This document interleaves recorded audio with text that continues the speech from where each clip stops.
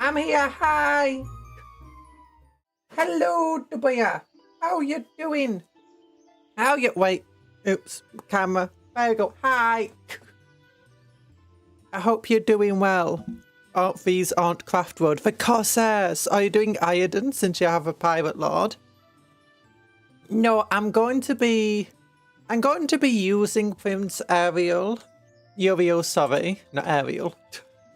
Prince Uriel's stats and like line, but I'm going to convert the model. I'm going to try making him not Prince Uriel. Like, he's my own dude. He's a silly dude. That's what I'm thinking. Also, Ian SB, Erinal SB, know that Yenid is alive and thus she does not have to carry out the crazy plan. Death God being alive is so funny. You know, I don't know. Maybe the Death Gods... Is actually the Death Gods still around? Because that is confusing me. With the little I've been looking up about this stuff. But yeah, also I'm a bit slightly distracted because I'm advertising the stream. Handcam thumbnail 220. There you go. Handcam thumbnail 220. Yay! Oh, I need to clean my glasses. I can see like little spots on from through my glasses. Oh no. Oh no. Right, there we go. There we go. Yeah, there's Death Gods. Wait, no, yeah, oh yeah, I'm not doing, do you know, the Iodine or, you know, for Corsair colour scheme. Like, do the pink and green, that's one idea I've got for the colour scheme. Not sure I like it. Not sure I like it. I might go for something a bit darker, maybe a dark purple with, like, light to pink colours. Or maybe, like, some sort of camo-y colour. I'm unsure. Super cool. I thought the Eldar lady with Gulliman was the avatar of Yenid. No. I'll go to... There is the avatar of Yenid now, but I don't think she is it. I don't think. Or Indian, however it's meant to be pronounced. What am I gonna do? New Eldar models are too good. Wait, not good. Beautiful. Beautiful. They are beautiful. Okay, so my Eldar are basically a bunch of Tyranid hunters. They're a mixture of Dark Eldar and Craft Road Eldar and Exodite Eldar. Mostly just Craft Road Eldar.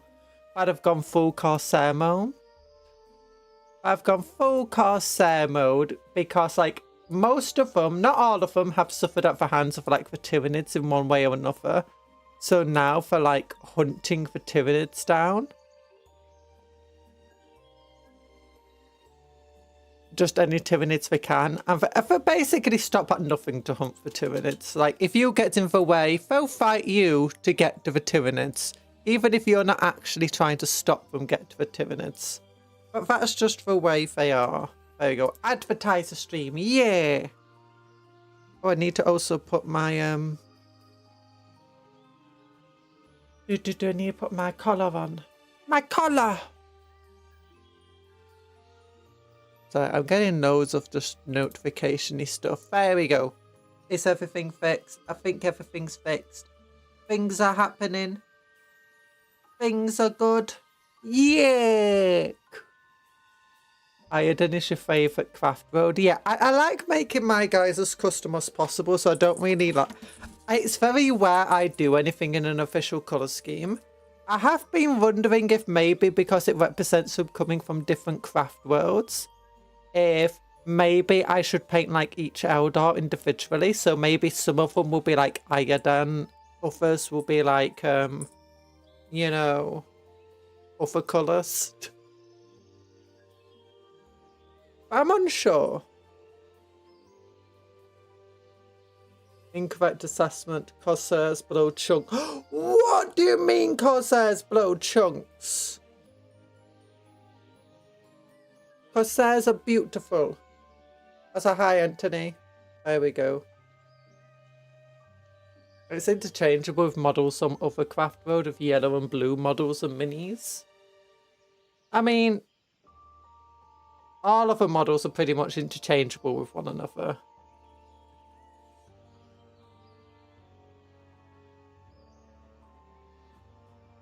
I got sorry, I've got like I got issues.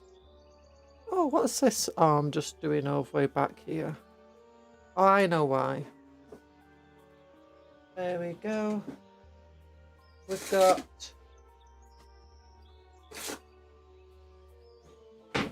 but yeah, my Eldar. They're all what's it called? They're all monster hunters. Well, some of them are just there for the love of the game. That's what I like to think as well. Some of them are just there for the love of the game. They just want to like get a thrill hunting monsters. Others are there like because they've have suffered a great loss at the hands of the Tyranids. And others are there because they do want to protect, you know, stuff from Tyranids. But they've not necessarily suffered any loss yet. But as Tyranid hunters, and because they're Corsairs, they're like, they're a bit beaten up. Like from all the hunting and stuff. There we go. Hi. Hi. So let's look. I can show you the Eldar I was making last night. So you can see like they got Tyranid heads adorning their thing. And it's like this guy's chained on with a chain that he actually had in life. Yeah. So yeah, they're all covered in like trophies and stuff. This guy's got like a Gene Stealer cultist head just on the belt. Some of them have like oh no, this isn't one with a trophy. This one is representing more new recruit. They've not got trophies yet. Hi Black Boys, how you doing? Not even mad they defeated Kraken, they still got bodied. Scheme is cool too, just the official models are too much yellow. What do you mean too much yellow? But then it's like, yeah, for some of them like have gene stealery hands just hanging from them. And like this one's got a bit of like a tyrant claw on them. Hormagaunt head. Oh, what are they called? They used to have like Hormagaunt pack leaders. That's like a Hormagaunt pack leader head. And this is like the sergeant of the squad. Yeah. This one's also got a gene stealery claw. What does this one have? Oh yeah, scything talon from a gaunt or something. Or Vafana. I don't know. This one's got poison sacks. Another claw from a gene stealer. And a Vafana tail. So yeah, all of my Eldar have like, not all of them, but most of them have like tyrannid bits that they're just collecting. Oh, I can show you my Wraith Lord. Give me a moment because I brought my Eldar down because I want to change what box we're in.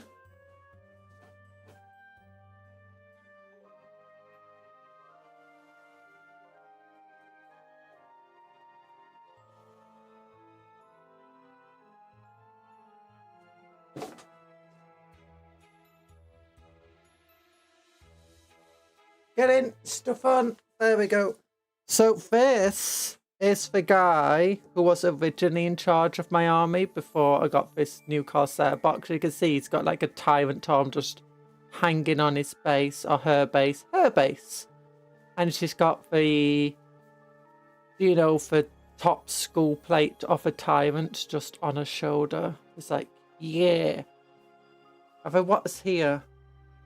Oh yeah, just a bit of a tyrannid tail just hanging off her, like some big old monstrous tyrannid. Yeah, she is not someone you want to mess with. And the other bits of tyrannid just hanging around her. Brother, this needs to stop. But I'm only one more Hive Tyrant wing from completing my True Charge Greatswords set.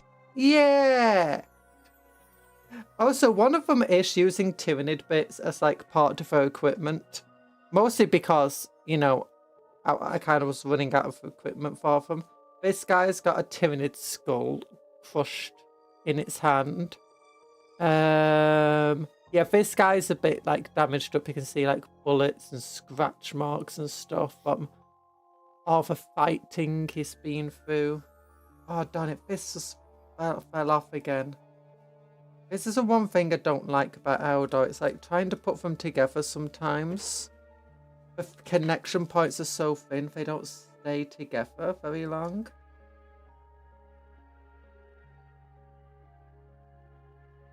And for drying. So let's just cut away the excess bits here. We've got to get in the way of it going together. Swords. I can't pronounce swords.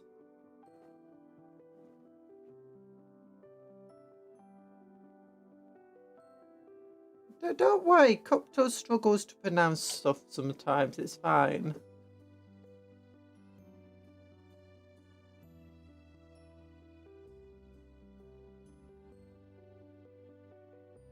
There we go.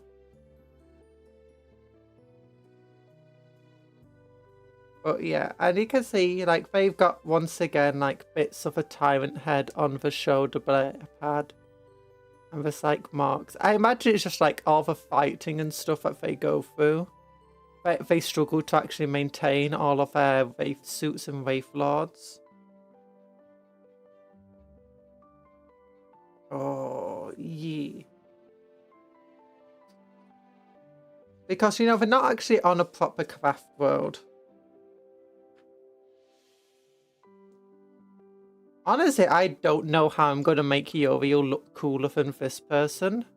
Because it's very, like, this person's got parts of a Tyrant on them. They've got They're looking super cool. Uriel has nothing on them.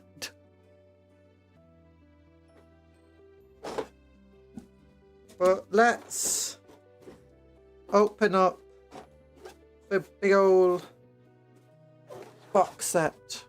Oh, look at that. What do we want to build first? That's a big question.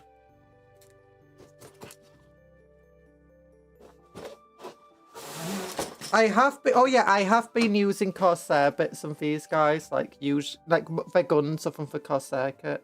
Oh, darn it. See, this is the issue with Eldar. They are not fun to try and keep together for bits.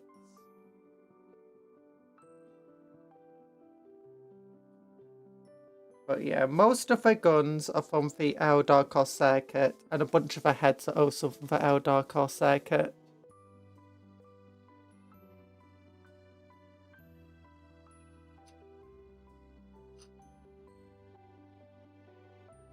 You realize you're gonna need to paint the Tyrannid part different from the rest, and then put Eldar runes on it so it's basically a banner. Oh, that could be cool, actually.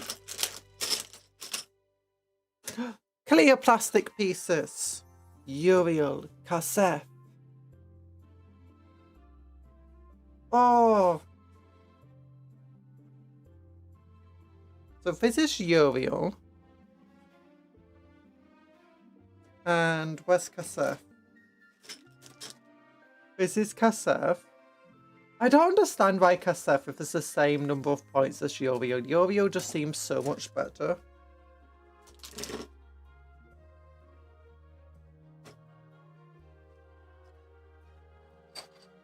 I guess when it comes to putting Eldar runes, and I can just use the transfer sheet.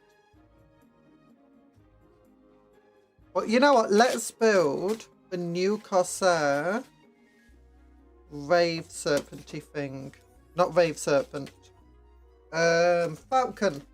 Yeah. Oh. Oh, it's got one of these weird pieces. Oh, that's interesting.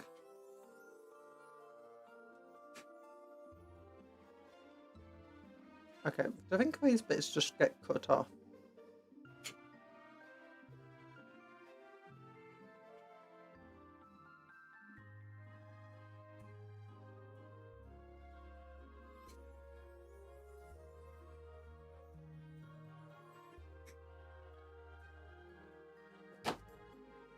There we go. Honestly, you know these plastic flying stands they do, where it's clear plastic? The clear plastic is very, very brittle. I think I'd prefer it if they just put, like, grey plastic stands in the kit. That you could just paint black. Or white, or whatever colour you want to.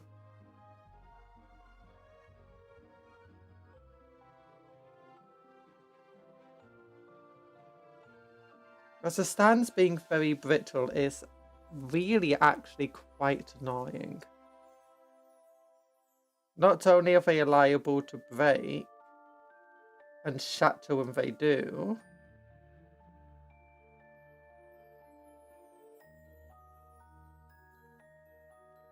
it's hard to like do stuff with them, like magnetize them.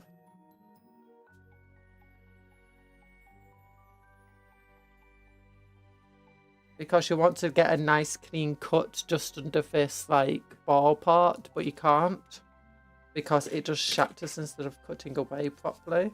It's annoying.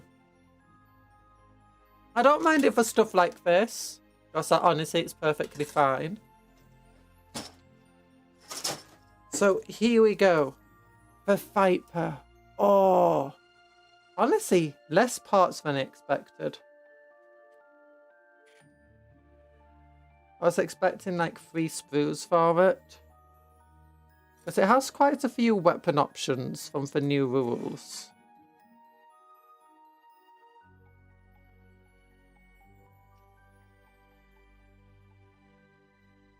Will attach corpses birds to a weirdest way, but won't give anti-grav vehicles tactical terrain. Common G-dubs-L. Honestly, I don't mind. Actually, yeah, the Cortes burb is bad. Most of the burbs and stuff like that, honestly, they're fine. I don't need tactical terrain. Oh gosh, pieces falling off them.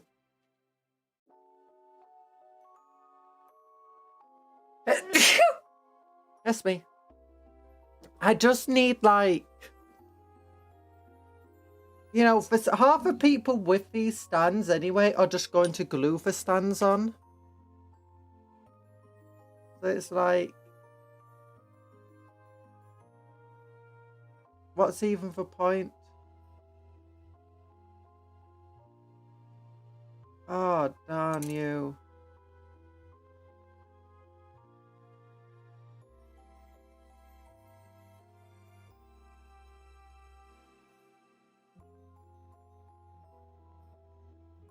Thank you.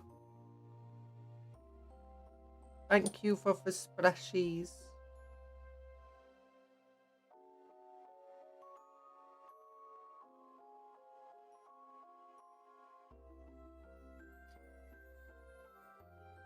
Yeah, it doesn't need to be a tactical rock. It can literally just be plastic. Just a plastic stick that you're meant to paint black. Because that's what half the people do with flying stands anyway. Sometimes you even see it on like official Games Workshop or Warhammer like web community posts and websites and stuff.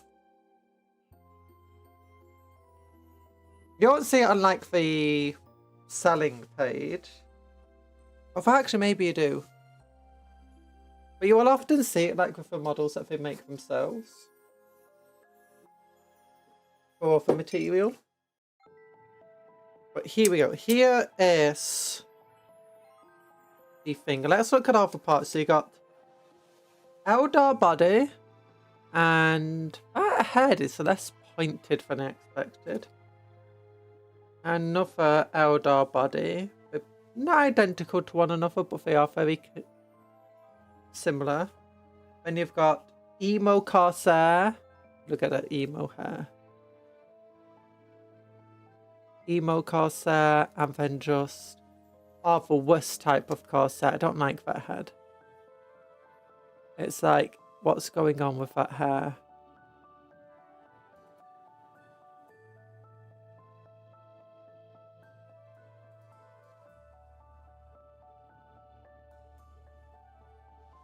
Come on.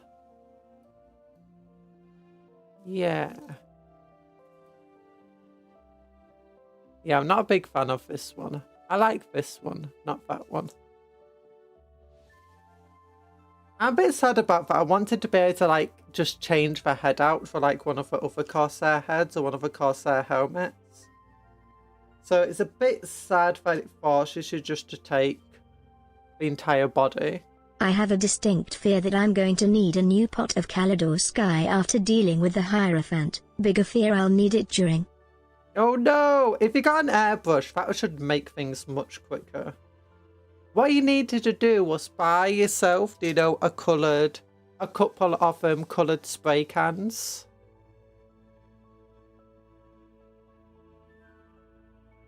One is basically the base coat of what you wanted for the colour of the skin. And then one is the base coat of what you wanted for like the colour of the armoured plates.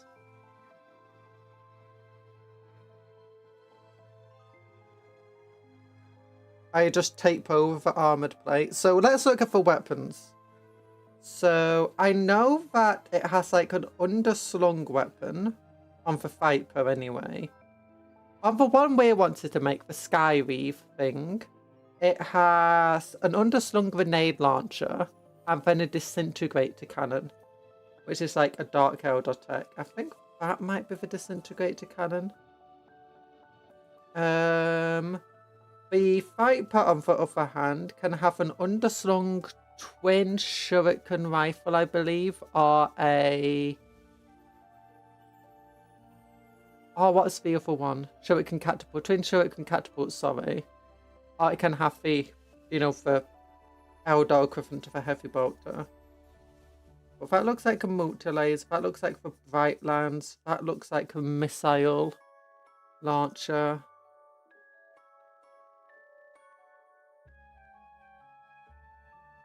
Guessing that's the underslung grenade launcher, maybe? Or something like that.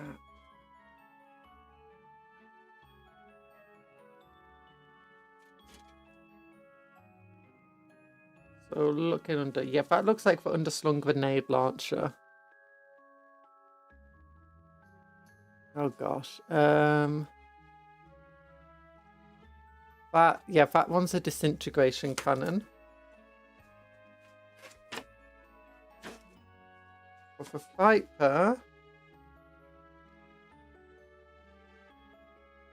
number 2 is Strength 10. AP. Oh, underslung missile launcher, maybe.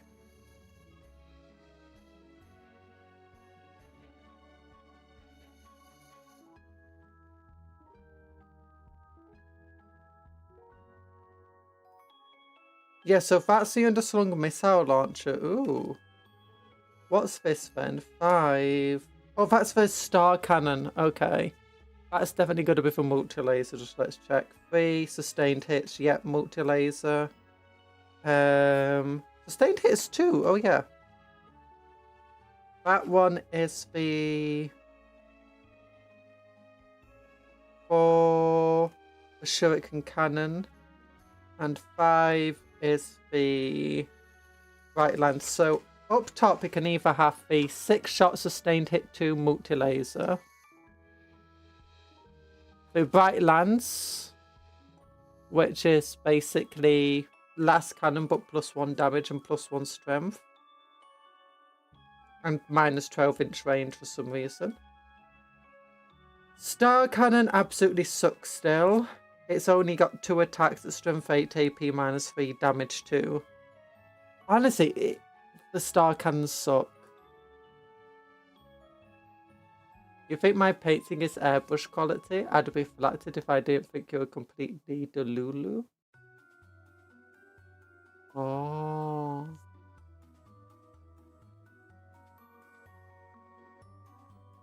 And then you got the equivalent of a heavy bolter, which is strength 6 AP minus 1 damage 2 lethal hits for 3 attacks. Yeah, the amount of the star cannon just seems like the weakest, which is really weird because their equivalent to the multi-laser is actually really good. 6 attacks, pretty decent. Strength 5, meh. But no, actually, strength 5's not bad. AP 0 is meh, only damage 1, but it's got sustained hits 2. And it's got 6 attacks. And 36-inch range. It's not bad. And it hits some 3s. Which seriously helps.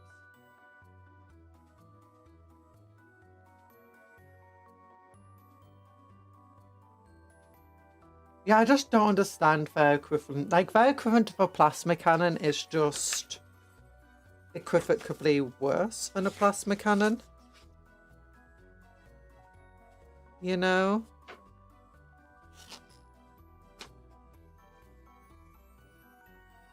So let's start with this thing.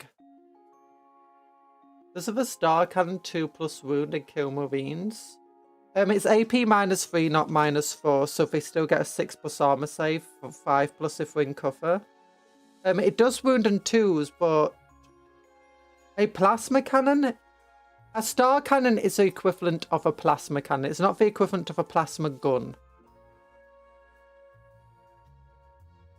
How's the Void Guard looking? The Void Guard are the same kit as far as I can tell.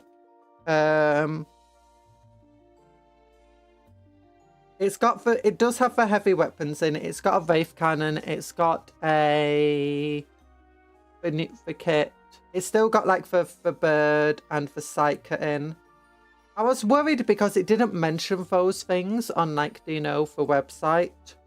On like the combat patrol or the anything like that. So I was worried if it would have, you know, all of the equipment in, but it does. It does. It's got the blasters, the neuro pistol. I mean, I knew it would have a neuro pistol in. The sniper rifle is in it. So all of the kill, as far as I'm aware, every single bit of the kill team is. We only ever bought one kit and it was ages ago, so. But I have been using them off stream to make these guys, which are just guardians, but with splint shuriken rifles instead of shuriken catapults. And they're still just going to play like shuriken catapults. I just thought it looked cool. But hi, that guy over there. Well, yeah, the issue with the shuriken cannon, the star cannon, sorry, is that compare it, let's say, to a weapon that it often has to replace. Well, there's 2 weapons, 3 weapons even. 4 weapons. So you can compare it to the 4 weapons it has to replace. Firing at Marines. The star cannon gets 2 shots. It hits on 3s, which means it gets 4 out of 3 hits. It wounds on 2s, which means it gets 15 out of 18 wounds. However, the opponent gets a 6+ armor save, which means it gets generally less than 1 kill. 35, 90, 108. Yes, 75 out of 108 and 8 is your chance of killing a space marine with it. Compare this to the other shuriken cannon. That's it, shuriken cannon, which gets 3 attacks with lethal hits, strength 6, AP -1, damage 2 as well. So it's a good anti-marine weapon. It gets 3 attacks, hits on 3s. That's generally 2 are going to hit. But there's also a half a chance. So you generally get in 1.5 hits and half a wound automatically. It then wounds on 3s, which is 1 wound. So it goes to, when rolling to wound, you get in 1.5. So armor saves 4+, 0.75.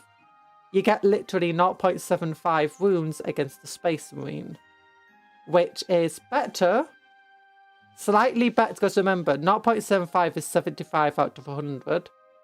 And the that's the shuriken cannon. That's on average how many Marines it will kill if it fires. The star cannon, on the other hand, is doing 75 out of 108, so it's doing slightly worse than the shuriken cannon against the same target. The shuriken cannon also gets more attacks, and it can automatically wound, which makes it arguably a little bit better against vehicles, and it's better against hordes because it has a higher potential as well. With other weapons, often it is the equivalent for multi-laser, scatter laser, that's what they call it. 6 attacks, sustained hits 2. So that's on average, you're getting 6 hits. It wounds on 3s at strength 5, so it's on average 4 wounds. 3+ armor save, so on average you get in 1 1/3 dead. Which is... No, 1 1/3 wounds, sorry. Which is, what is that equivalent to? 0.5... 0.68, so that's 6.8 out of 100. That's how many wounds you get. So you're getting slightly worse. If this is against Space Marines, you're doing slightly worse than a star cannon against them. But you'll be much better against Gaunts and Guardsmen and stuff like that. And you won't be doing much worse than the star cannon against Space Marines. Well, have I ever wanted to get into it to get a full kill team? I always have a bad point of reference, but what's good and bad in Warhammer? And Marine was tickled, that's what I'm hearing. Yeah, but this is the thing, it's like...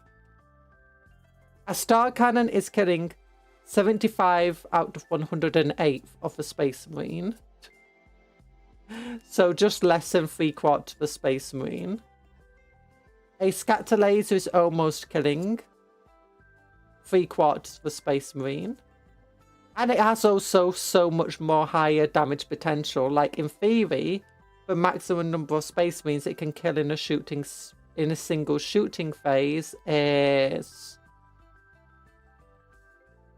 6. Wait, no, 9. It can kill up to 9 Space Marines in a single shooting phase if you roll 6 hits at like critical hits. Because that'll be 6 normal hits, and then sustained hits 2 brings it up to 18. If all of them wound, if they fail all the saves, that's 9 dead Space Marines. The Shuriken Cannon can kill up to 3 of them, and on average will do 3/4 of a space, kill 3/4 of a Space Marine, which is slightly better than the scatter cannon, than the Star Cannon.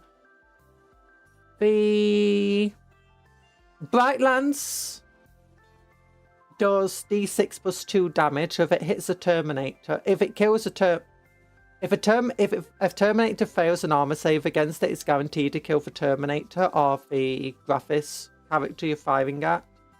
It's also strength 10, so it wounds Terminators on 2s, as well as Space Marines on 2s. It only gets 1 attack, but it also does d6 damage plus 2 and it's AP minus 4, so if the Space Marines don't get an armor save against it.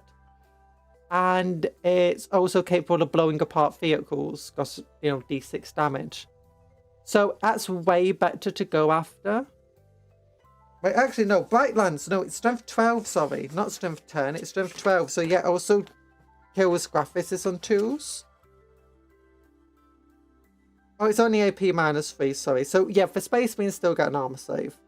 Your other weapon then is your missile launcher, which is strength 10. And that will wound Space Marines and Terminators on 2s, AP minus 2, damage d6. Or you can do a blast version, which is d6, strength 4, AP minus 1. And ultimately a Star Cannon, it just has far less utility than like any other weapon. It's not the best weapon at killing Space Marines, although if I look just a quick glance at your stacks, you might think it is. Like if it got 3 attacks, it would be good. But it doesn't get 3 attacks, it gets 2.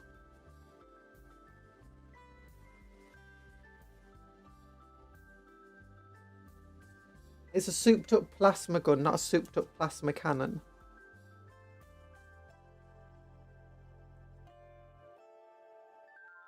But yeah, we've got some Corsairs. We've already made some Corsairs. Actually, I think I was on stream a while ago. I love my Corsairs. This is actually the reason I got the kit, because I was already making a Corsair army and I was like, I have to get this battle force now. I did want some Swooping Hawks, but then the Corsairs basically got their own versions of Swooping Hawks. I'm like, okay, I have to get them. Although the Swooping Hawks are arguably better with their mini scatter lasers.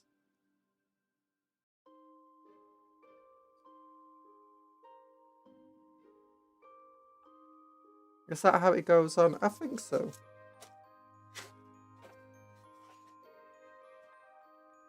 Yeah.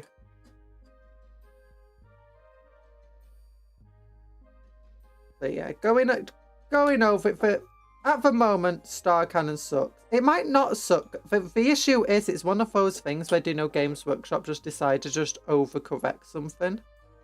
Because, you know, they enjoy that sort of silly things. God, damaged that when I was cutting off a sprue. Eh.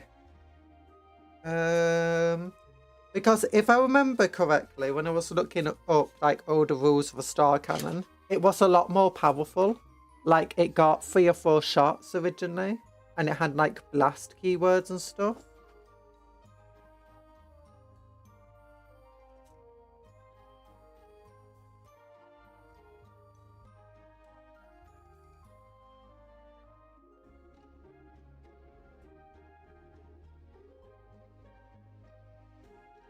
So 3 and 4 and 5 is next. Yep.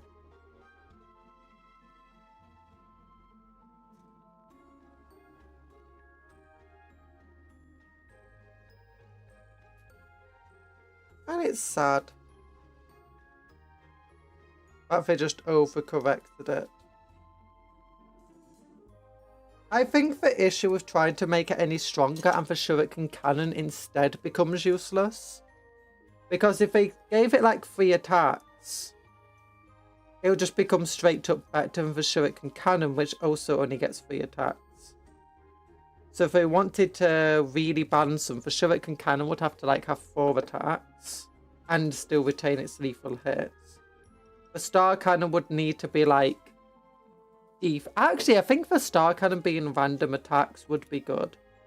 Like if it was D3 plus 1 or something like that.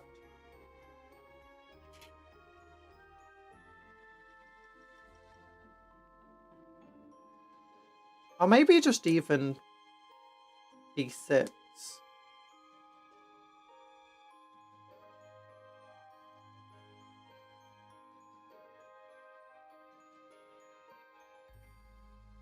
Nah, D3 plus 1.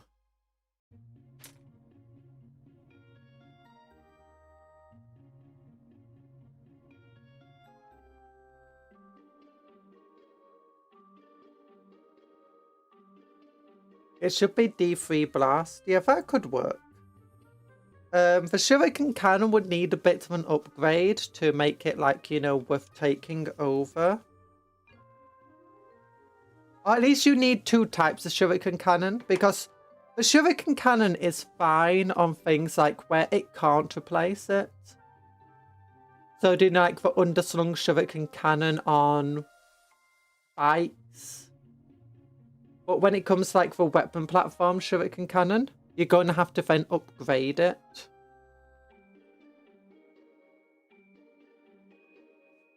To be maybe like 4 attacks. Or like having anti-infantry keyword. Or devastating wounds. Just something to make it just a little bit more worthwhile to take. Not really if the star cannon could be fired into a close quarters on vehicles. I mean, you're still going to have the thing of like this stuff. The weapon platform. It's not a vehicle. It just counts as a heavy weapon in an infantry squad. Well, it's true that the star cannon would be able to be fired into melee on vehicles. On a lot of the Eldar vehicles, honestly, it's just going to be hard to get them into melee if you don't want them in melee. Because you know how Eldar are, they're very fast, especially for vehicles.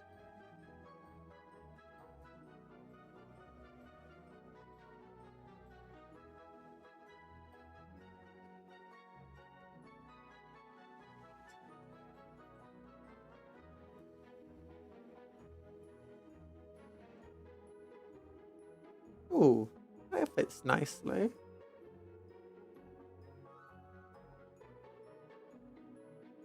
Yeah, the shuriken cannon can be fired into vehicles. The star cannon can't.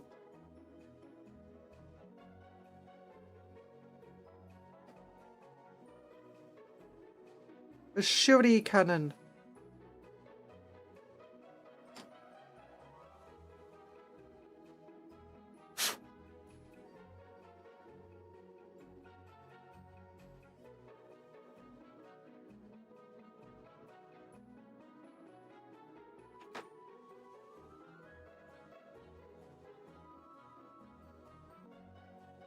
It's just...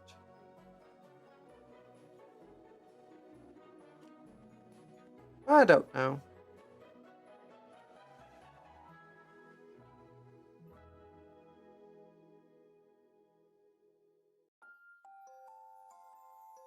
There we go. And then what? It wants the Eldar on the seat now.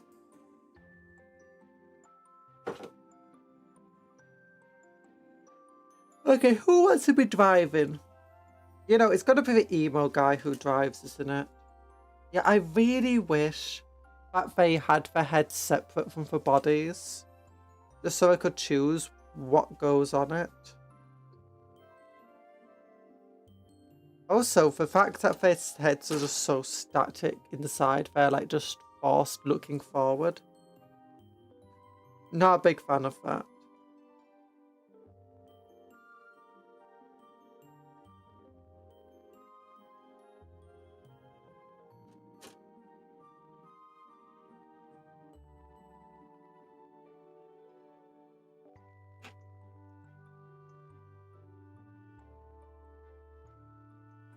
Six is the legs.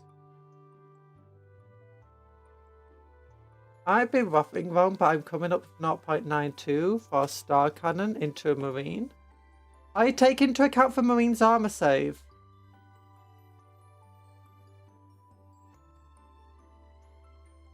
But if you're taking into account, like, if you're not taking into account for rolls to hit, so you're taking into account rolls to wound, then you hit on 3s, but ignore the 3s, wound on 2s, so that's 5 out of 6, and then 5 wounding on 6 plus armor save, sorry, that's 25 out of 36. And then times that by 2, which brings you to 50 out of 36.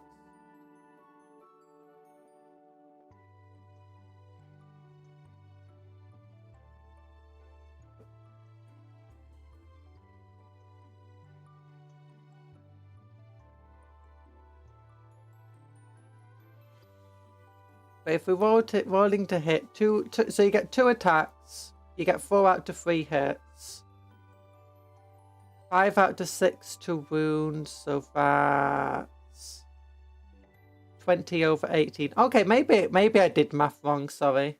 I might have mathed wrong originally.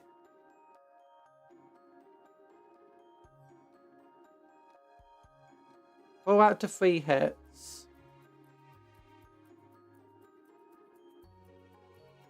Wounds on 2s. 20 out of 18. Oh yeah, I might have mathed wrong. Because I think originally... Oh, maybe I did it. Maybe I accidentally didn't do 2 out of 3 to hit. Oh, I only did from on 3s to wound. Yeah, and then that's 20 out of 18 is a successful hit. It's successful wound, and then you've got 100 out of 108 for armor saves. Yeah, okay, so they are doing slightly better against Space Marines. I was being silly. It's a morning. My brain doesn't work. Yeah, 4 out of 6. Yeah, saving on the 6+. Yeah, I think I accidentally did wrong roll to hit.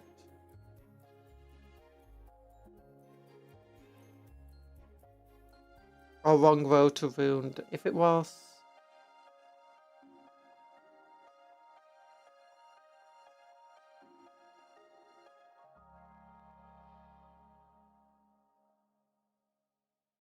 Like, how did I get 15 originally?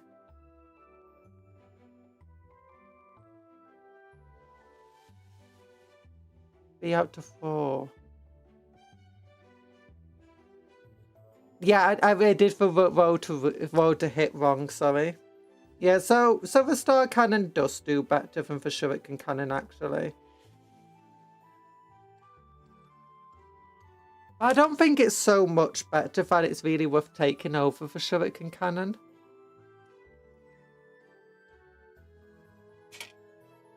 Because unless you definitely know that you're going to be going up against marine equivalents, it's not really the best weapon, because you got to take into account the shuriken cannon not the shuriken cannon gets more attacks, so you do have a chance of doing 3 kills with a shuriken cannon, whereas a star cannon can only ever get 2 kills.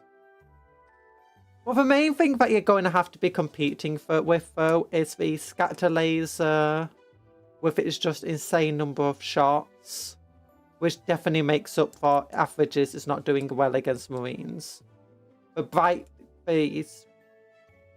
lands, which is going to destroy vehicles, as well as kill Marines, and Terminators, and Graphis dudes. And then the missile launcher, which can kill Terminator. Oh my gosh, it's Briar, hello! Your favourite conjuring name and profession. Thank you! Hello, Briar! Yeah, shouted out, which I'm having to do manually because I've still not figured this out.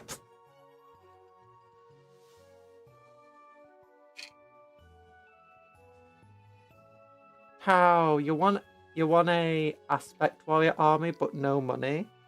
Aspect Warriors are expensive, my goodness. Eldar is so weirdly expensive. I don't understand it.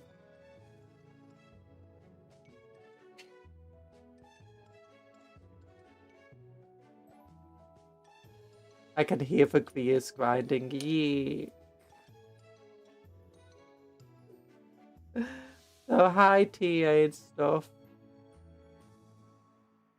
Oh, we're making a little flying contraption vehicle. It's gotta fly like this. And it got little emo guys inside it.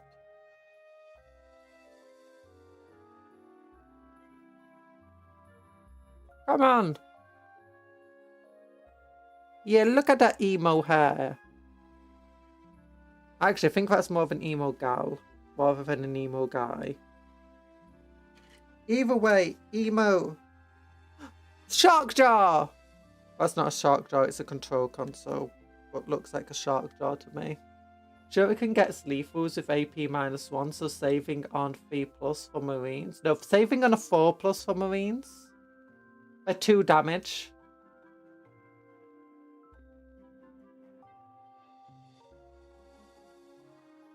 Shuriken Cannon gets 3 attacks. AP -1, so it brings them down to 4+ armor save. And it's strength 6, so it wounds them on 3s. But also importantly, the Shuriken Cannon wounds guardsmen and gaunts and stuff like that on 2s. So if I do that, 3 attacks, you're going to get on average, because of lethal hits, 1.5 hits. And automatic half wound. Wounding on 3s, you're going to get 1 wound, but adding for half wound from lethal hit, so that's going to be 1.5. Save on 4+, 0.75.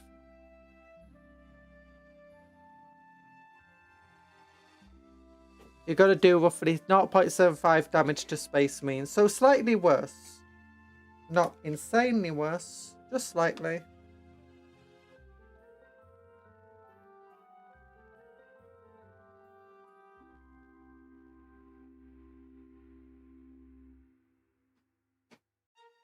Emo fair. Yeah, I got the emo haircut. Or the goth haircut.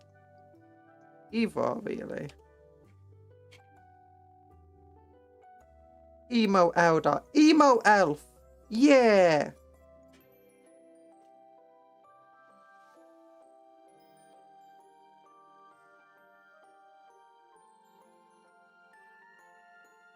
So this is the part where I should start thinking about, you know, how I can take this apart to paint inside, but I don't think the legs are ever going to be really seen properly, so...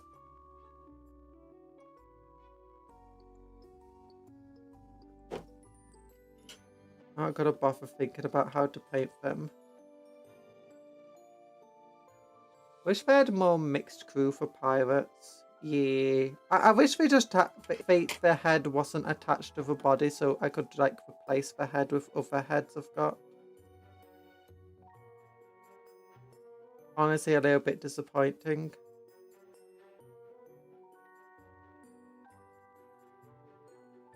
And just so I could change the angle of the head. Oh my gosh, stop. Your arms are meant to be on your body.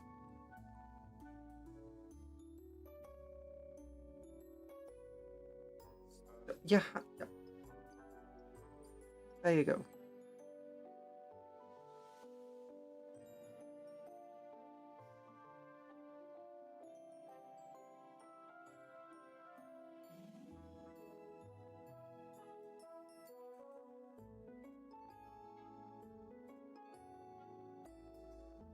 There we go. Emo elf, not edgy elf, that's a Drukari. Yeah!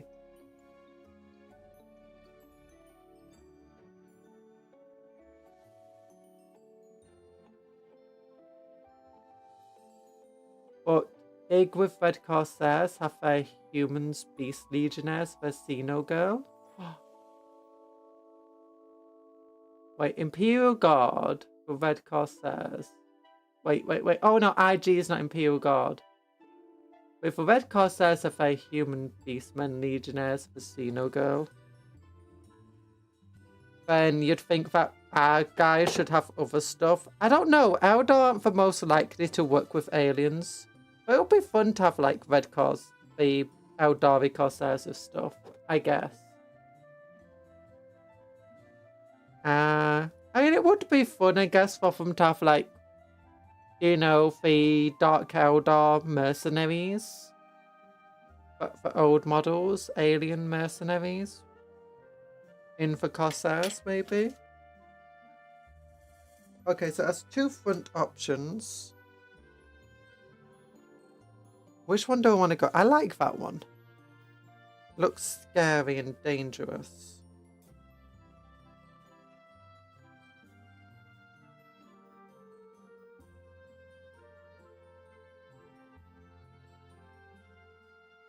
But yeah.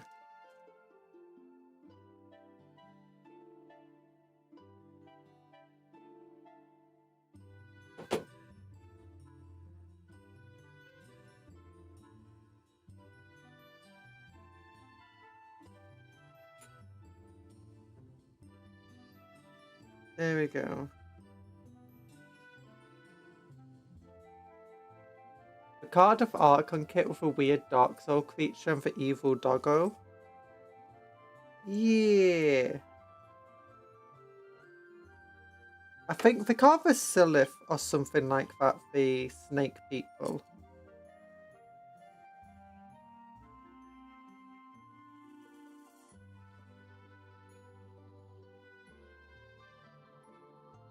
Wait, how the heck does this...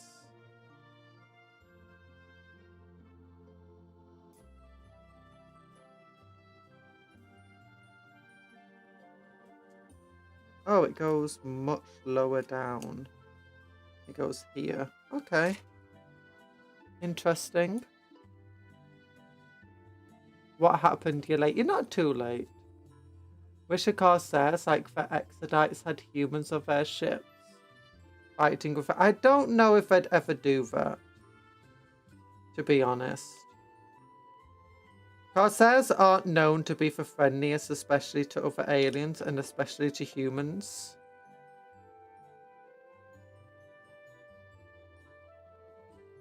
So while it would be pretty fun to have stuff like that, I don't know how lore accurate it is.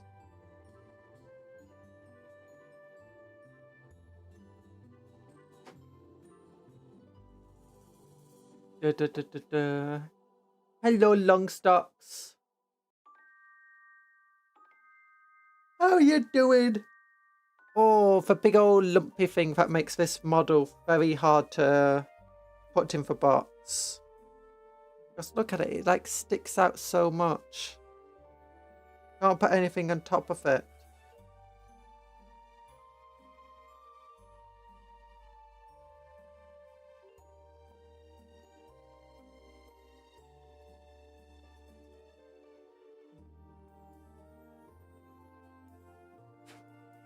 Elves riding dinosaurs with freaking laser beams attached to their heads is the second greatest sentence ever.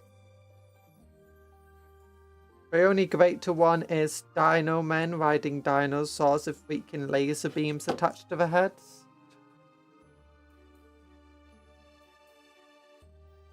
There we go. Now this is the part where I feel like maybe I shouldn't attach this so I can, you know, paint him inside later. But, you know, I'm just going to struggle.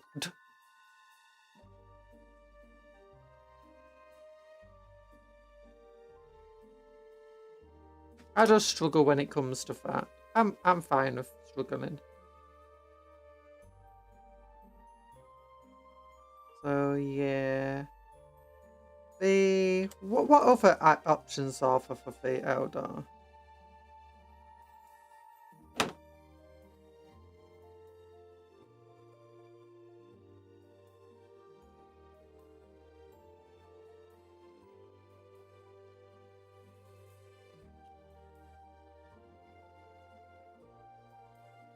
Come on. Oh gosh, that's too much.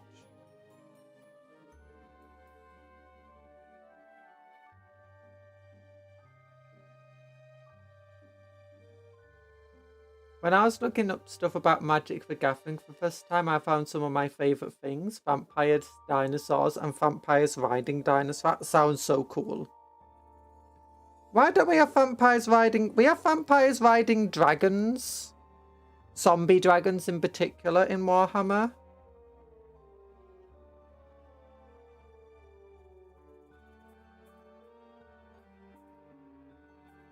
We don't get them ride. I mean, unless a Terrorgeist counts as a dinosaur, which it kind of is in a way, I guess. Vampire dino. Vampire dinosaur.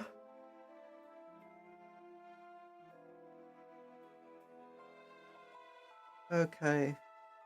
So I've got the option to make something extremely frail and fragile here.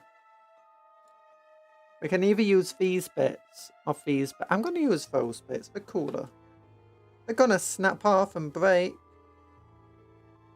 Because look how thin that tiny bit of plastic that keeps it all attached is.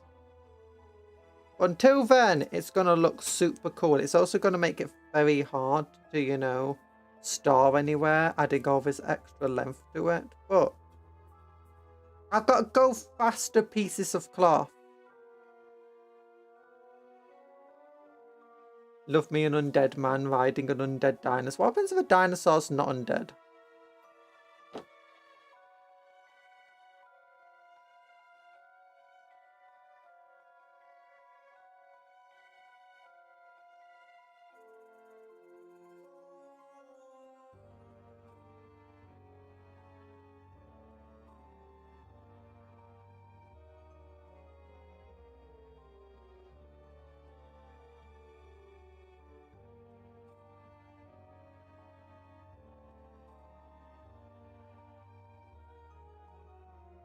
Oh, so that attaches like that there. Oh, interesting.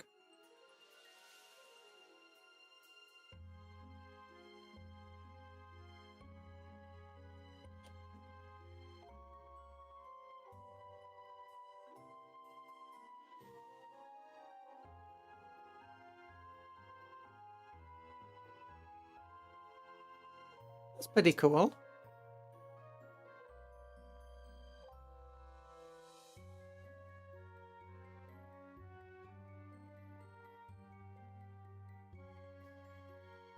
I remember a line that said, "Here comes the Son of God with a steel chair." What was this in, sorry?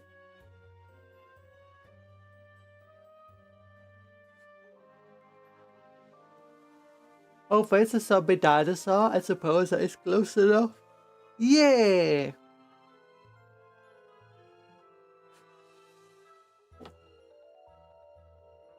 Zombie dino.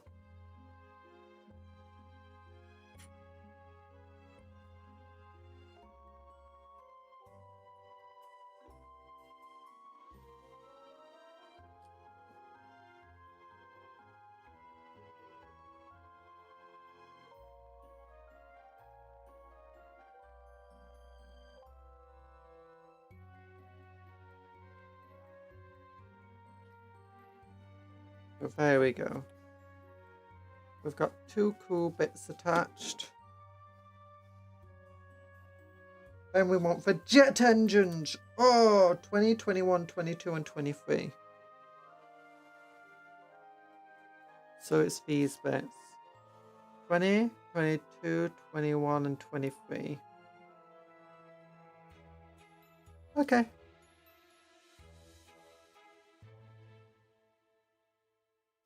Is Imagine Gotham part of the World of Darkness? I have no idea. I thought it was made by Wizards of the Coast.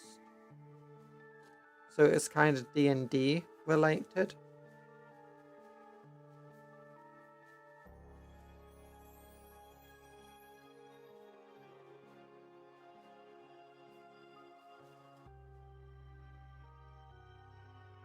Eldar Corsairs are such a vibe. They are such a vibe. I love my Eldar Corsairs.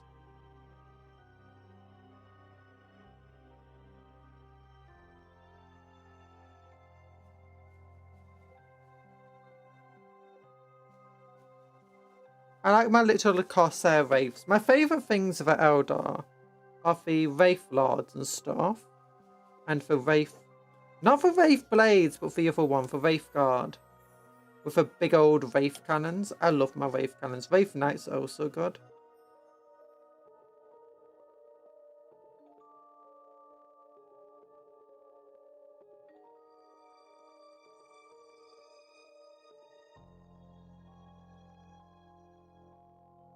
This goes here like that.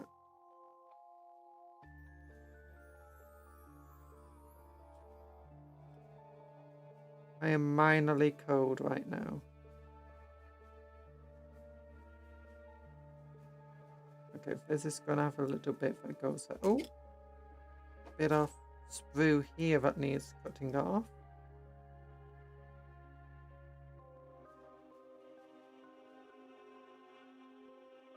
Nice knife. There we go. So this has a little hole there and a little divot there for it to go into.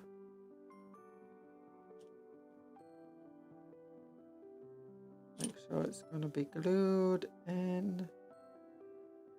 And there we go. And this wants to go like this? Yes.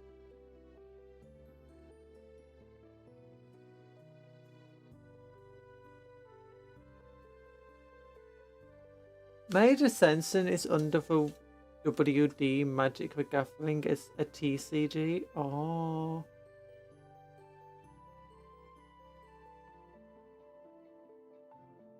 I don't know much about these things.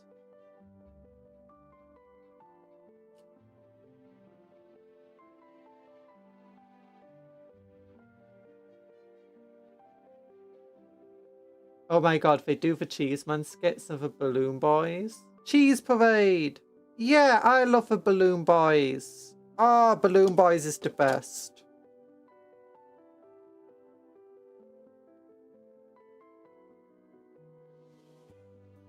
Trading card game. Yeah, TCG is trading card game. Yu-Gi-Oh! Is a TCG.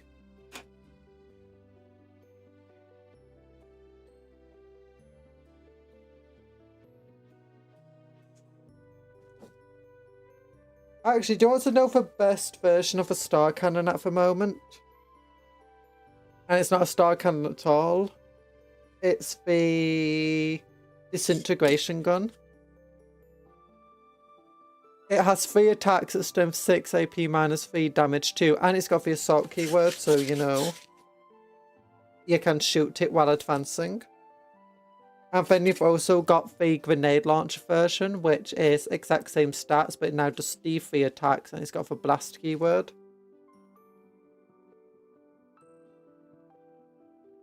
So hitting on 3s, it gets 2 hits, wounds on 3s. 4 out of, oh god, 3 save on 6s, 20 out of 100, wait, 20 out of 18. Yeah, so on average it kills just over 1 space marine, so it actually does better than the star cannon. I think it's the one of... Oh, the D cannon is great, but that's like a flame. That's like just a super flamethrower, isn't it?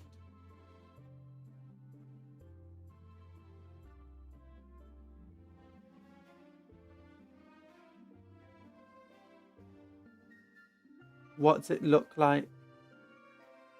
Oh, wait, I can't even show you very well. So next, engine.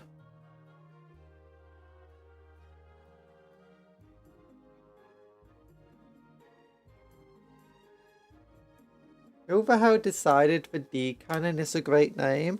The same people that, you know, thought that the Lord of D in Yu-Gi-Oh was a great name for a card. The Lord of D.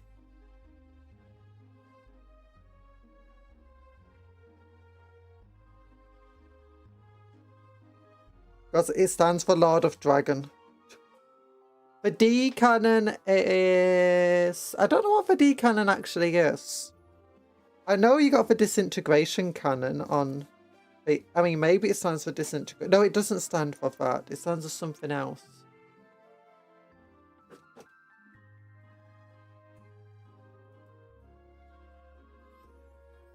Distortion cannon? Because that's what the D in the D cannon means.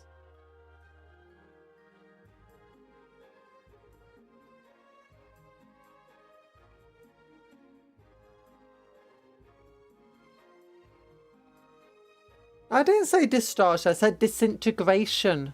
Disintegration cannon. It disintegrates people.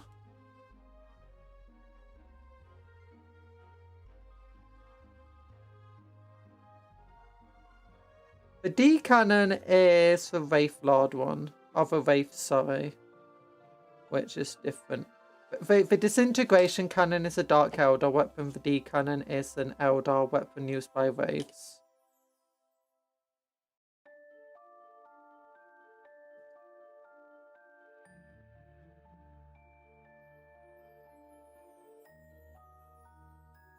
I do like this. It's got like little double holes and gaps here. And bits divots. So that you don't confuse the two feet parts.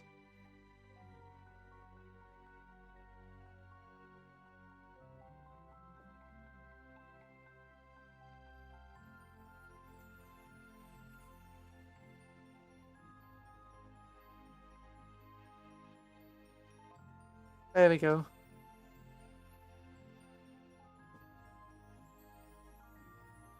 That's not the super AP cannon.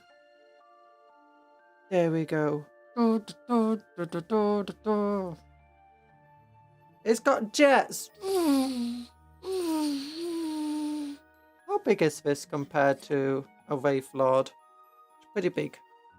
Pretty big compared to the Wraith Lord. I wonder if they're ever going to make a new Wraith Lord, and if they do, would it be bigger than the current Wraith Lord?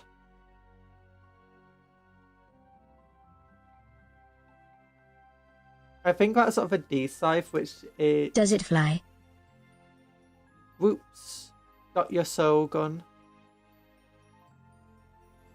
Oh, yeah, for D-Scythe. I have no idea. You know, I'm just gonna look at the rules now.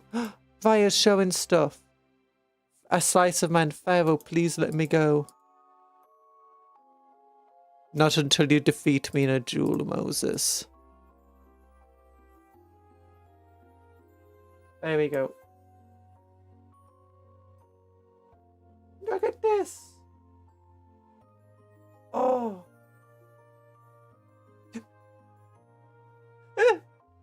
It's silly. You know, this is canonical though. But let's go to new recruit. New recruit.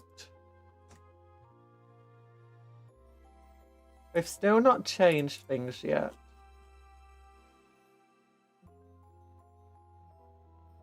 But here we go. Wraithguard can have the D-Scythe. Yeah, that's it. The D-Scythe, which is like a flamethrower. Oh no, that's only damage 1. I thought it was damage 2 for some reason. Can the Wraith Lord have D weapons? No, it can only have the normal stuff.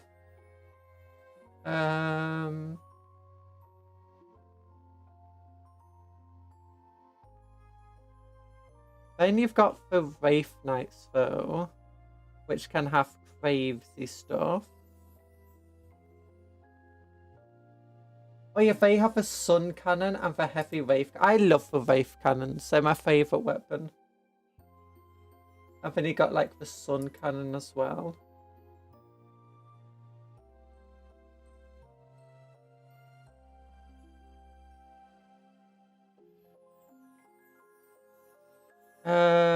The Star Cannons though, yeah, they've got the Disintegration Gun, which is amazing. And the Starfang Grenade Launcher. What's the play? We're making the Starfang at the moment. And it has hallucinogenic grenades. At the start to opponent's shooting phase, this unit with this ability can use this ability. If it does select one Aeldari infantry unit from your army within 36 inches, it has this stealth capability. Nah, Moses was a Beyblader and used the power of bays to split the sea. Clearly, that's the true canon. No. He first had to defeat Pharaoh in a duel though. And then after that, he showed them what the true game was, and that was, you know, Beyblade. You're trying to stay up to reset your sleeping pattern. That never works for me. Wraith Bone Hull. Yeah, I like the Starfangs. It can alternatively be built as the Vampire Hunter. What? Viper. As the Viper. Which is a cool thing. What does that do? Harassment fire. Oh, yeah.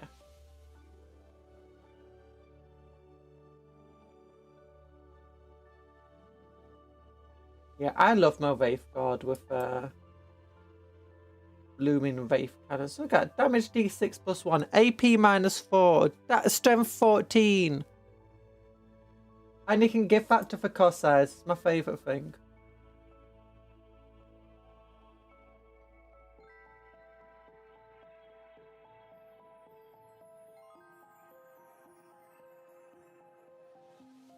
I just need to change this. Wraith Cannon, yeah. Hey, look at this. You can have a Wraith Cannon. Strength 14 on just a random dude.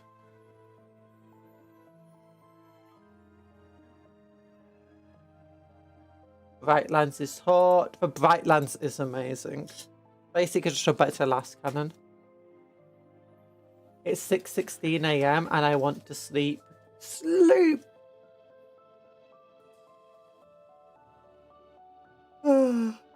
Throwing balls around the cards, yeah. A true game was backgammon. You're correct. It was backgammon. Oh, just spare parts here. I know you didn't say backgammon. I just thought it'd be funny to say backgammon myself. Okay, so we got the chair for back. Now. And I don't like the other Corsair head, so I'm just going to give it one of the Eldar Guardian-y looking heads.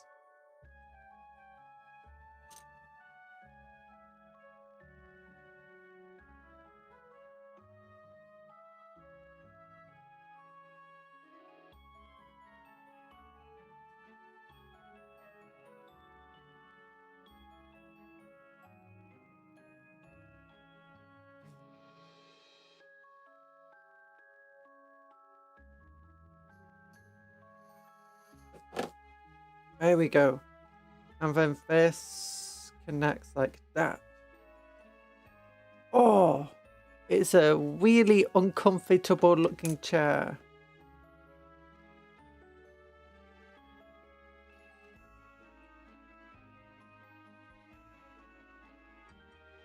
Everyone knows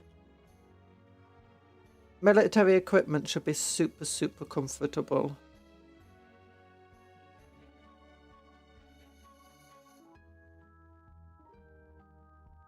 And actually, you don't want to make your chairs and stuff too uncomfortable for the crews that are going to have to be sitting in them for hours on end. Moses to Pharaoh, you know what I may build my own nation. With blackjack and women, infant forget the nation and blackjack. Infant.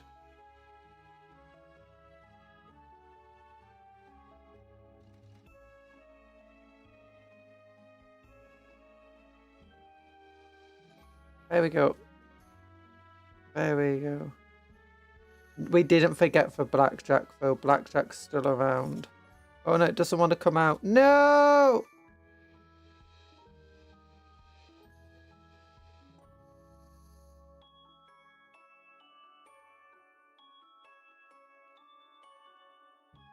Screw you all to correct ruining my jokes.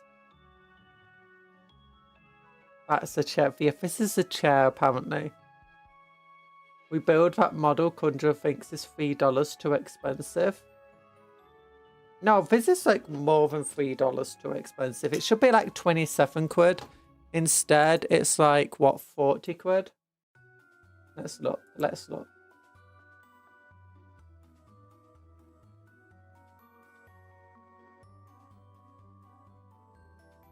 Yeah, it's £38.50. It's like 10 quid too expensive. At least £8.50 too expensive in my taste.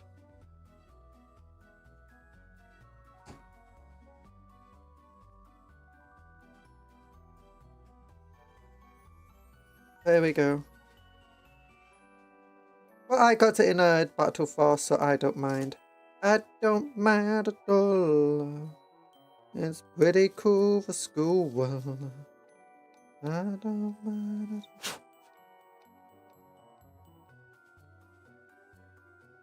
all. Okay, then we want to like put the body on this. Oh wait, that wasn't all spare pieces. I needed a body from here.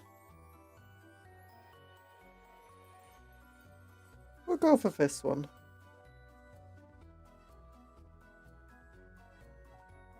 Can you read my dollar as pounds? Please stop keyboard privileging me. No. No.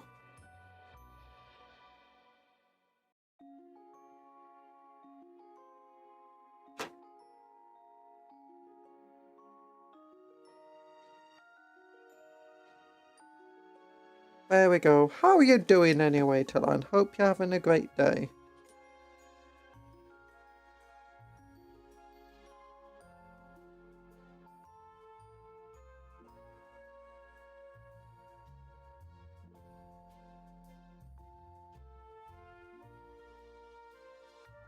So this is somehow there, but first I need... He's got a little foot rest. At least he has a little foot rest.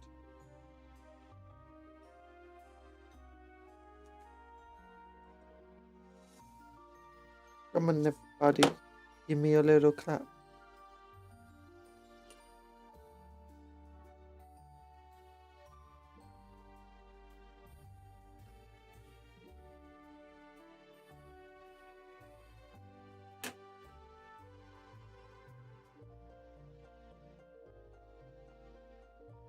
You're doing fine. Very, very busy lately. Oh no!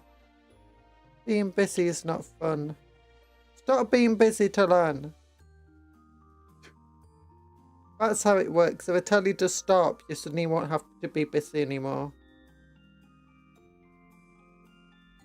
There you go. We are to learn for mood. We carry for chat. We bully for cupcake conjurer. We eat for cheese. Don't eat my cheese! Otherwise, I'm going to have to tell the big rat on you.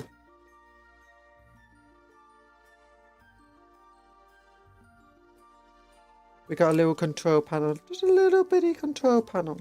Look at that thing. Cheese cupcake.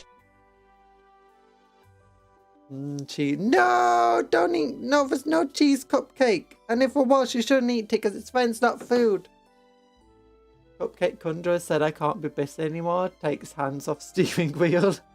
Yes, exactly. Exactly, Talan. You understand. Heard it here first. We can bully Cup. No, you can't bully Cupcake. I was just reading the chat.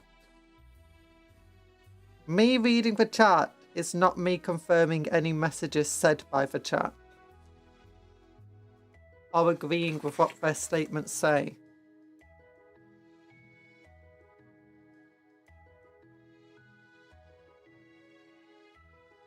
it's Kingdom of Hearts streamer, Briarmare. Hello, Briarmare.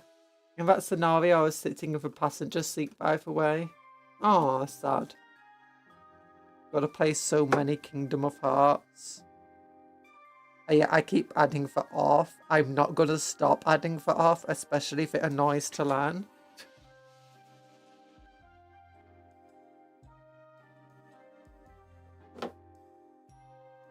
Is that supposed to be... Oh, no, no, you're not allowed to mention stuff. I've never heard of that before.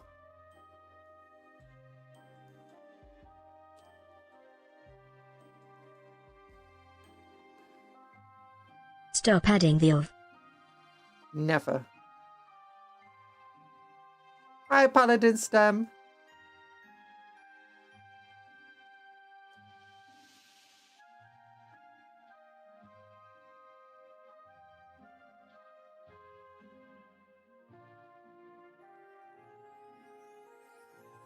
Da, da, da, da.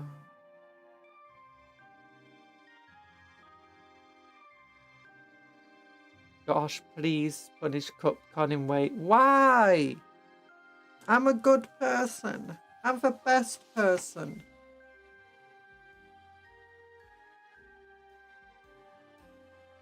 Okay, so I now need this handlebar.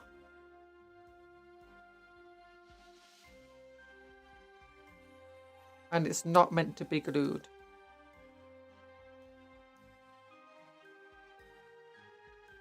That's an important note to make. No glue. No glue. And I got these two things.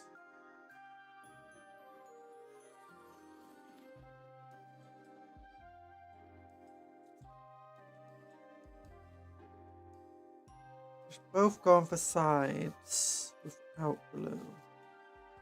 Well, without gluing around the bar.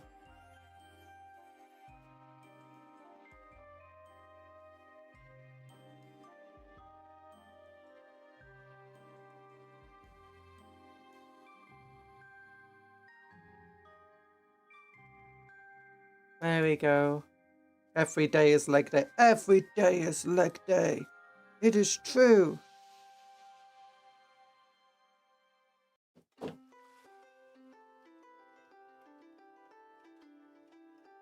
Okay, so this goes into here. I want into. Is this where it goes into? Apparently. Oh no, this goes into here. Okay. This goes in here.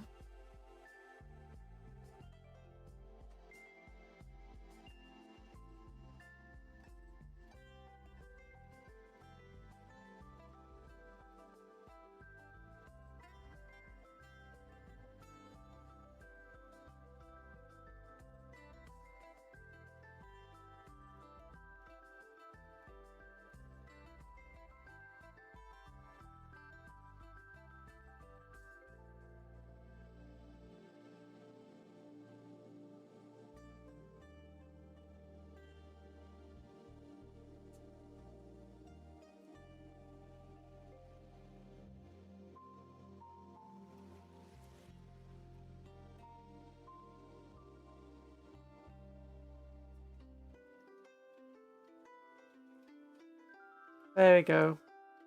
Please, I am that guy. This guy was my father.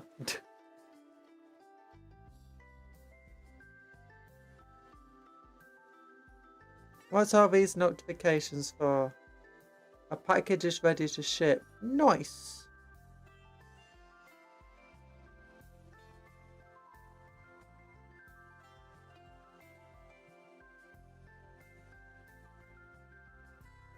That's for old school ultramarine stuff right there. That's shipping. So this isn't glued in, so it's got free movement. This looks awful to paint. It does look awful to paint. So I've just resigned myself into being like, yeah, this is not going to go very well.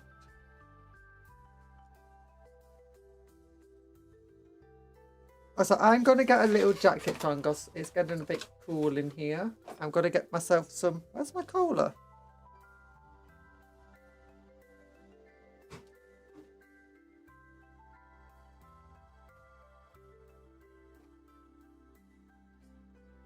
Jacket!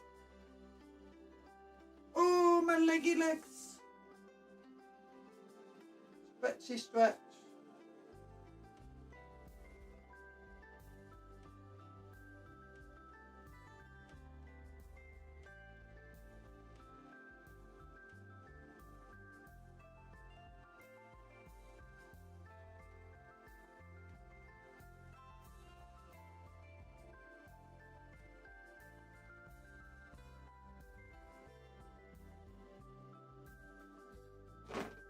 Cola!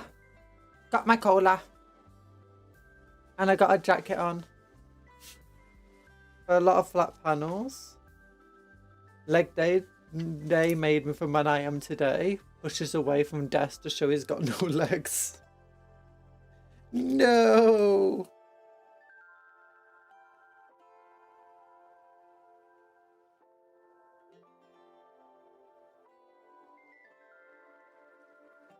Drinks. Eternal is peak comedy.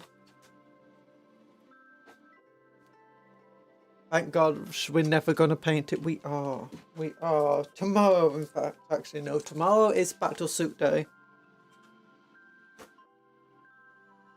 But yeah, this is going to be annoying to paint because it's just trying to get like inside here. Where like his legs are and stuff. It's going to be annoying.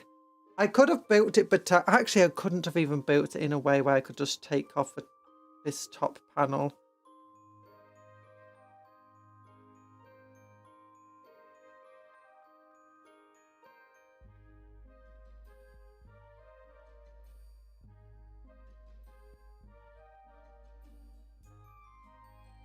I'm just holding it together for a while. So what's next?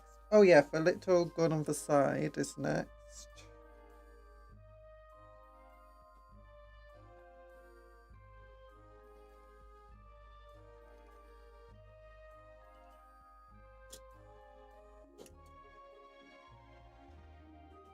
So it's this bit here.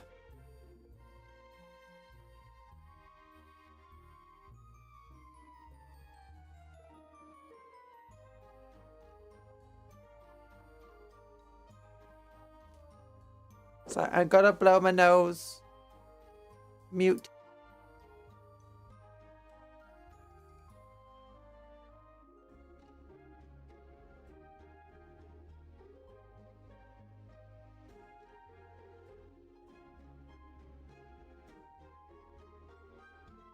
A chief Corsair wielder. We are Corsairs!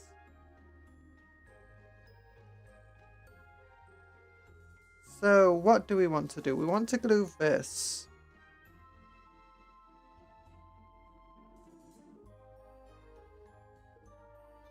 Onto this bit here.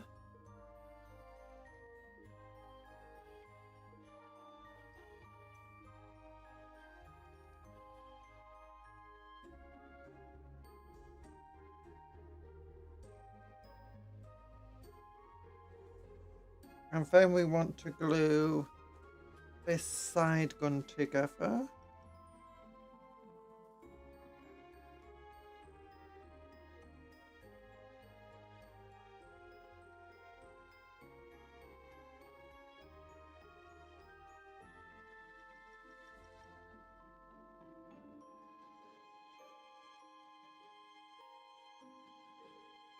Immersion broken. Wait, I do have a note. How do you think my glasses stay on?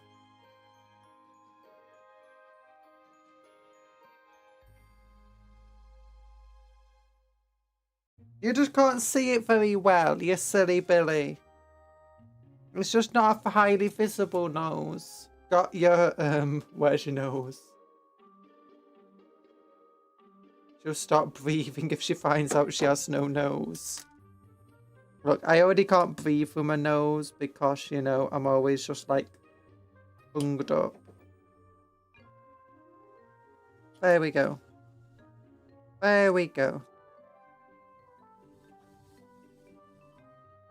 Want to know how to get a voice like mine? Just always be bunged up. Always have a code. Disintegration cannon. No! Eye strength. I've got strength in my eyes to keep my glasses up. Yeah, it actually knows. No. My eyes. It's got no nose. Aye, aye, Captain.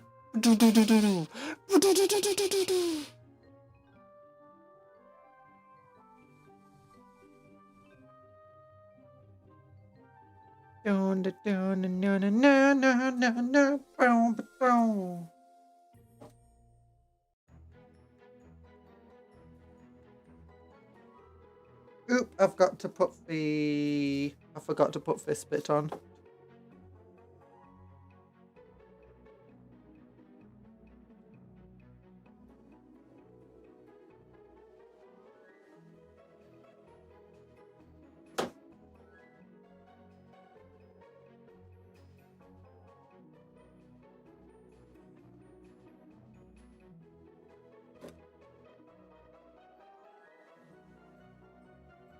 There we go.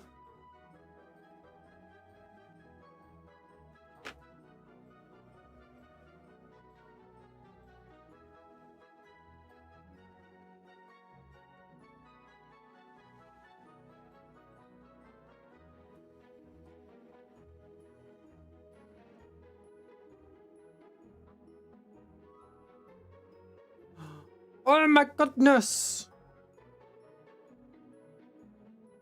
And then we just plonk this in right like that. And then we turn it. Like, it's a turret. Spins around.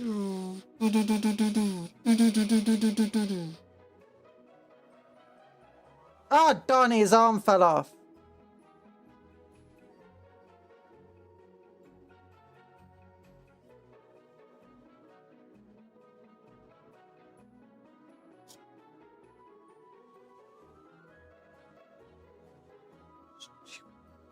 Man's arm fell off.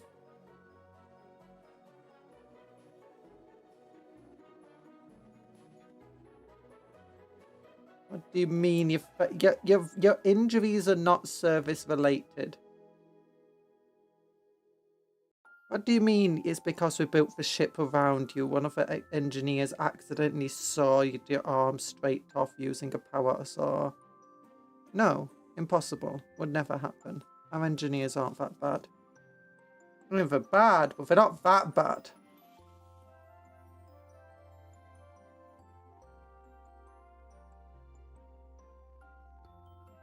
There you go. Now we need to glue back along here. Then along here.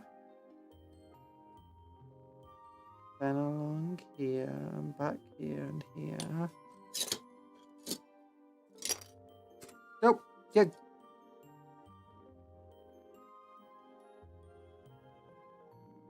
That goes here. He's got his arm back on. There we go. How well does it swoosh?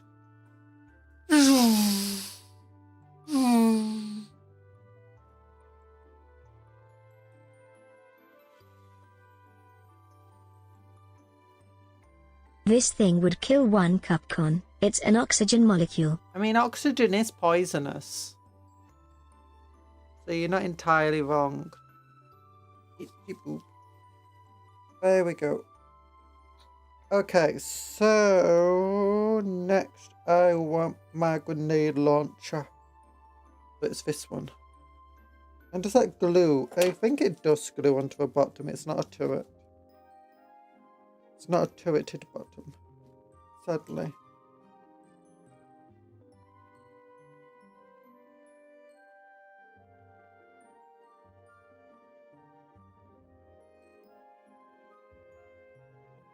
A bandwagon is real. What do you mean a bandwagon is real? Also, hi, James Glendon.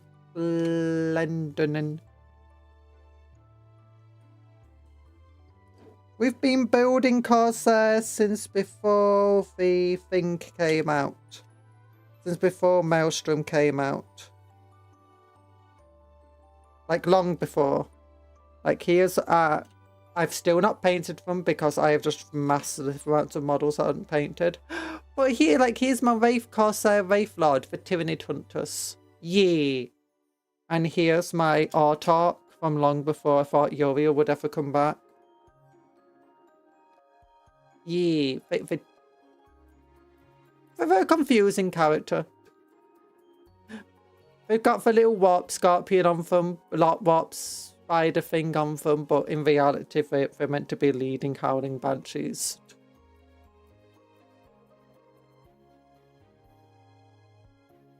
We've got monster hunters.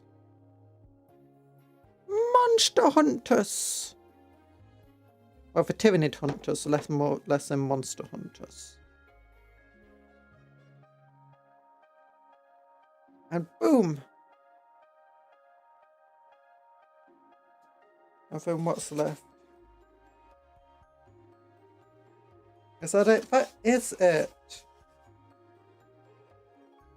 Why does it want this position like that all the time? Oh! That's cool. It's like a multi-tiered thing.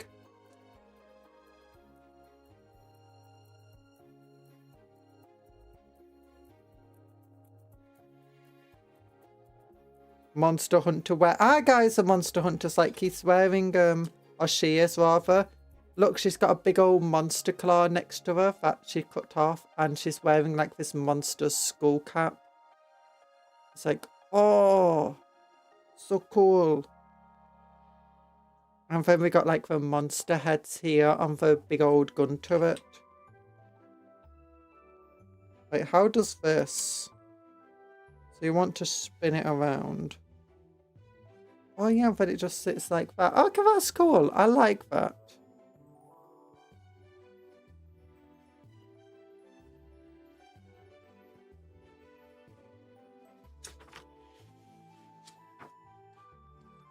So then, after painting, how does this work?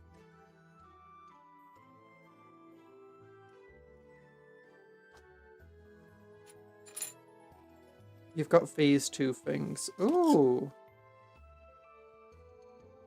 You can have it like half open if you wanted. That's cool. Have they got like little Eldar runes on them? Oh.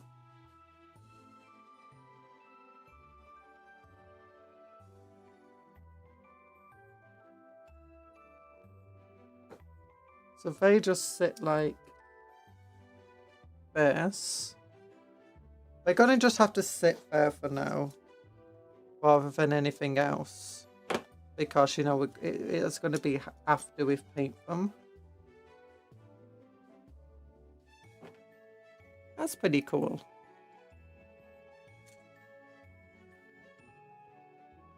But one thing I want to do is cut off this little ball joint. Actually, maybe not.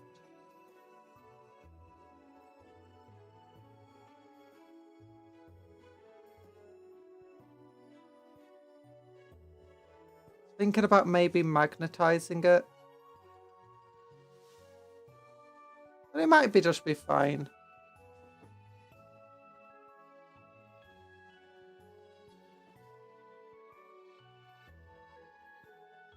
To glue it after painting.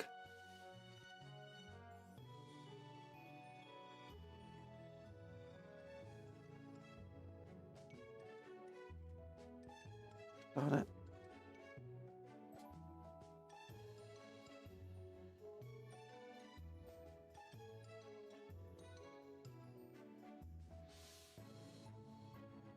Her chest plate, custard is weathered but it would probably be in Monhun, is giving her 3 ranks of weakness exploit and 2 of evade extender. Oh.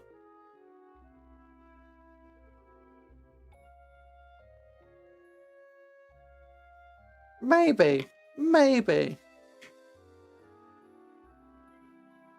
I was thinking it would give her like +2 to intimidating monsters. I have defeated a more powerful hive tyrants than you, and I'm wearing their skulls to prove it. Like, could you imagine walking up to an elder like, you're some chaos lord, and you got these random skulls and these random pathetic humans around you, like, for people you've defeated in the past? And then you just walk up to this elder, and she's just wearing, like, hive tyrant pieces on her. And it's like, these are from hive tyrants I've defeated in the past. What do you mean multiple? Is that tyrants plural? It's like, yes. Okay, I think I'm going to magnetize it. That sucks. Also, I dropped the clear piece and it went missing.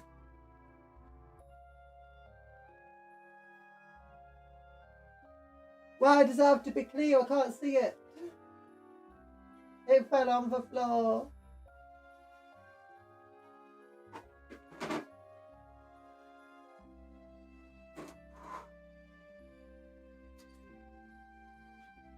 I guess 1.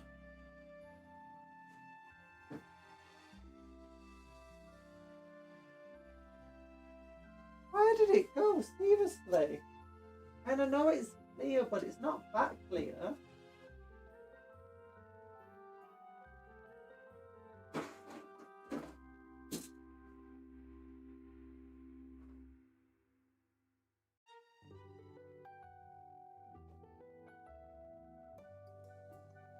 Okay, maybe it is.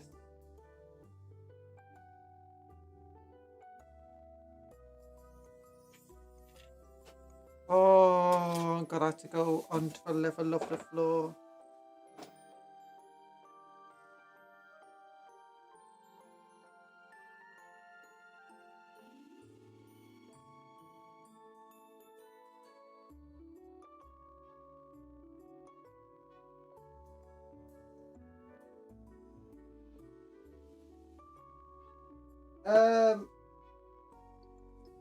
Why?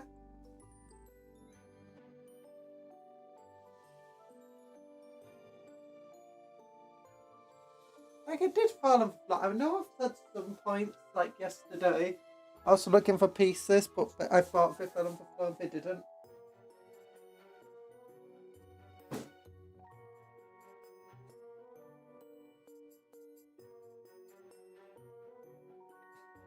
Okay, so... yeah, when I drop this piece on the floor, it doesn't drop far. So it kind of not gone too far.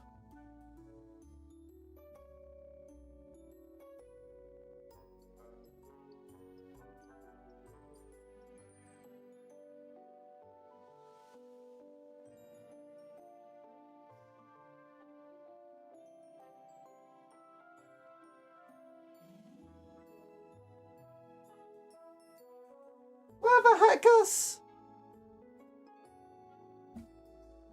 So she hits weak spot, spectacular lethal hits, and she dodges Spectacles Eldar. Yeah! And Aeldari Monster Hunter gets into the universe of Monster Hunter, and by the end of day 1, they turned into a Halloween decoration by those Palico cats. No! Never! Aeldari Monster Hunter on the verge of death. Did we boot for Elder Dragon his Palico? Though. That was moss wine. What? No! No, you can't talk about my Eldar like that. These guys, look.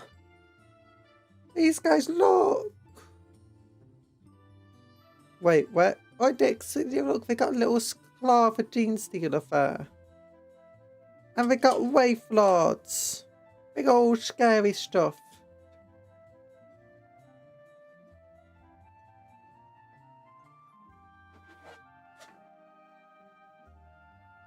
Where the heck did this piece go? It's annoying me.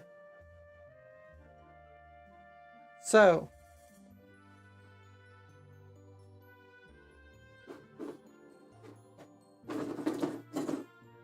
I sat here It fell over. Okay, I'm just going to cut off this little barbly bit at the end. It just never breaks off cleanly.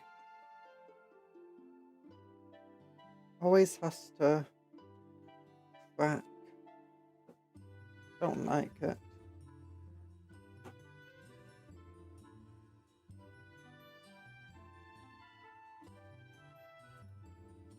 Aeldari Monster Hunter v Minecraft skeleton riding a spider.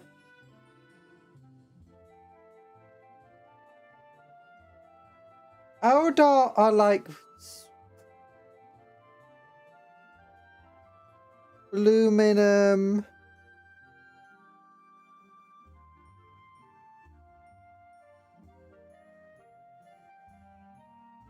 The same level as Space Marines.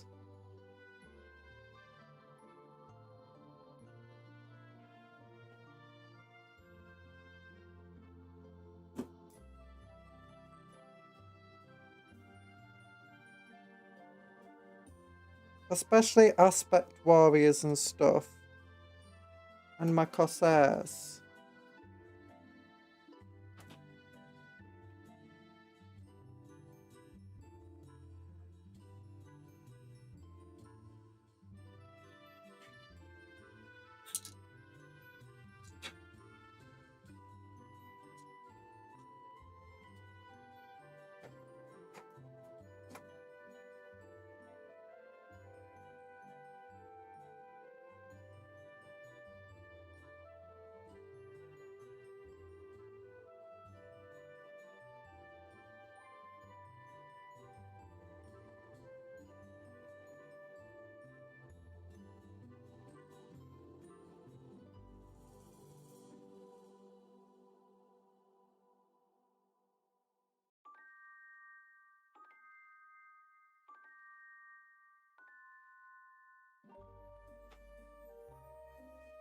Chicken jockey. Elder's confused as to why everything is blocky. Pixels. Is blocky pixels. Dies of arrows and poison. That goes up on top like that. So that means this wants to be placed face down. Gosh, where's my clippers?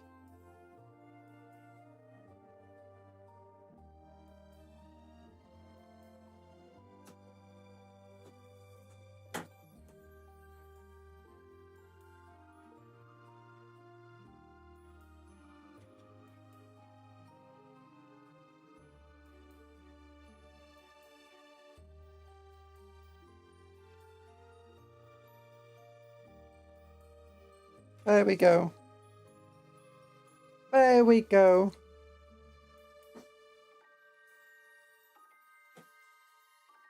Okay, well that's drying.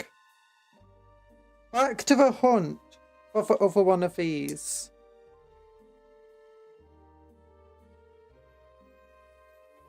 Okay, so I'll sit here.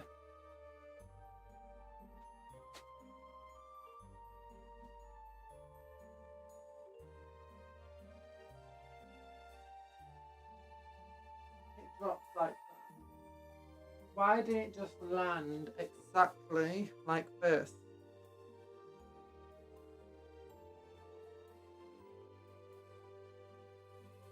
Yeah.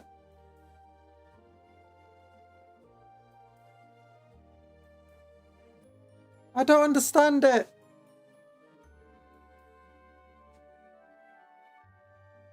Okay, did it fall into the box? Did it fall next to the box?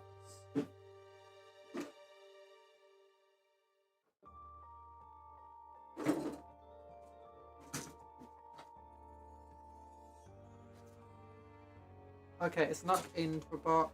It's not next to the box. It's not around the box.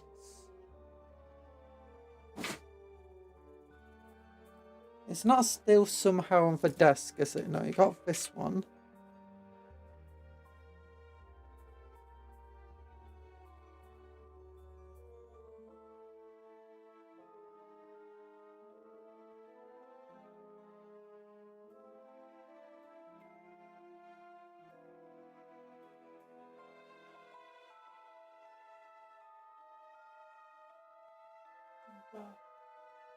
Under the desk. I slipped my feet. How did I look? It's not a small piece. I know it's clear plastic, but it's not that clear. And unless somehow it landed in a pocket, no. The carpet ate it. I think it did.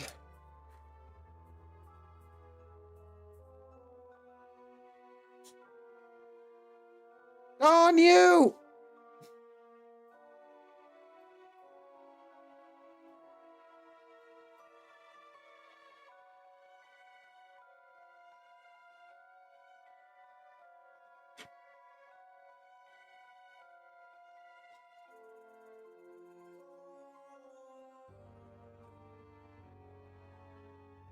These magnets. That should have been long enough for this glue.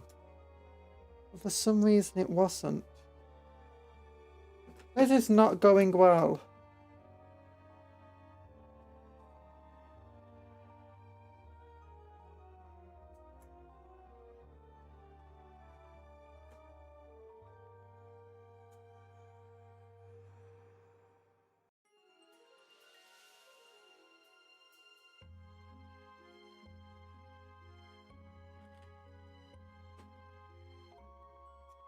And it is super glue that I'm using. Oh, look, that's too much.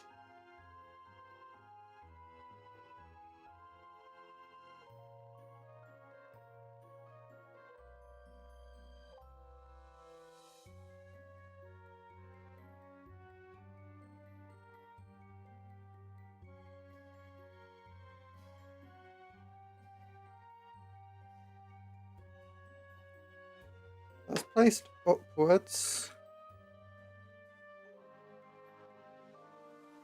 Which means this needs to be placed downwards.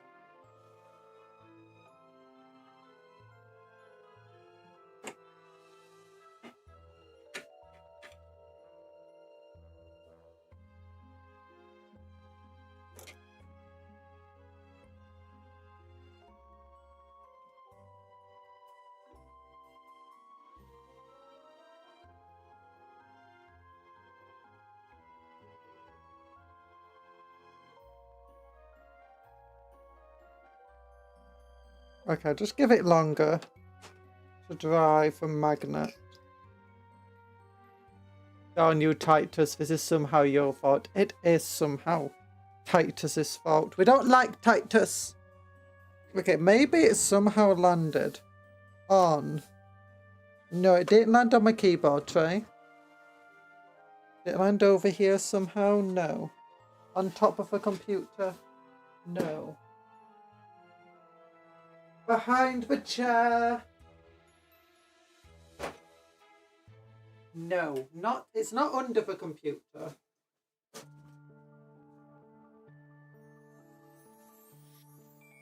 It's not under the box. Not in the box.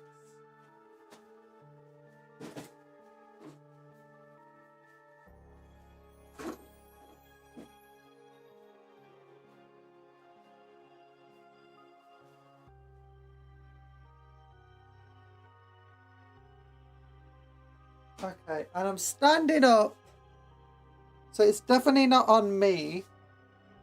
Not like caught to the folds of my clothing.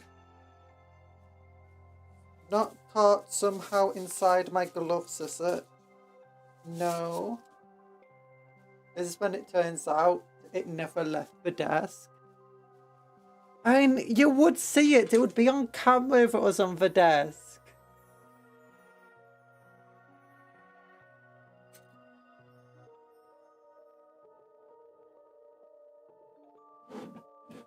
Not somehow in my drink.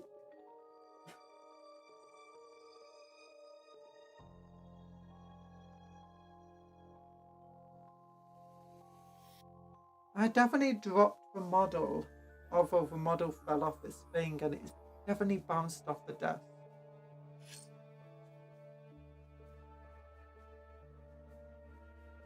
I'm trying to like experiment with this to see if it will bounce anywhere. It doesn't bounce, it kind of just lands where it lands and it just stays there. I've checked the entire thing. I've checked with just like pushing my hands all over everything, seeing if I can pick up any bit.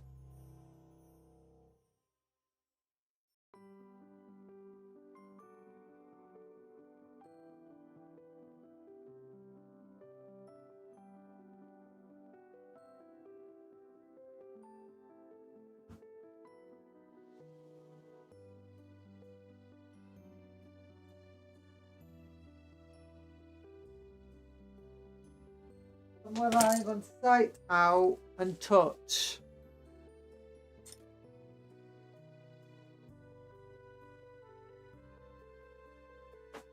Not somehow on the chair, is it?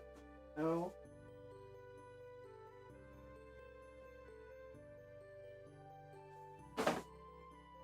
Okay, this is... You'd hope it would turn up.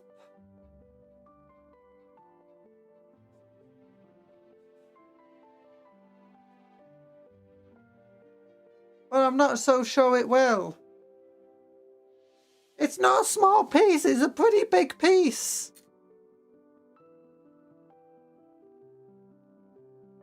Okay, so that is pretty well glued on, she says as she just knocks it immediately off.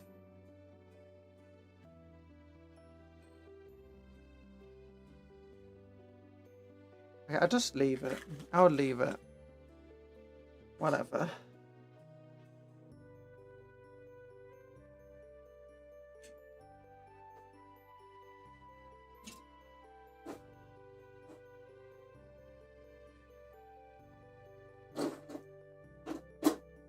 The only thing I can think of is it got caught in the sprue, and maybe when I moved the sprue, I accidentally just like absolutely flung it across the room. I don't see it. Okay, let's look at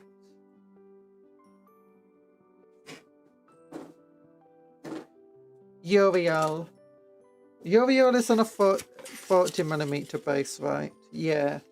And Kasef is on 32mm, right? Yeah.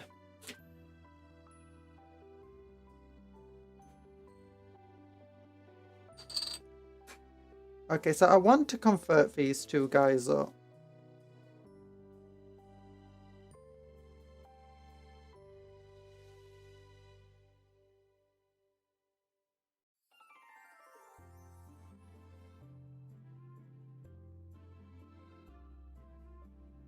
Code. Code!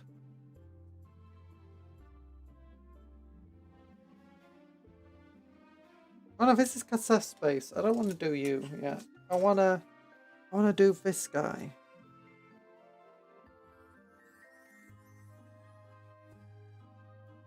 Uriel. So we want to convert Uriel into a different style of model. Into somebody else. Using the same face. We'll just make him look different, you know? We can add some Tyranid parts to help that. But...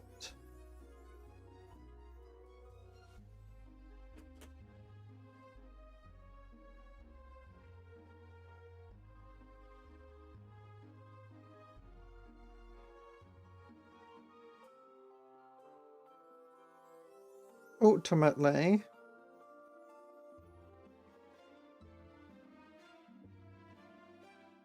like, we don't want to go for this head or this helmet.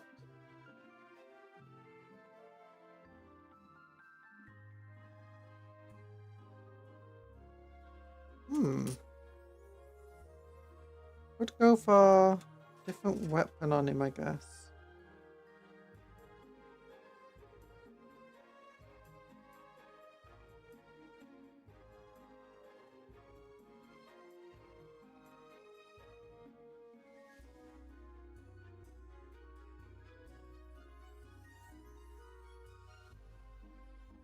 So this goes here.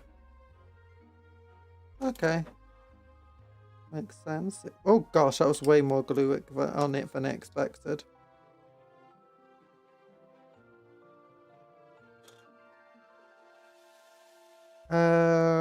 This is the back.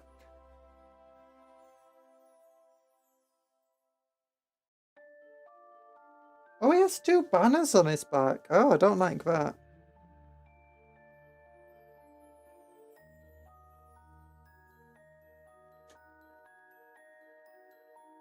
I definitely don't want to go for the banners because they have the icon of, you know,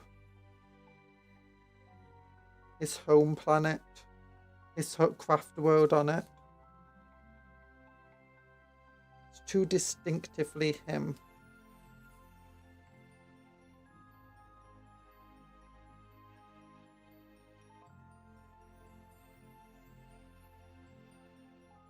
So let's just snip that off right there.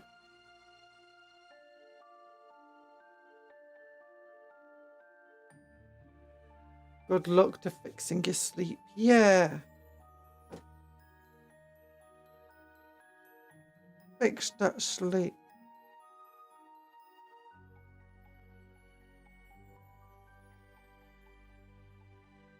Good and bad day.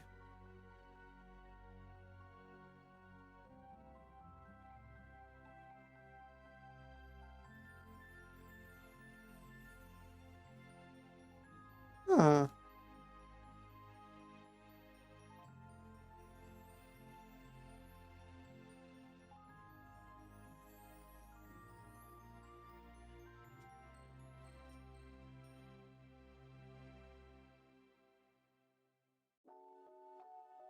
This is a really intricate model. So this bit goes on this bit. Yes. And then this bit goes over that bit. Like this. Okay. That makes a lot of sense.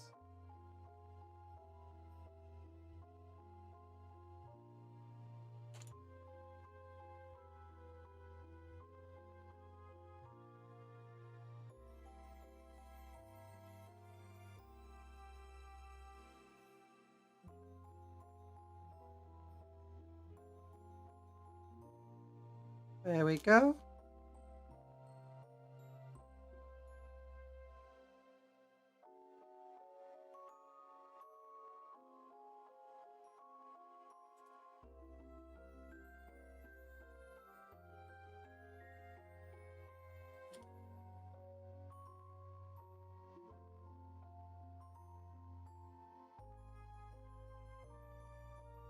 I don't have much choice other than using this backpack because of that giant block there.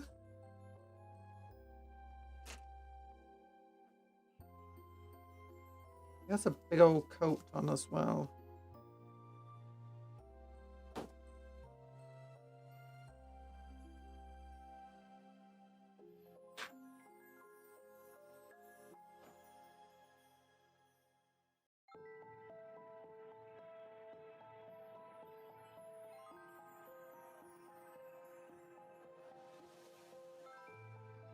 Good night, Conjurer. Good night, Blair Boris. I thought you was trying to stay up forever. But good luck with that. Have a good sleep.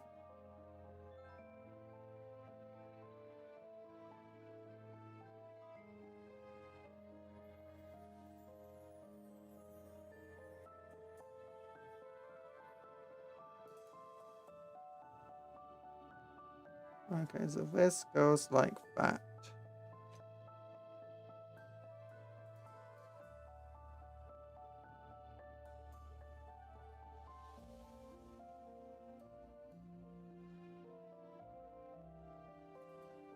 Yeah, because it's so intricate, it kind of makes it harder to successfully kit bash and convert into something else. It's got a lot more going on with it. Do I want to give it this cloak? Yeah, the cloak doesn't have any super defining symbols on, I suppose. Like, are those defining symbols?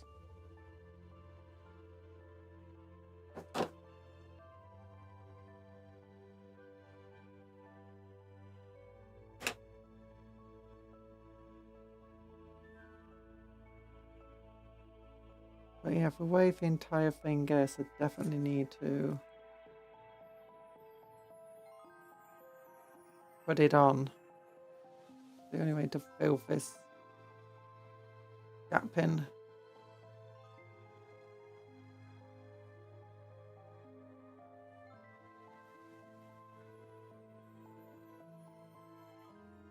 Our main replacement is probably going to be the head then. And maybe one of the weapon arms.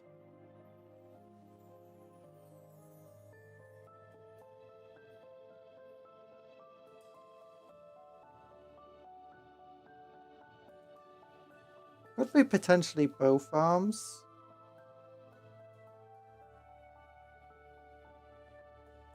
Yeah.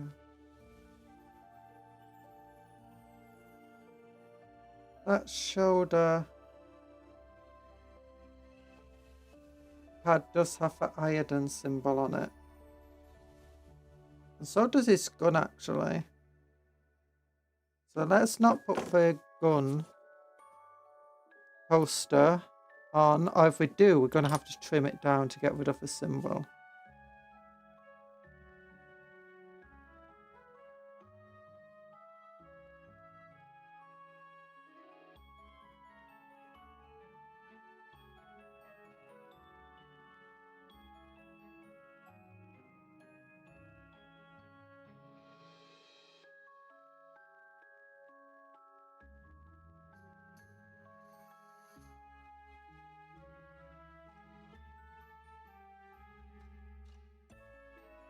There we go.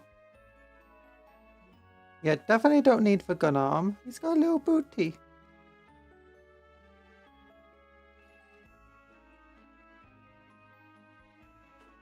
So let's look at parts I can start replacing these with.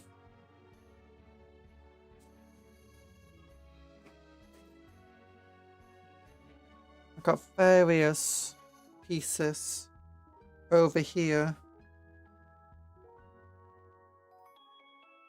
I don't actually want to make my Void's Guard. As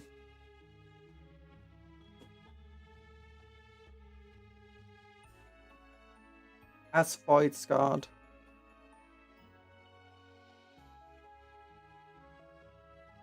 I want to make them as just the generic battle line unit instead.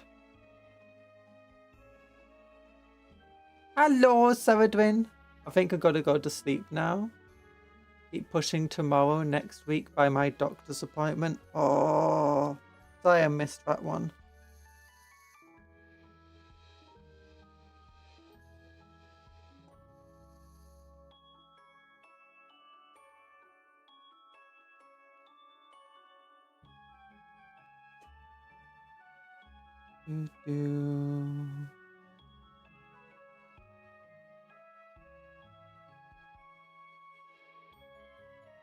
Okay, one of these arms is meant to have like the special shield upon it.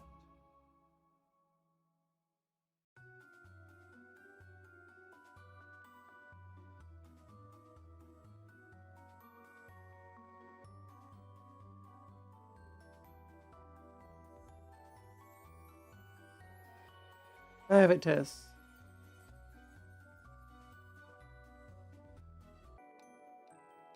Like, there we go.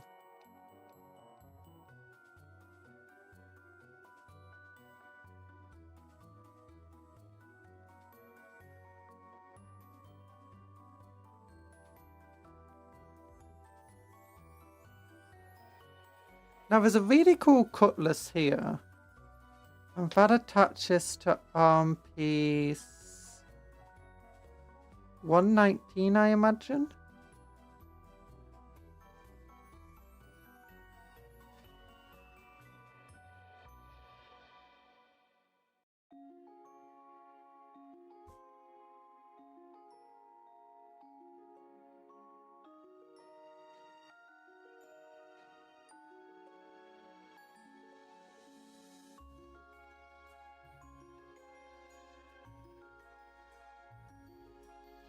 Oh, okay, that's going to be a bit annoying to deal with then.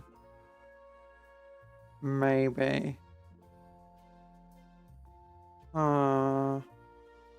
So the issue is I wanted to use this arm piece, but then I can't use that on my Corsair later. If I could trim down one of the other arms and actually use wrong one. Where did this sprue go? How did I lose another sprue? Oh, there it is. And actually use this arm for the Corsair.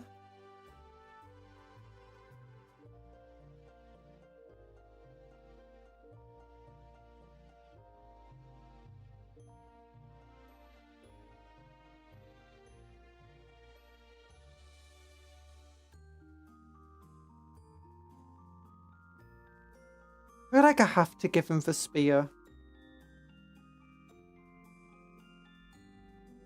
What about the winged guys? We got the winged pieces here. Are there any parts here I could go for that would be cool and different? Maybe. Maybe.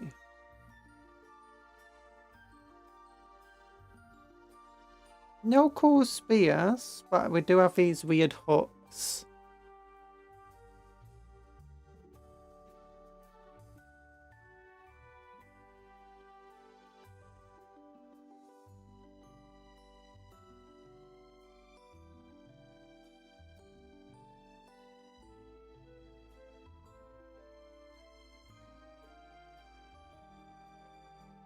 Could trim down one of these. Oh, I could give him a chainsaw. Oh, that would be cool.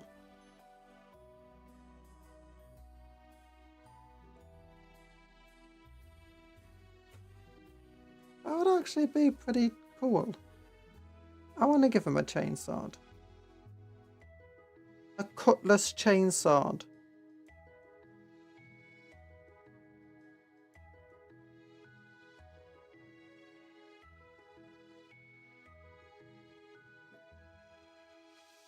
So it does have a little shield thing that he's meant to have, which is just like a force field generator, equivalent to an iron halo on a Space Marine.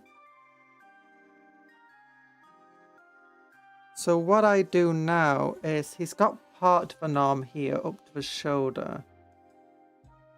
So I just cut that under this bit.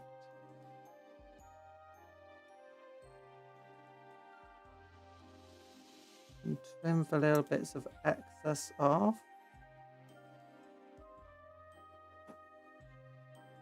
A chain lass. A chain lass, yeah!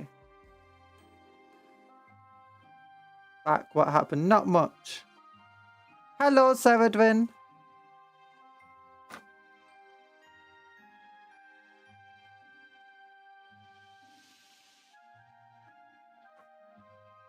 So if we cut this bit here very carefully, I might need the knife.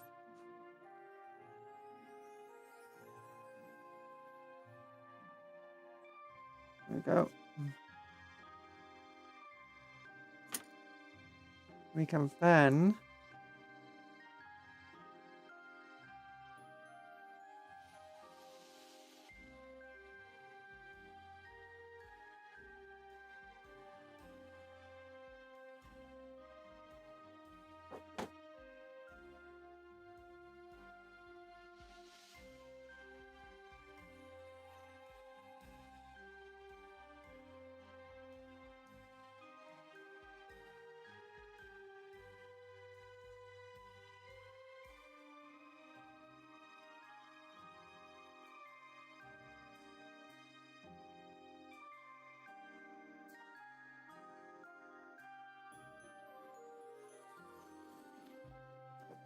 attach that there.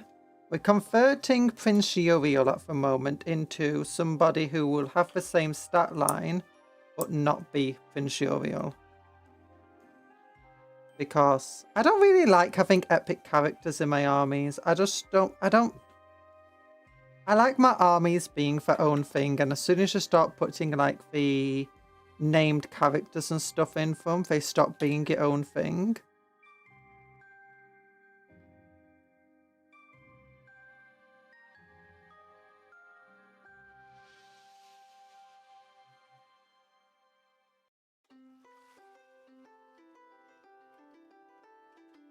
There we go. Yeah, now that looks good.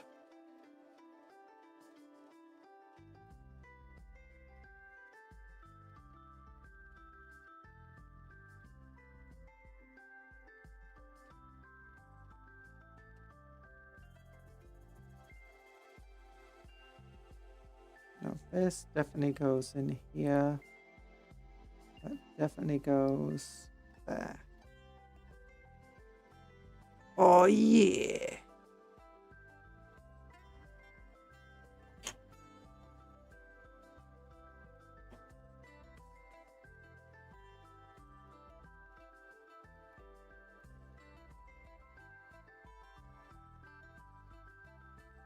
Hello, Clyde.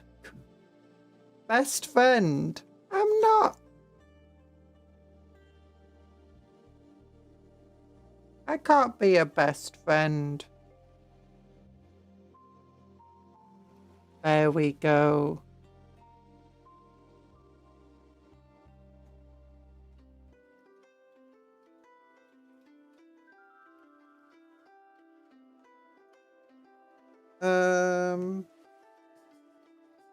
Oh, can I give him a bird? Can I give him a bird? A booby.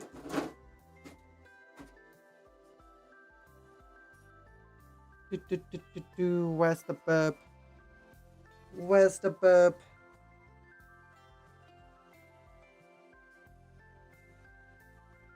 Okay, piece 60 would go with piece... You gave me cat ears! No!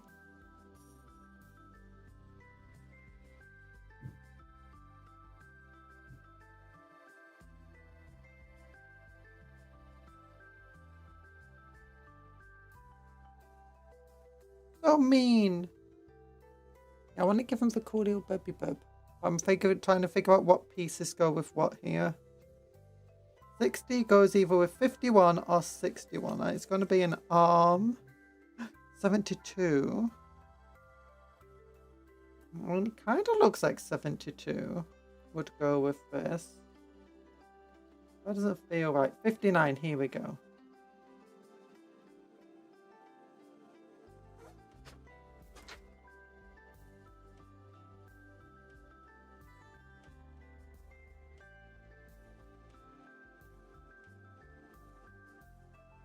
Okay, yeah, piece 59 and 60.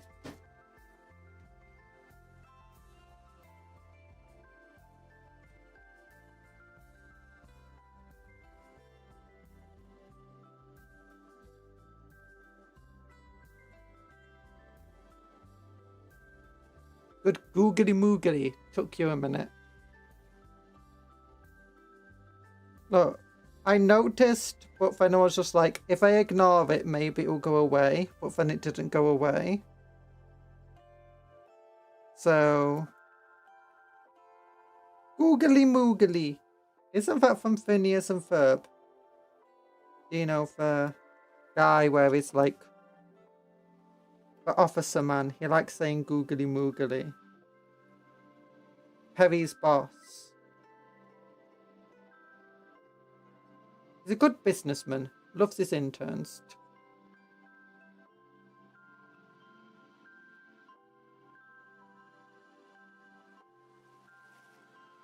Oh gosh, trying to cut out this bird is hellish.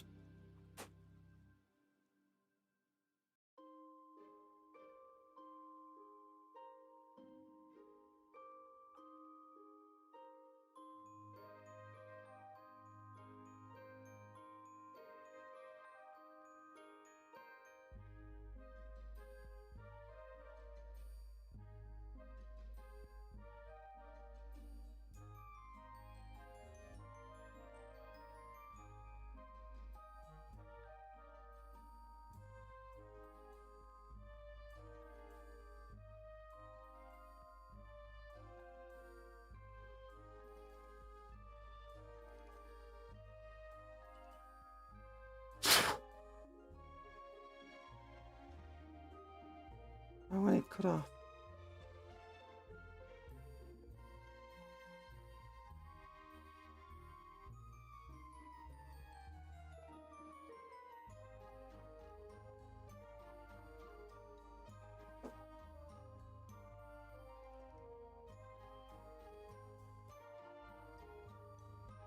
There we go. Very delicate, very fragile. There we go. Now what I could do is I could just cut off that hand and have it like on his shoulder. Going caw, which could be really cool. Like put it on the back of this.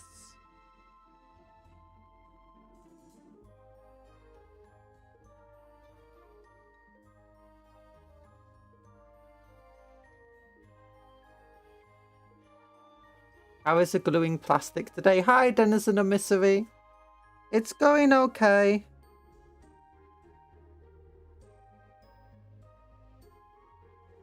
Only okay. Not amazingly. We've managed to make this and we somehow lost one of the bits of clear plastic somewhere on the floor. Okay, will these two bits fit together now?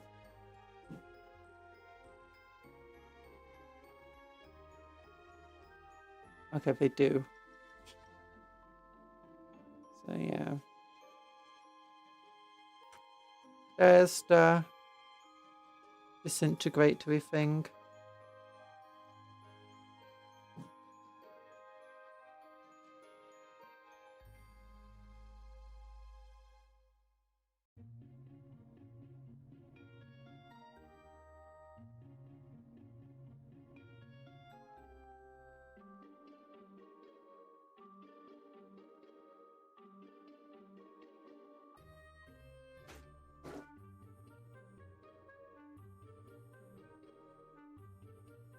I want to go for a helmeted head. Could be fun. But could also be fun just to steal one of these Corsair heads. Big old mohawk.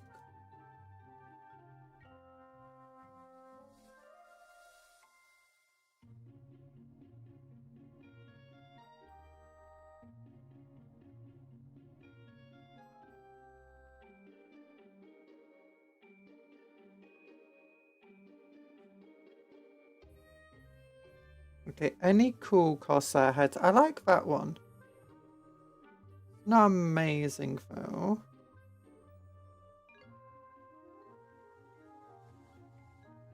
Not a great deal of heads on this kit.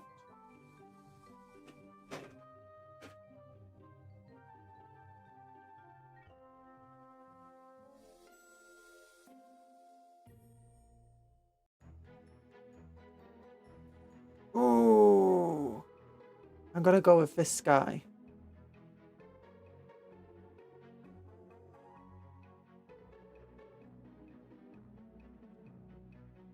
And we need to cut off the neck entirely.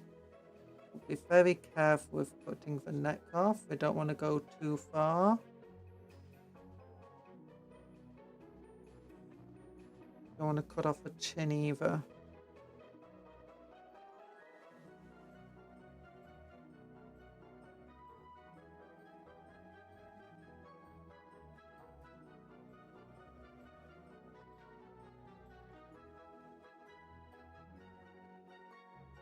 Let's just trim away the little bit that's left with a knife. Be very careful not to break off the hair. Of the nose when I'm holding it. So I do need to hold it pretty tightly. The knife's not the sharpest finger. Oh, perfect.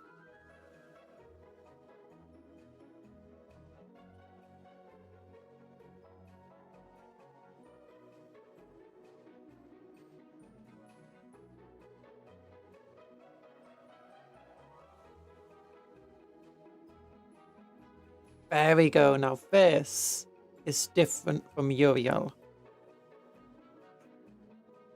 Not sure what I'd do about the back yet. Are there any parts here I can fixing instead. Remember, there used to be a war spider-like piece on these kits. Might still be in it. Oh, there is. Let's see if that will fit on his back. I don't think it will. I think he is significantly bigger than a normal Eldar. I love a mosquito Corsair helmet. How many models have you done in front? One. We've done this thing. And we've been converting up this dude. You know, we get distracted. We talk, we have fun. Let's see, will this fit on the back? Oh, it will.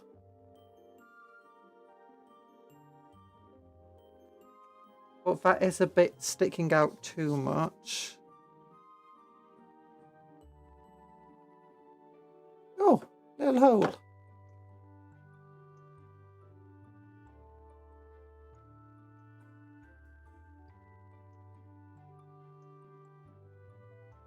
Kind of fits.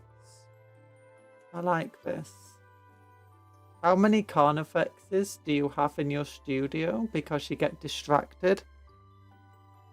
Actually, also studio, bedroom. No,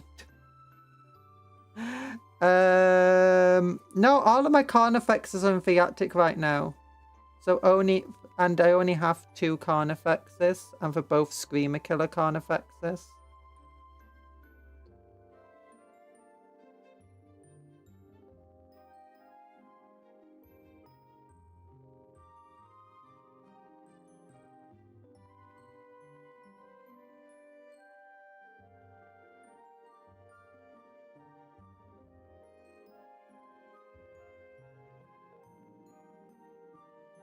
Okay, now that looks kind of cool.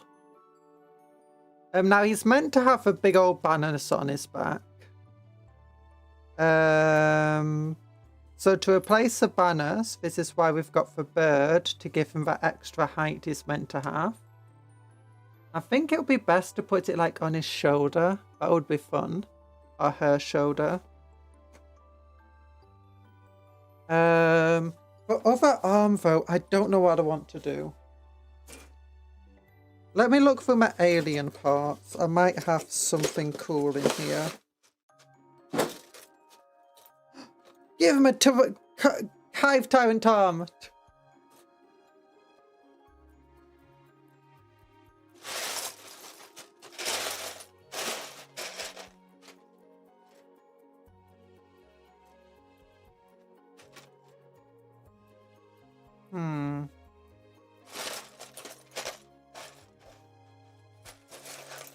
Wraithblade sword.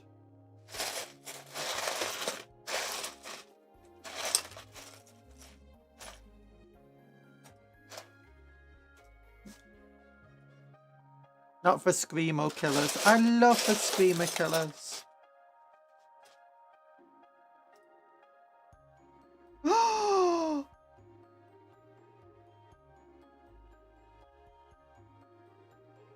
Twin chainsaws!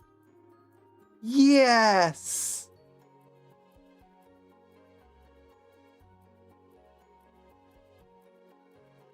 Oh, beautiful!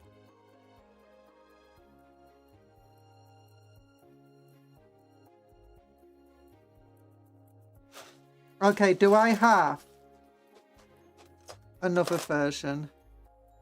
I do. I've got one where it's not sticking out like that.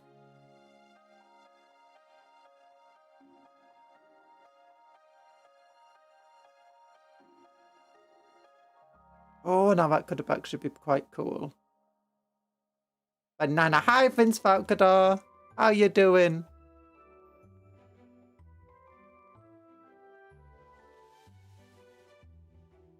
Oh no, it fell off. I might need some green stuff with that anyway.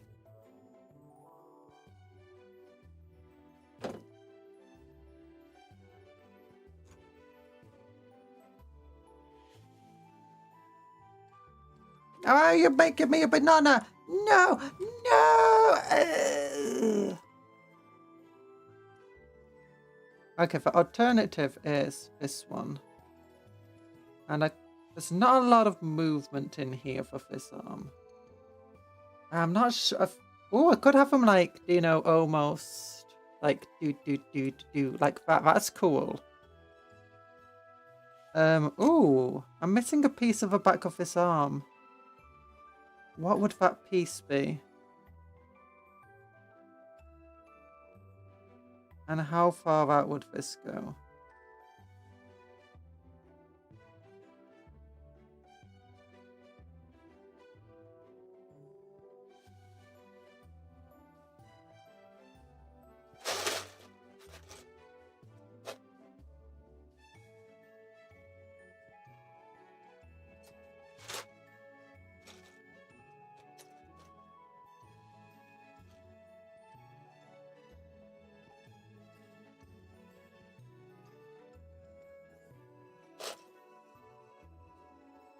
Okay, what would the piece be? Like, what am I looking for here?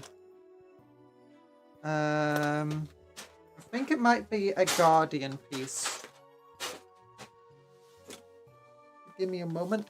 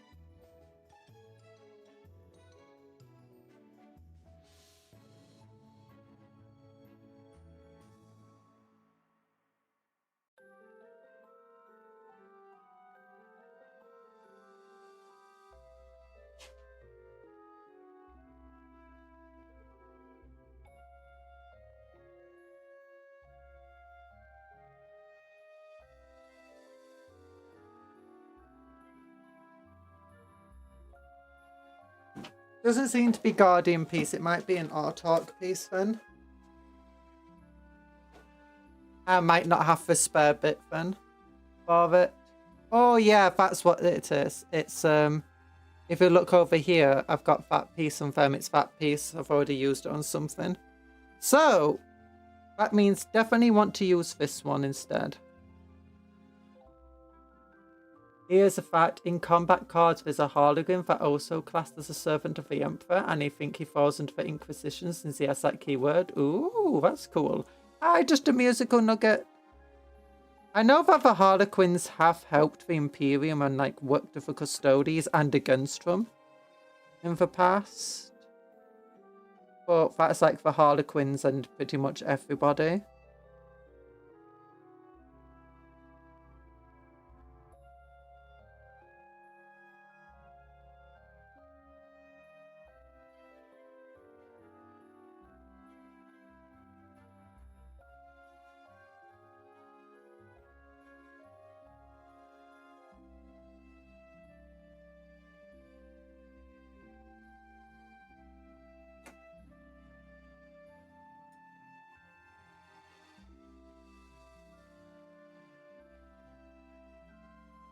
I need to just twist this a little bit here.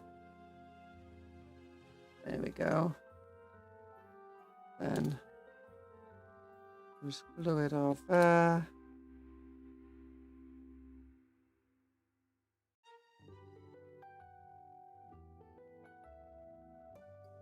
So yeah, okay, that clips on now.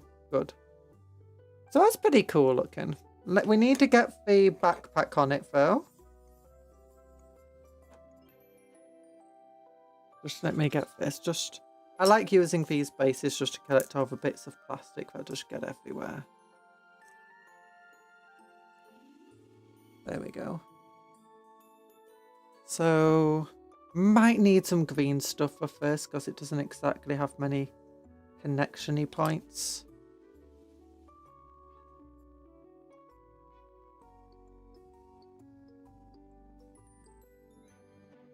No, stick there. Ew, okay, hold it by the base. That goes there. But no, it doesn't. It goes there. Okay, perfect. So that there. 2 chain blades for our Uriel. And to make up for the lack of banners, we add a little Burby, which also gives it character. I think with the base, by using the main base of Uriel and, you know, the main body parts, it helps cement it as, yeah, this is Uriel, it's on the correct base size, it's of the correct size, easily recognized as Uriel. But by looking at the arms and stuff, it gives it its own character, and it's like, oh, it's not Uriel, but it is Uriel.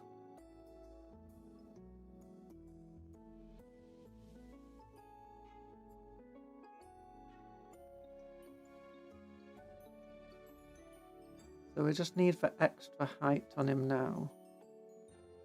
And how is this going to work? How is it going to connect? We want a strong connection. Now that's too low down, although it is a stronger connection. I could have it hooking under this. Yeah, that could do well. Hooking under gives it a good connection on 2 points here.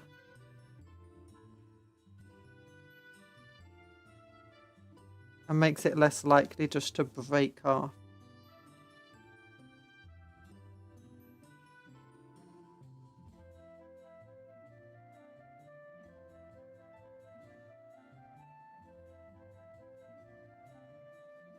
Okay, just make sure that's not... There we go. Oh gosh, no, the entire thing's falling off now. So Cupcom finished 2 out of 23. I'm not planning to get the entire thing finished. I just want to like show off the models and do some conversion. It's meant to be a long stream. But Starfang is a bit finicky. Oh, the magnets! Yeah, I've spent a lot of time looking for... I dropped one of these and just can't find it. I spent a lot of time looking for it. I've spent a lot of time trying to get the magnets to work, but nope. Screw you, magnets.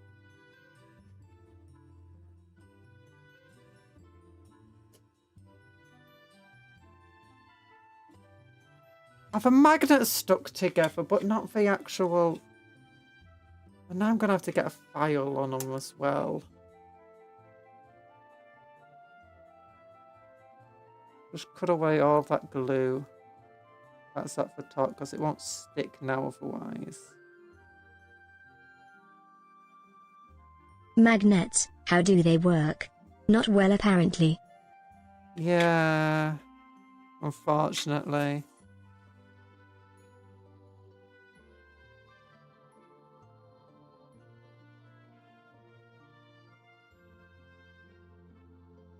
Just clear out inside that gap as much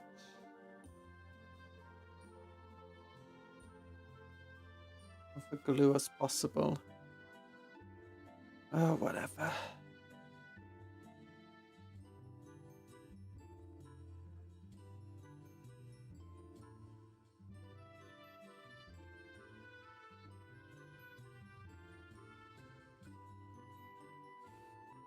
Well, here we go. Here's our Uriel.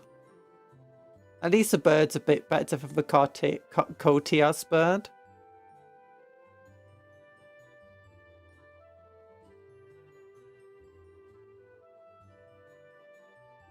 Say a bit better. It's not much better. That's like looking at it from this angle, it's terrible.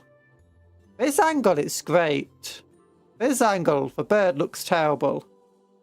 Hello, Merc 21. How you doing?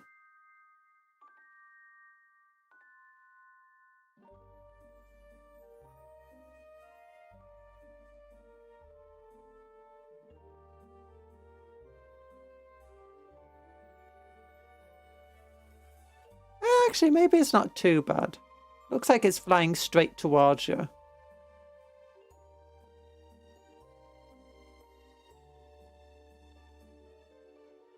Warhammer figures. Yeah, we're doing Warhammer figures. We're currently making the new Prince Uriel, but trying to convert it to be somebody else. I think it's gone pretty well. Double chainsword instead of spear. So where is he? He's meant to look like this normally.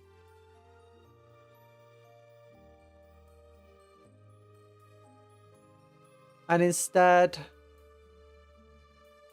we've got this. It's not quite as tall. But I do think people wouldn't mind the burger. So it's clear that I tried adding the extra height in. Also, we do have extra height. We've lose a little bit of height over here, but we do gain extra height here. Not quite as wide as him because the spear's not sideways. But I think that's pretty close. So we'll leave him. I mean, arguably, this is like, if we put this on a 40mm base, it would be a better Uriel. It's taller, it's wider, it's actually got a spear.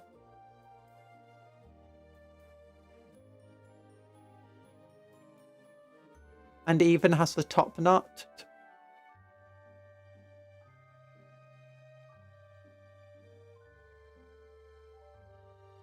Yeah, they're not quite as fancy as Uriel, but that's because, you know, he's not the same pirate Corsair.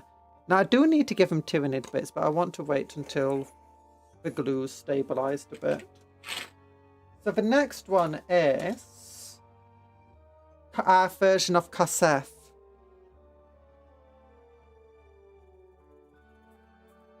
Hi, Malmal. No, why are you headbutting me, then calling me stinky and then turning me into a cat? Why, Malmal?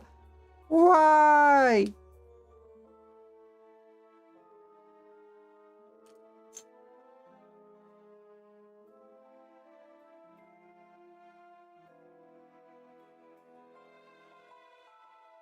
Cat hair somehow getting onto stuff. There we go. How long does it take to make these? If you're not getting distracted by chat all the time, it's not too long, to be honest. It depends on the model. Eldar models are more finicky than your average model. Like trying to build these guys, it could take me about 20 minutes to about half an hour each, because just trying to get the little connection points to stay connected was difficult, or just time consuming rather. Like you have to wait for the glue to definitely dry. Space Marines, on the other hand, they've got a lot more parts, so that adds a lot of time to them. But because they're so thick, it's just like you could stick two pieces together and they'll pretty much stay stuck together, even if the glue's not fully dried yet. If you're kit bashing like I am and trying to like convert stuff, then it adds a lot of extra time.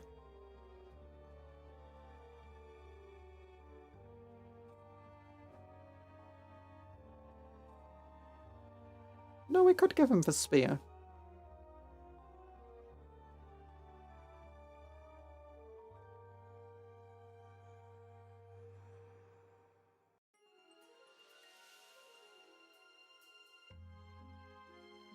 Oh gosh, this is a bit of a confusing model.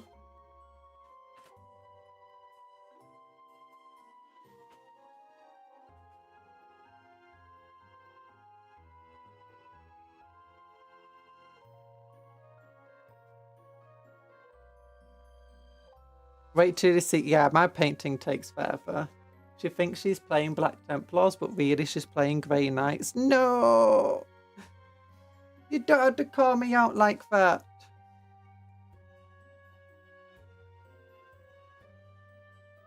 My Black Templars are my most painted army, which isn't saying much. We're going to be doing painting this weekend though, so, you know.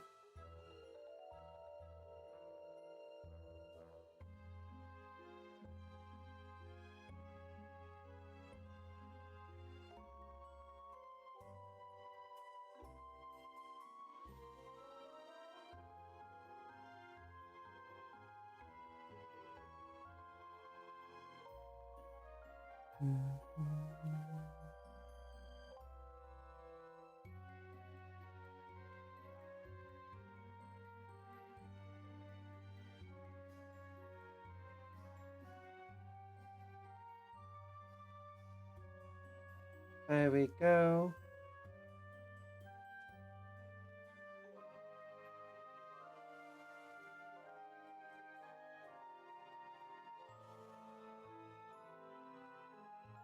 You say I didn't have to call you out like that, but I think you'll find it's in my contract, so actually.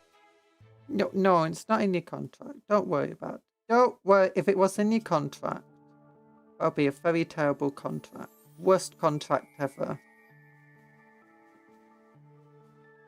Also, Cuptle, it's definitely not in your contract. Your contract is to defend me from criticism and slander, which you're not very good at doing, Cuptle. Often you're the one bringing it. Like criticism and slander, don't mind if I do. That's you.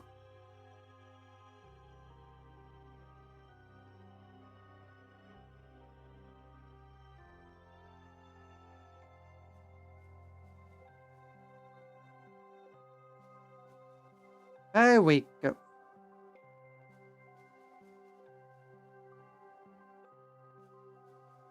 Slander implies it isn't true. It's not true.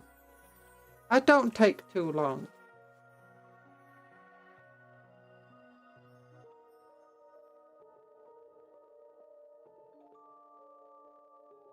I want to do a place for head, but the way the head is done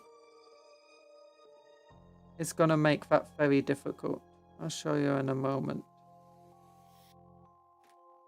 I can replace the arm.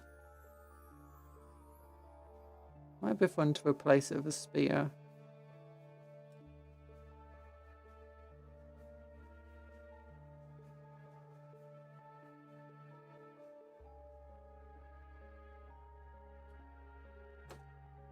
Right, yeah, you can see part of the chest is attached to the head.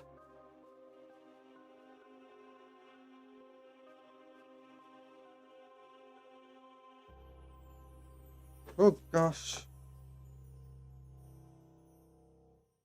Pieces going flying.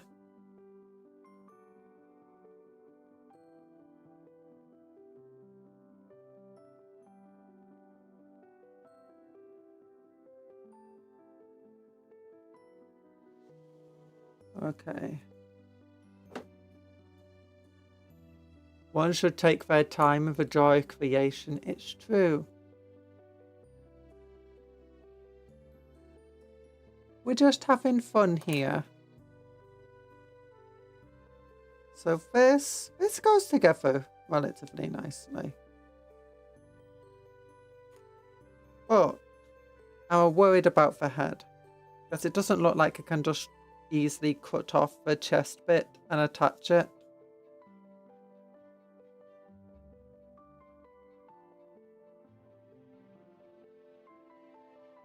Oh, now they do have the iron symbol on those parts of the cloak.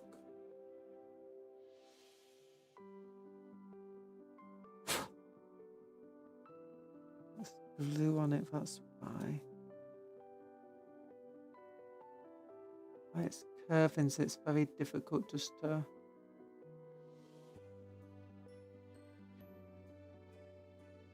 cut off.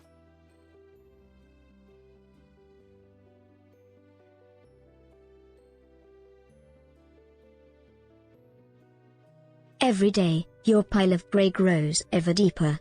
You may think it should be ever taller, but it's so dense it's boring into the Earth's core. It's fine, don't worry about it. Ah, I can't cut off this blooming iron symbol, you know. There you go.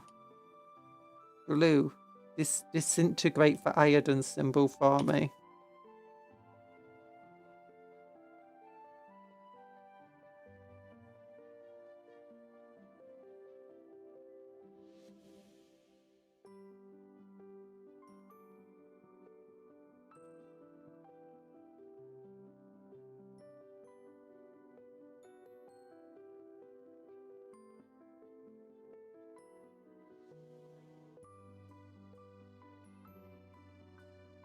That's not going well at all.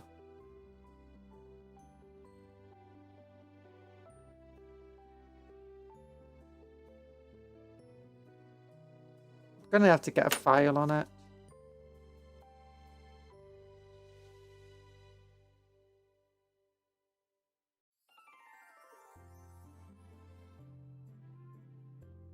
There we go. He's gonna do a Tau long stream too. Was it a combat patrol? I've got some crisis battle suits, some pathfinders. I got all for combat patrol. We built for devilfish and for combat patrol, but I've got some crisis battle suits to go with the combat patrol.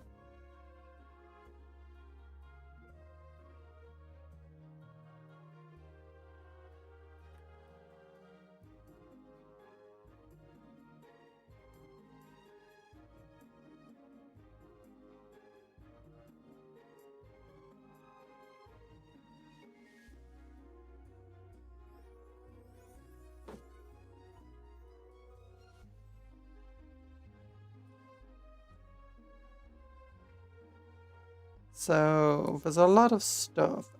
Also, I've got some stealth suits as well. And I've got a second broadside battle suit because mine had an issue and I complained and they sent me a second one and it had the exact same issue.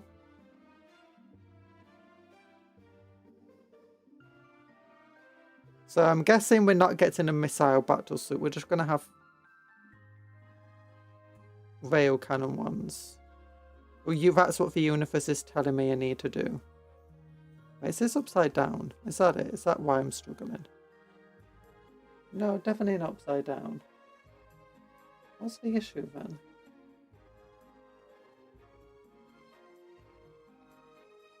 Well, that's correct on that side. It's completely wrong on the other side though.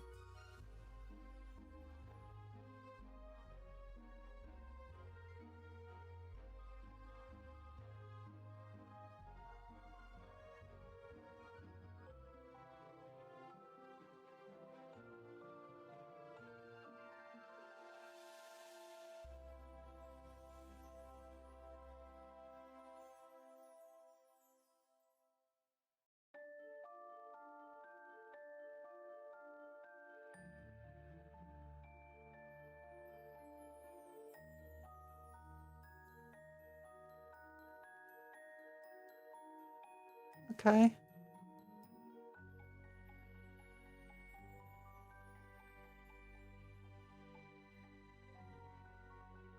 And it wants the arms on, the things that go into the back of it, shoulders and head.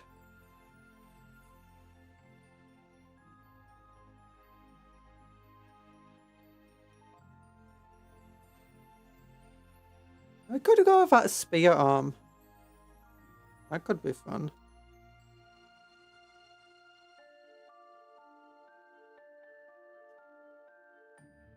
Could go with that helmet.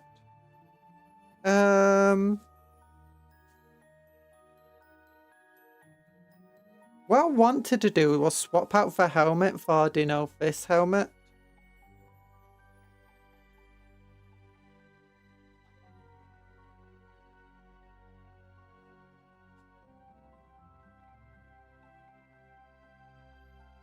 That seems a bit impossible. We're playing again for third. Full missile broadside with double missiles is very funny. I can't do the missiles though. That's the thing. The issue is on the missile arms. It's broken. It's got a defect.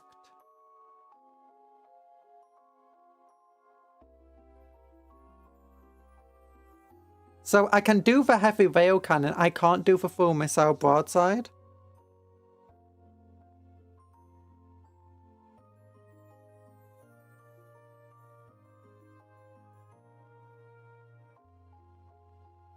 Okay, I'm gonna try cutting off the chest piece.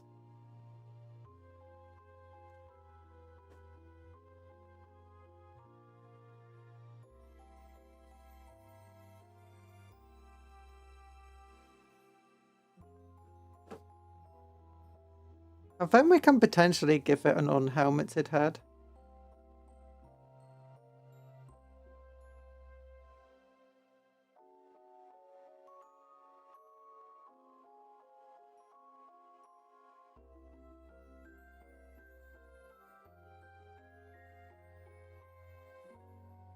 I would buy 3 extra broadsides just to make them triple rain cannon broadside.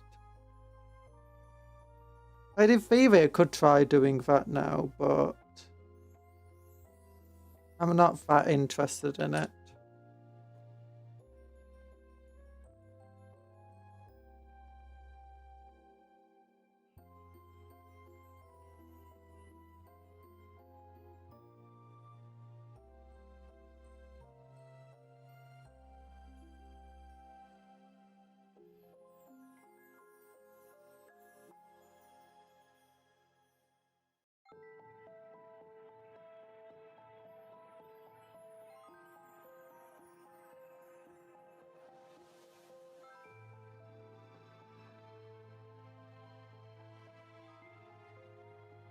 Gosh, this does not want to stick on.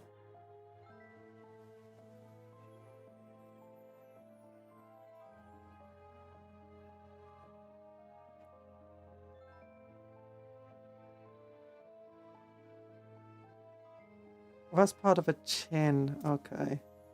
So that bit can be cut off. Okay, that makes it a lot easier. Then...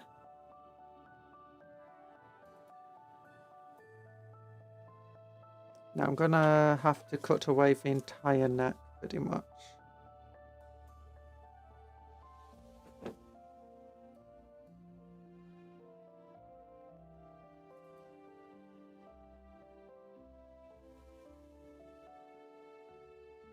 Yeah, cut away the neck.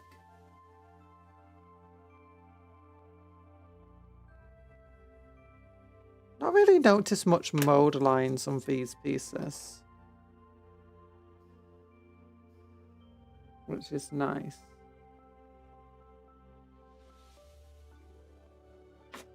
Give the full broadsides.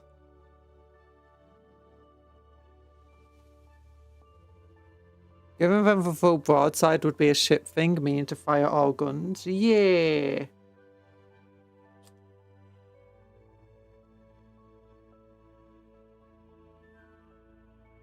Well, it's actually mean to fire all guns on one side, which is, you know, your broadside. Right into an enemy ship that's on that flank.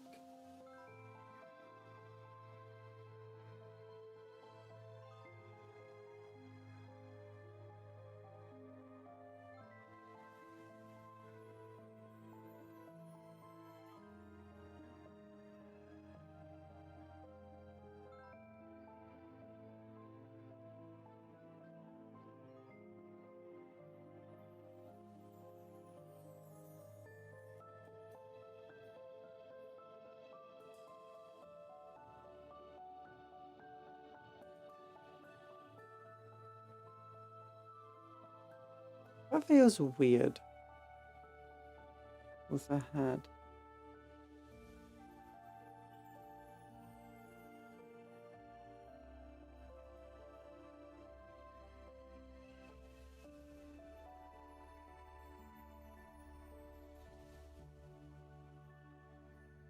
Oh, broadsides, no sides.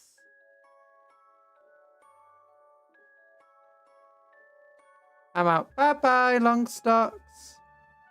Okay, I think I just completely messed up the head.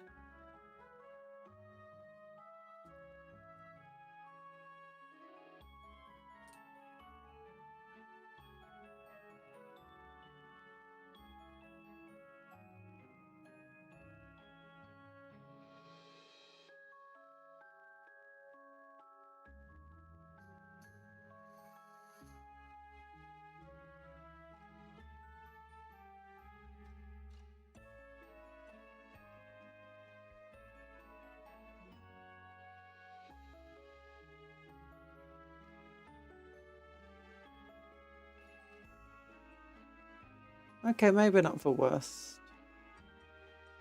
Now what I could do is I could cut that little bit back off the helmet and instead add for one from this, which is a lot more decorative. And could be fun to go with.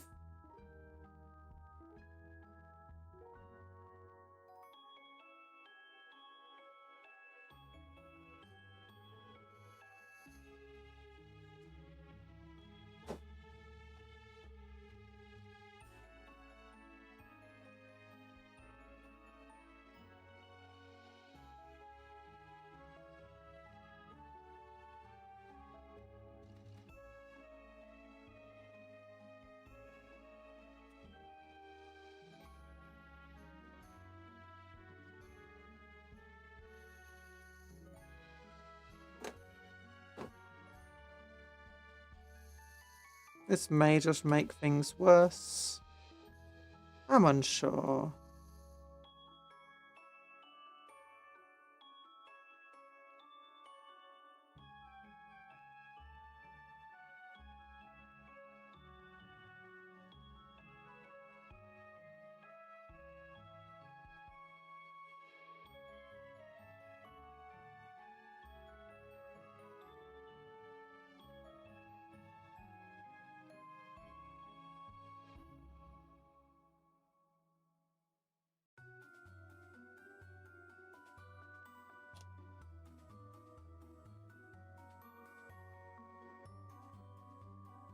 No, dropped a helmet.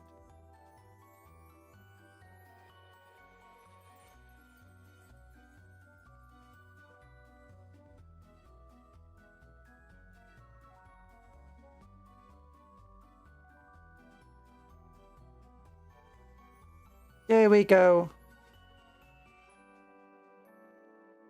Oh, that's not on properly.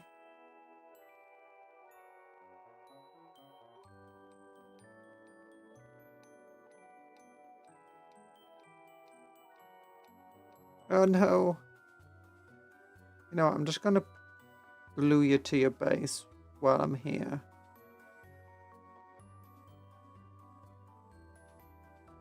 That's gonna make this a little easier.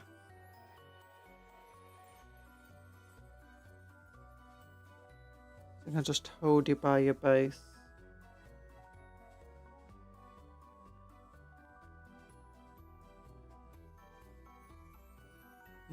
Do.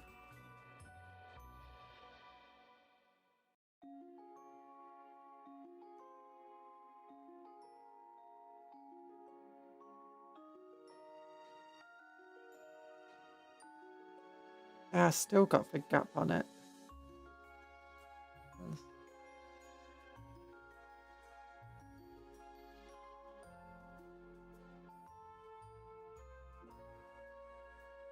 A little better. Ah, it's better. My personal phrase, couldn't hit the broadside of a barn from the inside. Oh my goodness, I've never heard that one before. Heard of couldn't hit the broadside of a barn, but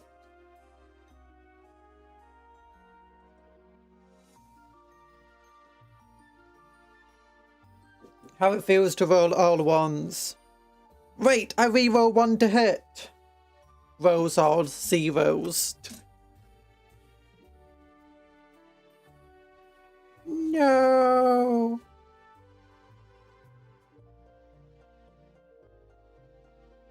Okay, I've got different stuff in here that I want to use.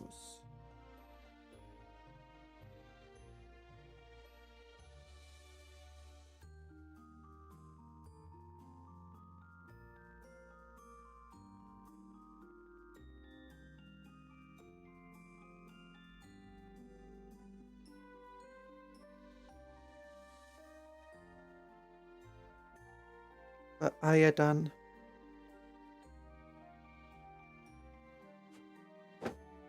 Where go?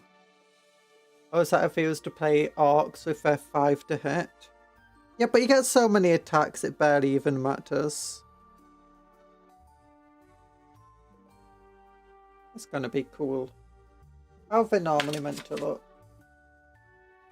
Yeah, so this will definitely be very different looking.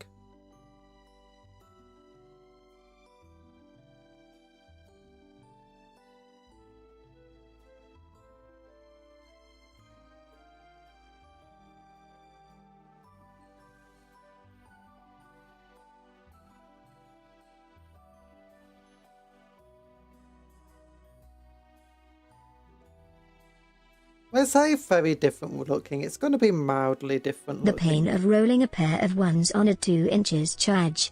Only surpassed by re-rolling that pair of ones into another pair of ones. No, for worse this, not when he rolled double 1 and then re-rolled into a double 1. When he rolled something like a double 2 and instead rolled into like a double 1. Especially in any sort of game mode where, you know, you get punished for doing really, really bad rolls.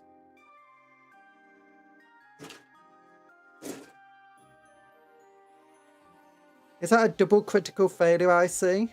No. Be honest. Yes. Thought so.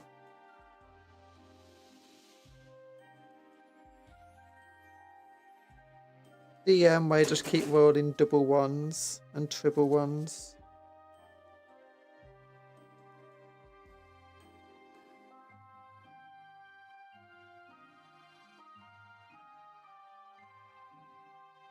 The dice.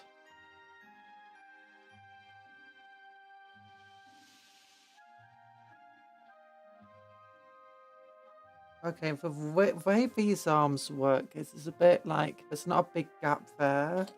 So these things here can't go there. I've trimmed the arm up. How does the arm actually fit normally? Got like a little slot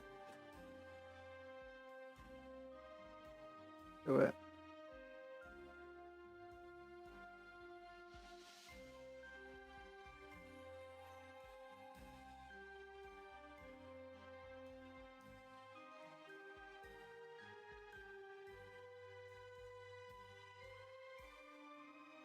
Oh, actually, that could work.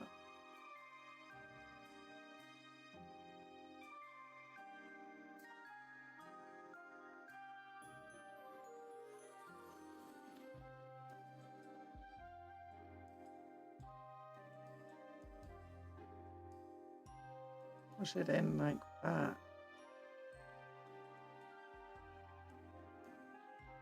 Maybe no. Maybe just change the shape slightly.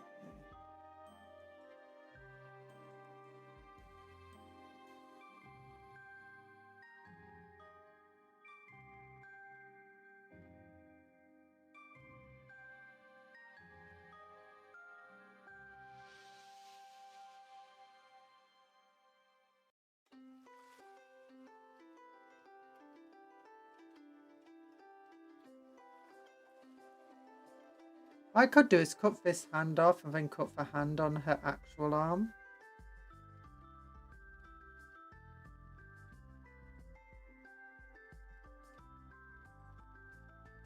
Oh, actually, maybe that works.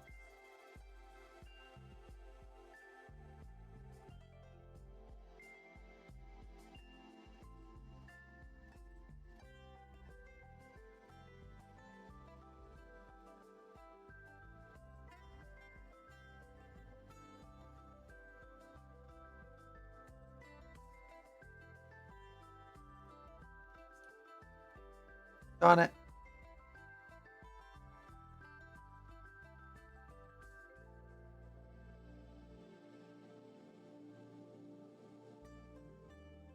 Yeah, maybe I'll just go with the original arm. Might be the only option for us. Makes it feel like Haruura. Playing Orcs is rolling dice of a love of a game. Playing Orcs is rolling dice of a love of a game.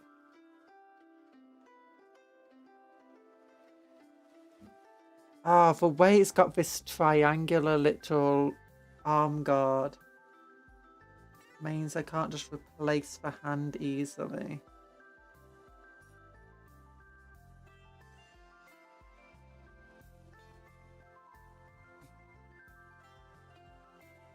But maybe, you know, oh darn it, I saw that fall. There we go. I found it.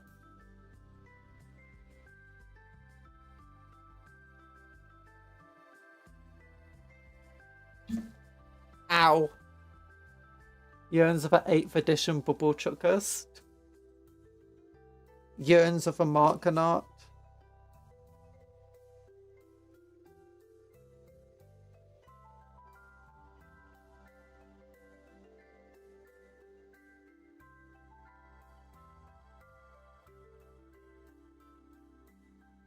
But Markanaut just rolls so many dice, it's insane. If you want to play shooting orcs, Rots is the way to do it.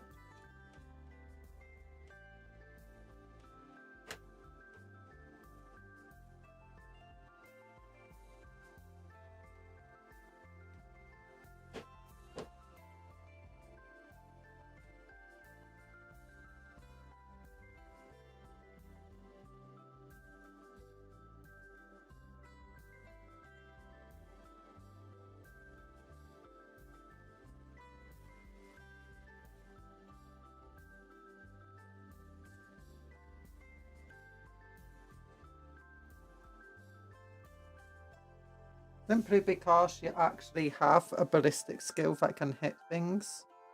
The same ballistic skill as a guardsman.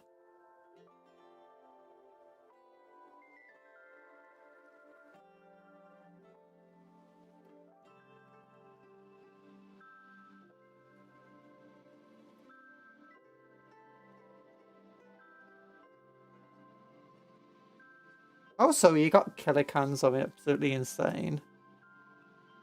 D6 attacks at strength D6, D6 AP, D6 damage. Hilarious.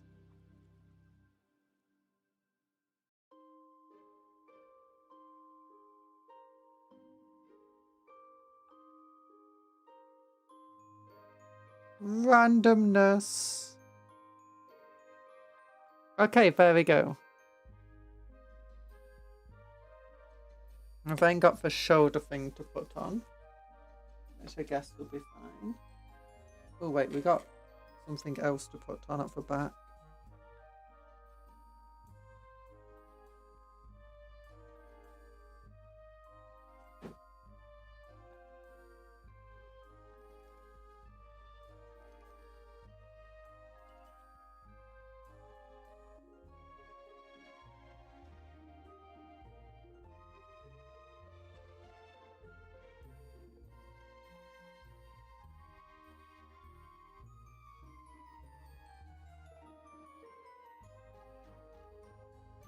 Why doesn't it want to go on? Okay, is that correct? No. I've got like these. That does not seem to line up at all.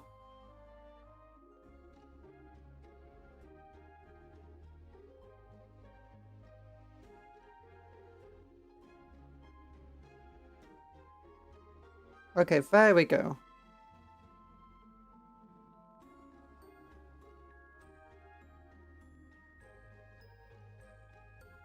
God does not play dice. Yay, but Gork and Mork does you kids. Yeah, you know, Gark and Mark loves dice. Especially Mark. Mark is the one that loves the dice the most. Like, if Gark is possibly Khorne, or like the arc equivalent of Khorne, then Mark is like the arc equivalent of Siege. With just how much it's like Mark just loves random chance stuff happening all the time.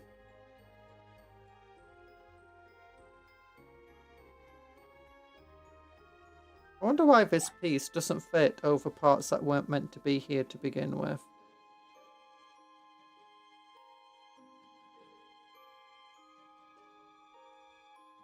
I was meant to go on before the head as well. Oh no! I just broke everything off.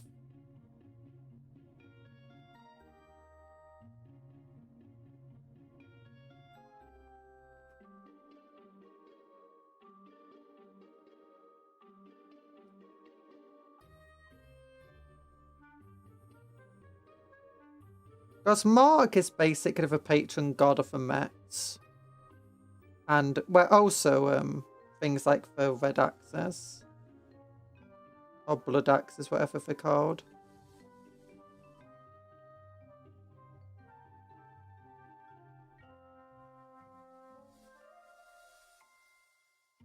There we go.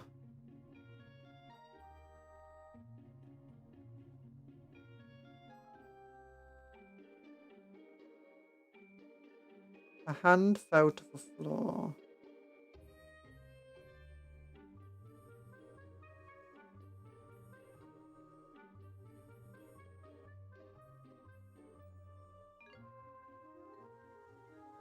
£155 points well spent. 45 points for an 8th edition bubble chucker. You could have 3 in a single heavy support slot. That's cool.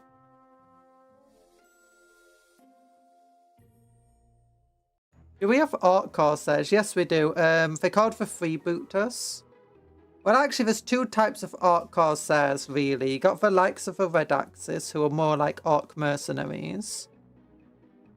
And then you've got the freebooters, who are, again, Orc mercenaries, but they're more focused on pirating. Both do pirating. Both do get hired to do stuff, but the freebooters are generally less trustworthy and more piracy focused. There's a new detachment with a Maelstrom for Orcs, which is all about the freebooters and getting treasure. In fact, I don't know if it's still up. It might not be up anymore, but there was a made for order. Oh, is he called Badrook? And the Pirate Grots.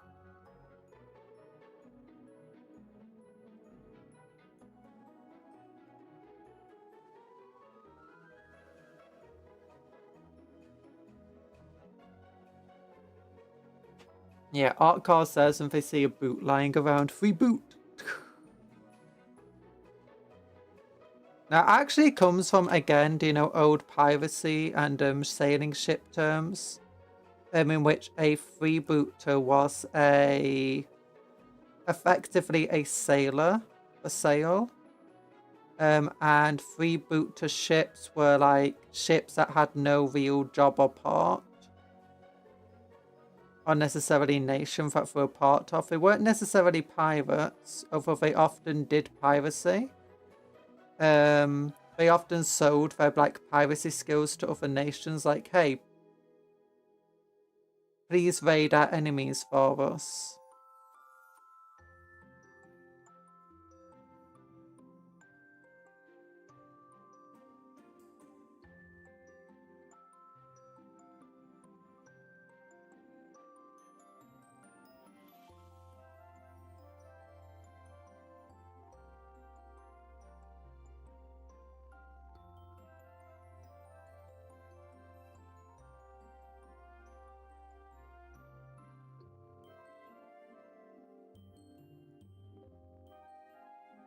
There we go.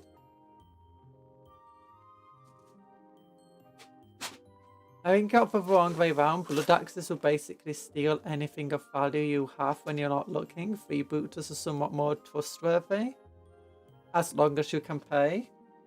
Are you sure? Oh yeah, not red axes, blood axes. Are you sure the blood axes? I know the blood axes do steal, but I was pretty certain the freebooters were not trustworthy. Like, the entire thing is for thieves and pirates and looters.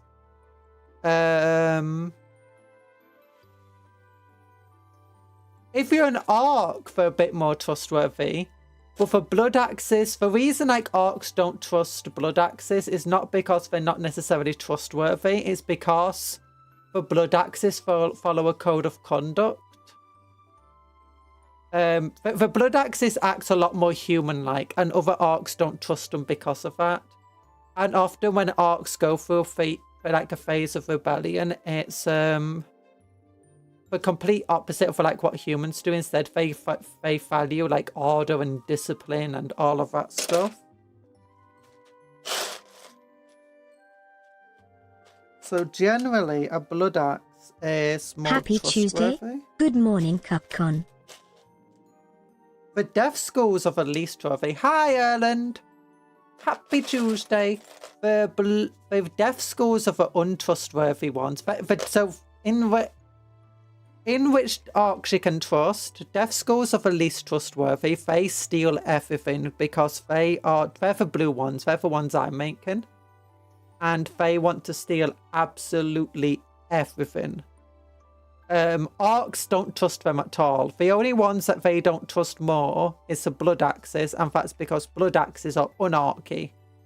The second one is then the freebooters. Freebooters are pirates and mercenaries.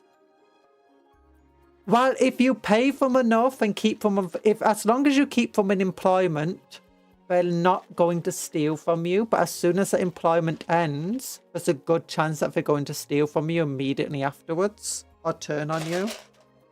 Blood axes are probably the most trustworthy of them all. Oh, I've got one of these pets. I like that.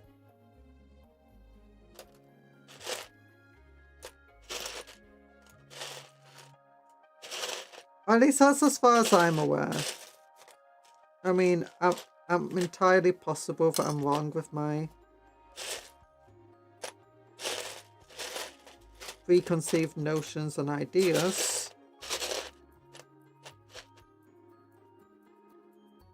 of orc society.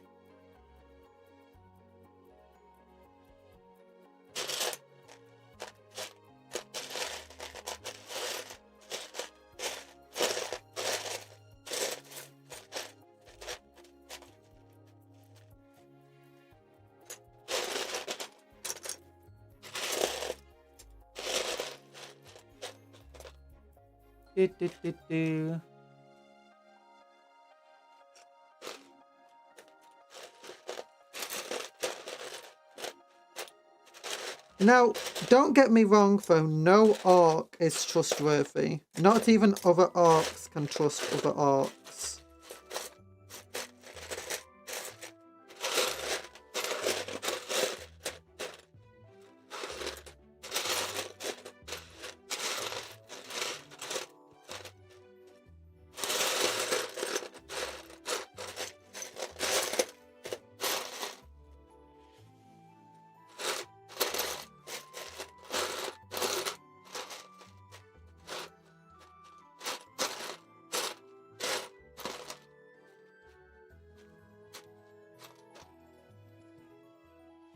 Oh, I could have just given him this thing. That would have been useful. Whatever. Not a big fan of those banners anyway.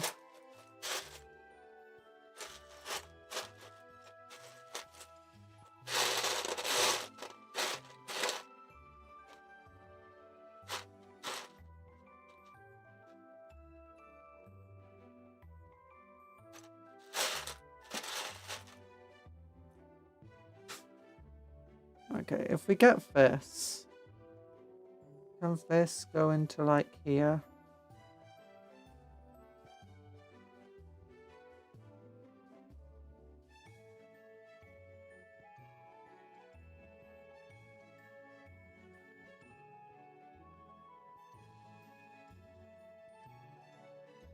Kind of, I guess. Oh, this thing.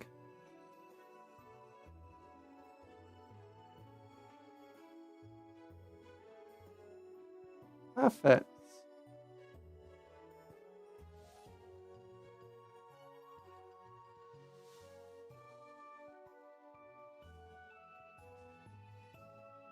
Unless they's really good at clumping bits, then use follows them from scrap to scrap because they knows where their good fighting is. Yeah. That's pretty much. Orcs don't really trust one another. Sometimes orcs do, but it's very, very rare. If an orc is going to trust any other sort of greenskin, it's going to generally be something like a Gretchen. And even that's going to be rare because, you know, Gretchen are definitely not trustworthy.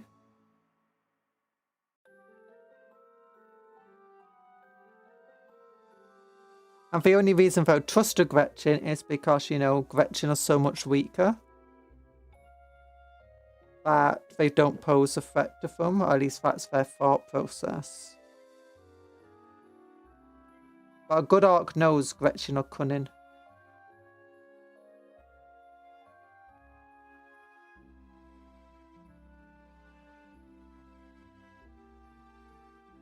And you don't turn your back on a Gretchen. From the steam, a cupcake is taking form, and the bakery is about to drift into a storm. A sign of power, a show of force. Cupcake army set. Oh, I want a cupcake army set. Cupcake army setting forth. Okay, so here's our Corsairs. It's a bit different from... Oh, I need to cut... I'll wait for it to dry.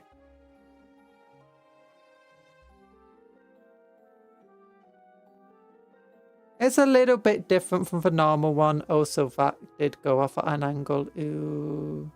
It's not too bad.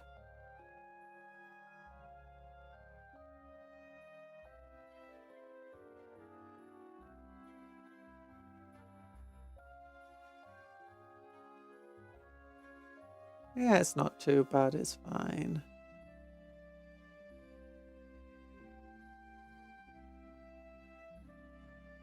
Yeah, here's our Prince Uriel equivalent.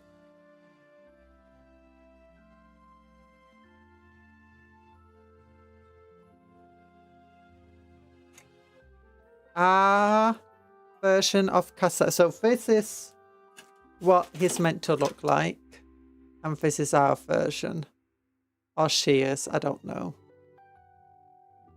Different staff, different helmet, different hand. Different things in the back.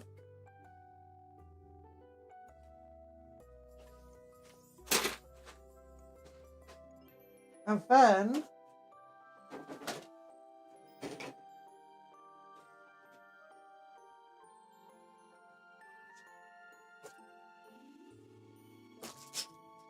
we've got some flappy dudes. Yay!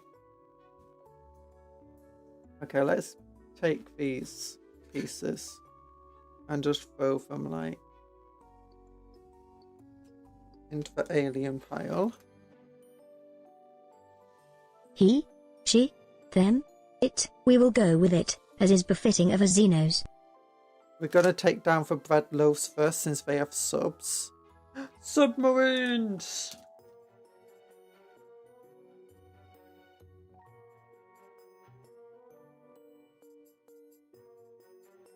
We'll go with it since it's a Xenos. No, with Eldar, nice.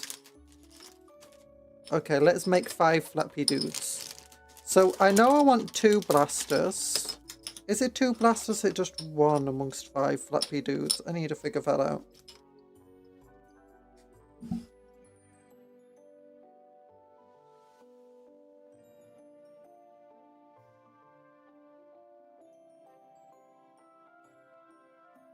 There we go.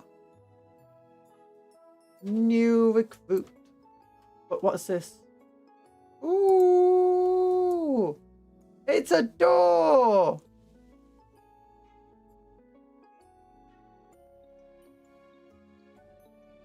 Okay, flappy dudes. Flappy, flappy, flappy, flappy, flappy, flappy, flappy, flappy, flappy. Blast pistol. And fusion gun. Can I have 2 fusion gun?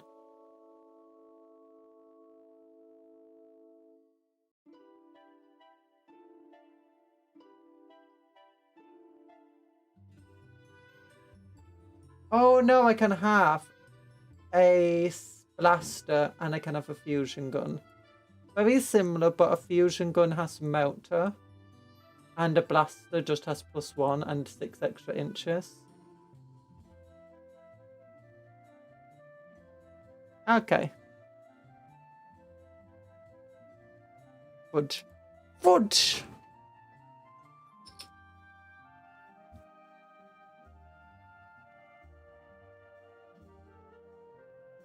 I adore this rumor engine. Oh no. Oh no. Okay, so we got like, let's start looking at how these pieces go together. 25 definitely doesn't go with 50. 25 goes with 26. That's fair.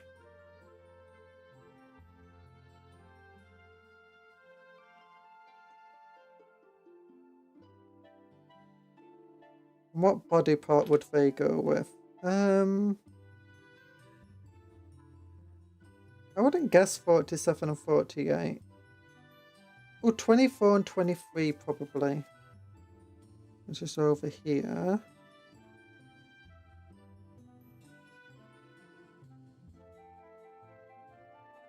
And make sure I'm not accidentally cutting off parts of a model. I got little feathers on them. That's cool.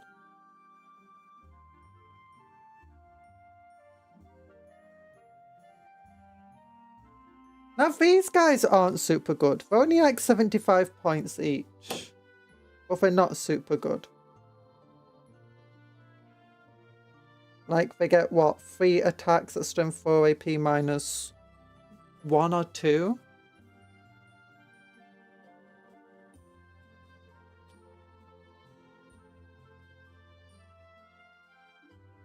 Damage.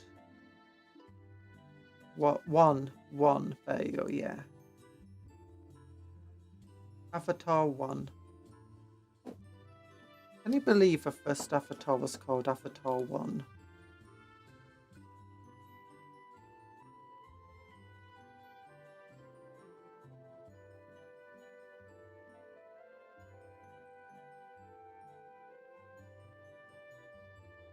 There we go.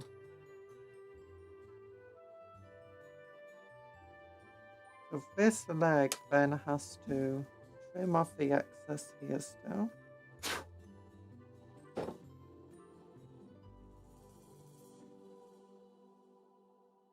And it goes like...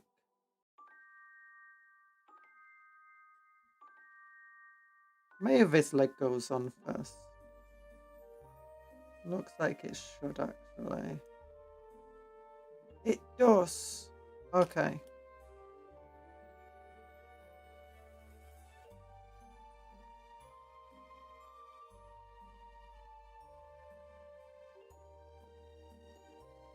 This goes on pretty neatly there. The next leg should go on pretty neatly. Oh gosh, no, no! Legs, don't.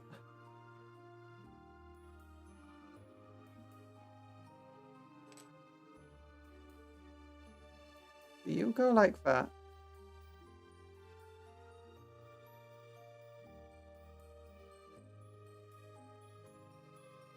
And you go like that. There we go. Oh, look at it. Oh, he's so pretty. It's like they're dancing. Oh. And then we do. Ish.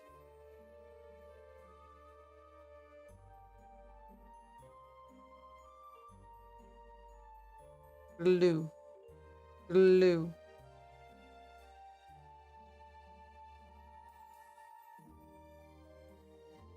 There you go. Why not just put all the Corsairs onto one big base? Because then I would be able to play the game well. You know?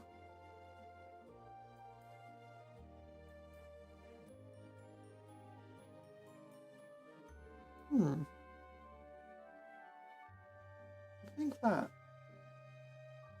it goes on the back. And they go on to that. Oh, okay, I understand how this works. Now that leg goes with that leg, which goes with these body parts, it looks like. 1, 5, 4, 3,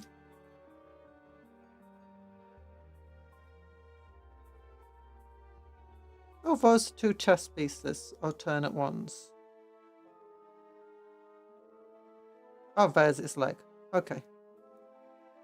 Okay, I understand this. I find it funny that how come Uriel is stood on, you know, bits of an Eldar craft world or something, when he's meant to be a Corsair, he's meant to be raiding, like, beyond the craft world. So why is he always stood on bits of a craft world?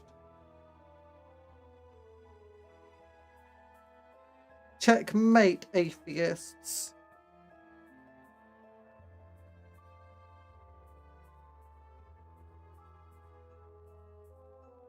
There we go. And same with Corsairs. You don't play, you just play it and have a collect. I do play.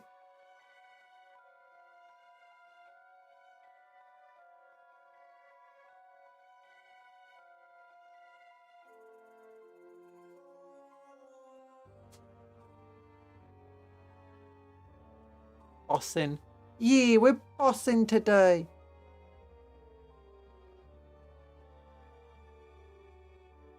At my nose. My nose. Ow.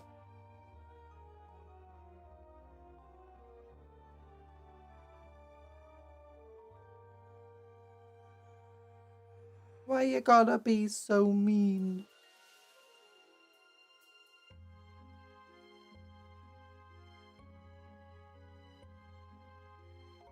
There we go. Okay, so these are quite fiddly parts. But the annoying thing is trying to cut them off the sprue without breaking them, because there's so many just long, thin pieces. Like, I only got this thing here. It's like all of just, they go under, it's the curves.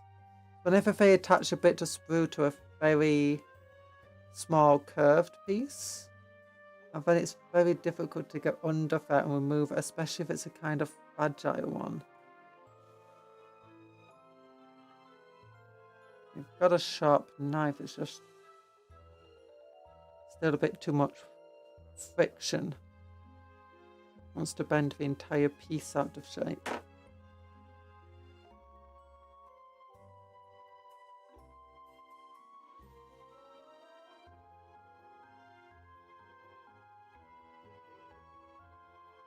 That goes here. At least the connection points between the bits aren't too bad. Like, for pretty solid connections. It's not like the Guardians.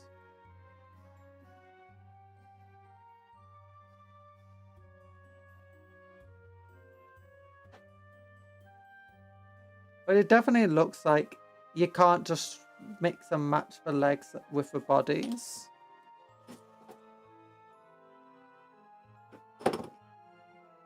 Or at least not easily anyway.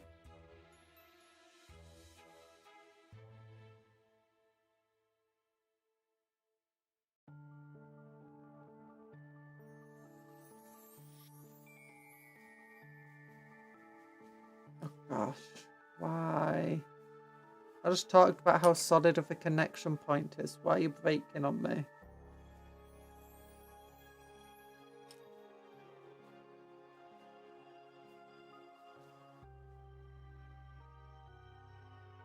There's still long, thin pieces that are very difficult to get your hands around. As soon as I get one on.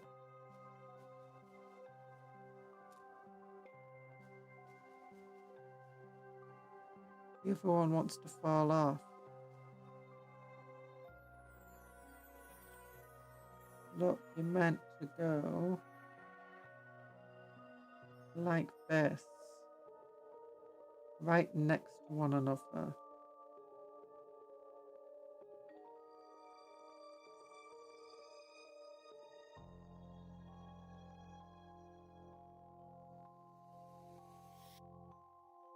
There we go.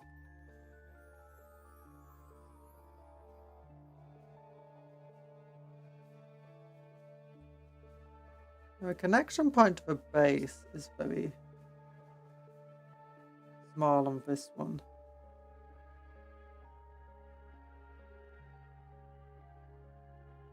I'm worried about these long thin pieces though, like how well this, like where the toe connects here.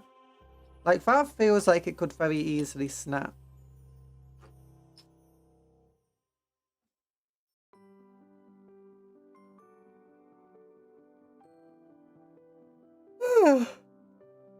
Yawn, yawn, yawn.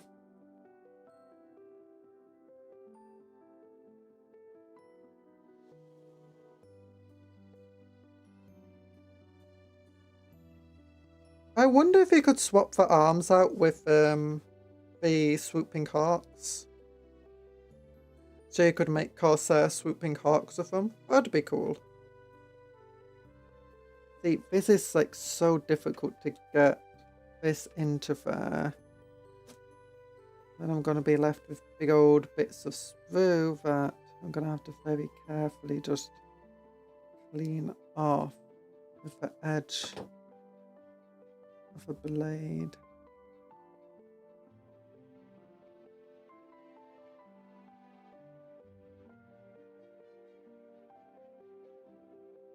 And inside here,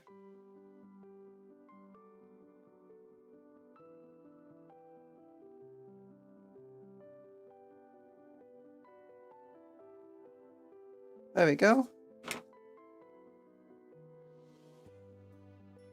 And they got fur! Little fur collars.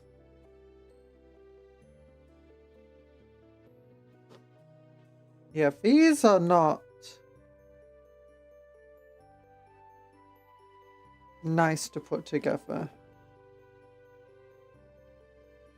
Pretty cool models. Pretty difficult to cut out. I can see the little bit of the plastic got all stressed trying to cut it off.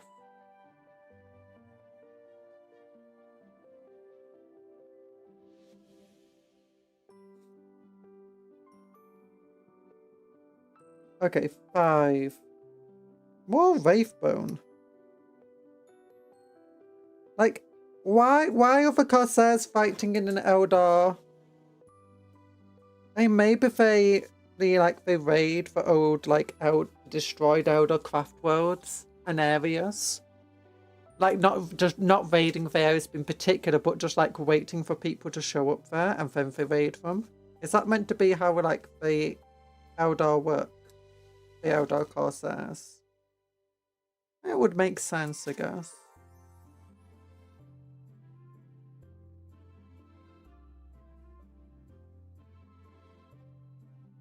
Oh, so finicky. Okay, this bit of plastic is up here still, so let's just get rid of that.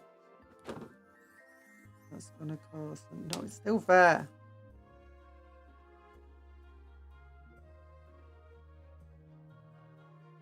There we go.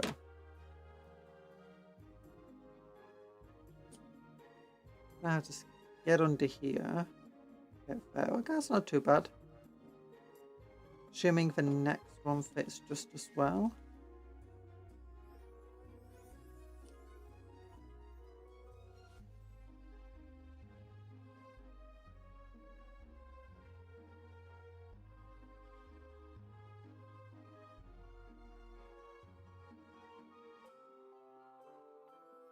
Assuming the next one fits just...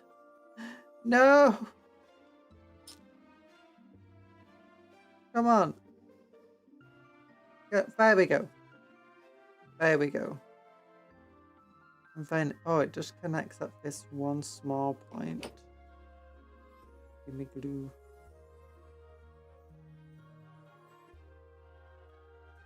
Okay, put this relatively far back on its base.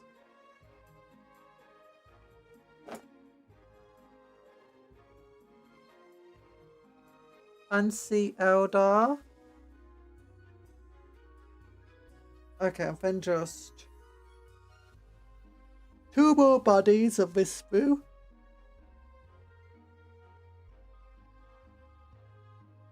Okay, so it's 61, 62, 59, and 60. Okay, so that's just those 4.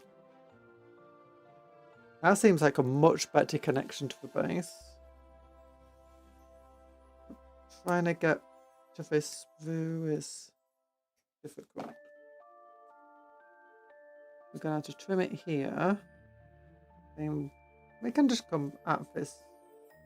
I'm going to cut its butt off if I do that.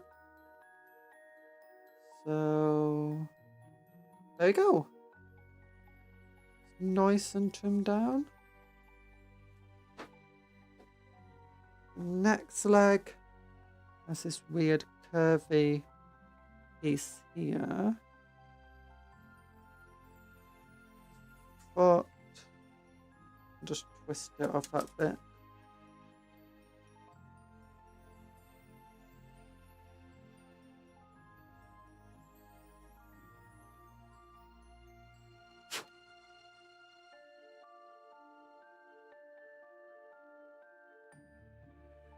See, it's right there in the middle of a blooming shoulder and of the crotch. Barely get my things into there. My clippers. I have to twist it off. There we go. Then knife goes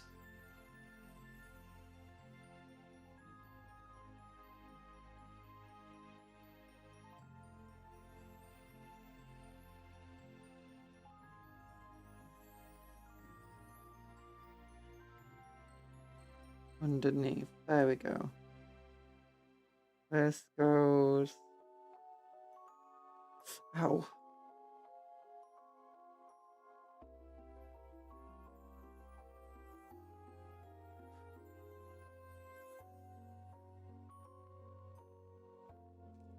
Like that.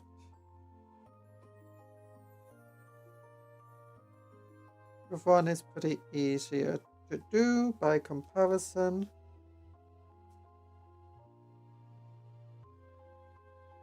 I've been watching Andor again. Because I watched season 2 and I'm like, I barely remember season 1. So I'm like, watching season 1. I just like how characters, like any of the main cast really, well not just main cast, but anyone who gets basically a name is very, very, very rarely wrong in their statements. The things they do might be wrong. The way that they approach subjects might be wrong, but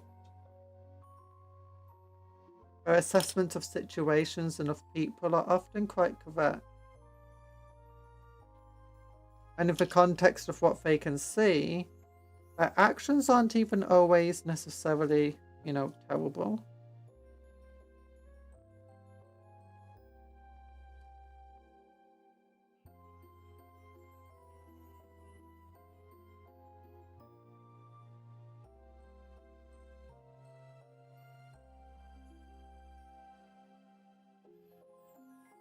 Do do do do. Do do do do do do no no no no.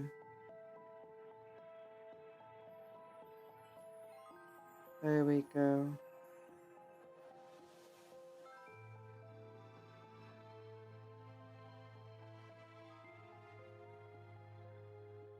Very well crafted TV show is Andor. There we go. And the first 3 episodes are on YouTube, I found out. Like, what?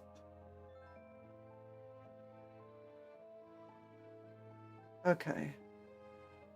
Just one more. 35, 36, 34, and 33.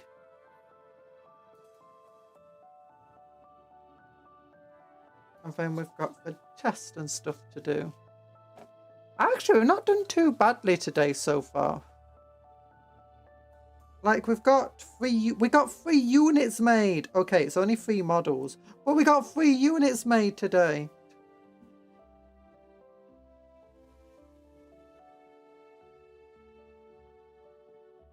I'm planning to have these Corsair, you know, Sky Cutters, whatever they're called.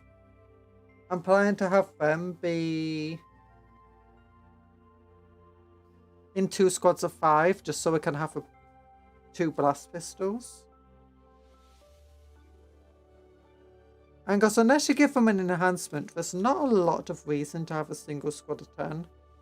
They're not super good, and they're not super tough. In fact, they're not tough at all. So it makes sense just to have 2 squads of them that can, you know, act independently from one another. So if one gets targeted, the other is gonna still be fine.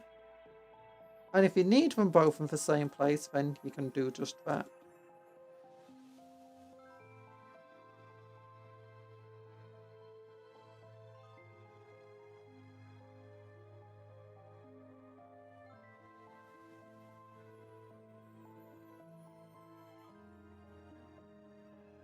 There we go. There's one.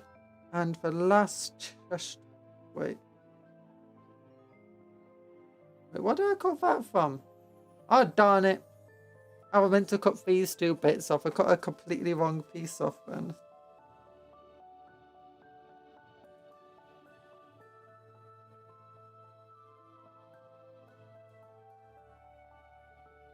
How do I do that?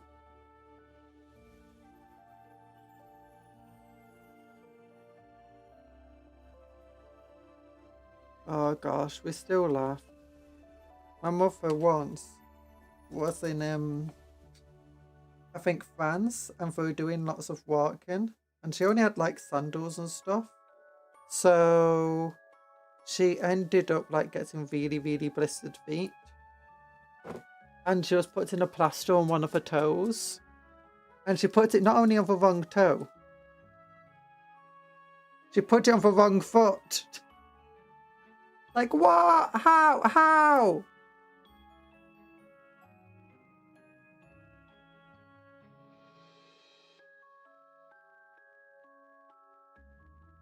I'm not sure these 2 bits go together. What? Oh, there we go. Nice.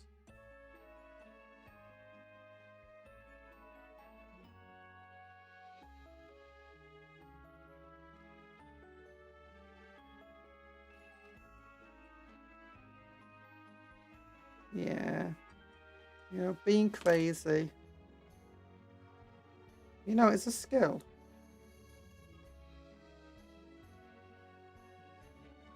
It's a valuable skill, is being that crazy.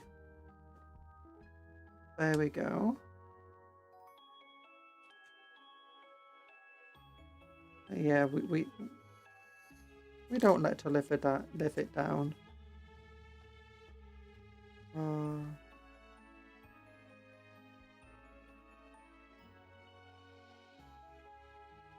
At least it's not as bad as when, you know, doctors were like, oh, we have to amputate this patient. Oops, we accidentally amputated the wrong leg. I got confused between the left and right. Sir, that's a patient who wanted a kidney transplant. It's like, oh, I wanted a kidney transplant and a new leg. And a leg amputation. No, we just wanted a kidney transplant. It's like, what? Oh. I did think that both of her legs seemed perfectly fine. Yeah, I like this one. This one can be the special one. Okay, that's a neuro pistol. Where's the blast pistol? Oh, we can give him that cool sword.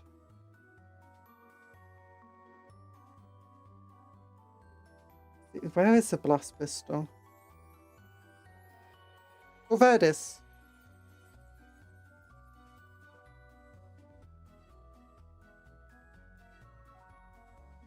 Honestly, it's meant to be a melee squad of the Corsairs.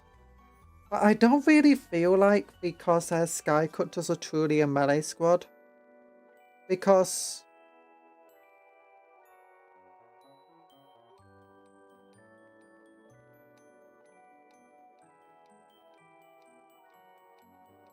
Okay, I do not think the arm wants to fit there. Never mind, you're not being for Blast Pistol 1. You can be for Blast Pistol 1. They don't really feel like a melee squad. They feel more like a close-range combat squad. Because between the fusion gun and the blaster and the blast pistol, if you get close to an enemy, or deep strike next to them or whatever, you can absolutely demolish them. I just want to say, is there any difference between the actual weapons available to them?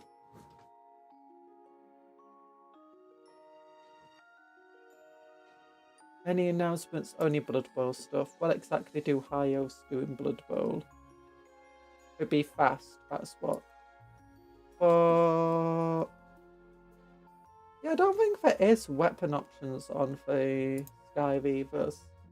Yeah, all he got is Corsair Blade, which is generic blade, and a blast pistol. They don't have the force field, which the normal Corsairs do. The mist shield, we call it. You know what? Let's give them chainsaw. Love me a chainsaw.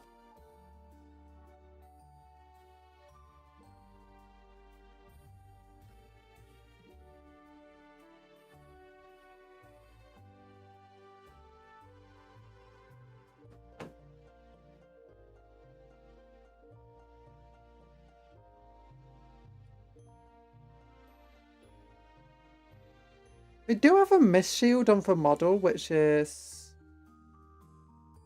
surprising. I wonder if they purposely included like different weapons.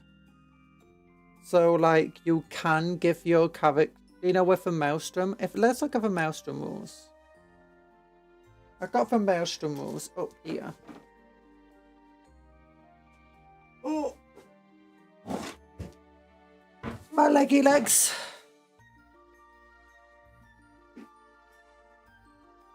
It's the middle one, the Crucible of Champions. Let's look. Can you create a character that can join the Sky Cutters?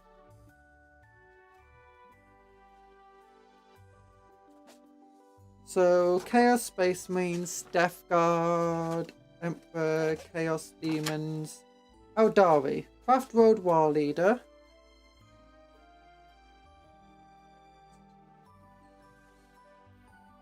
Wayleaper's Aspect Armor. Warden of Faith, Psyker only. Oh, you can't make them join a Corsair squad.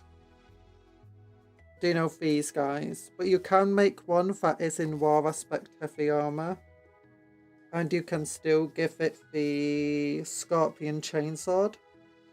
Now, in theory, you can, like, just take this. As we did here, we took the Chain Blade and we gave it to him.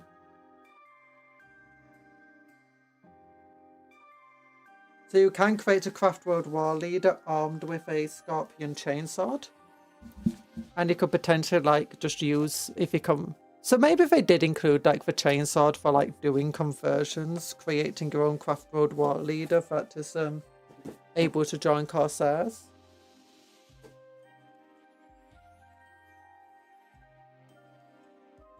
Okay, now which head do I want to give them? Chainsword suck. No! Look! You're telling me double chains Aeldari Chainsword suck. Look how cool he is. Or she is. It's an Eldar. You can never tell. Rip and tear until it's done. Yeah, you tell him.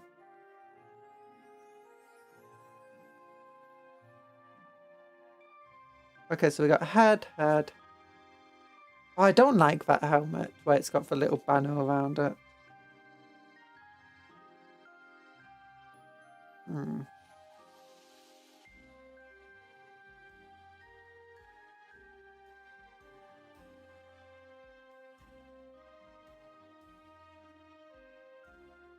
You know what? I'll go for Fist Head.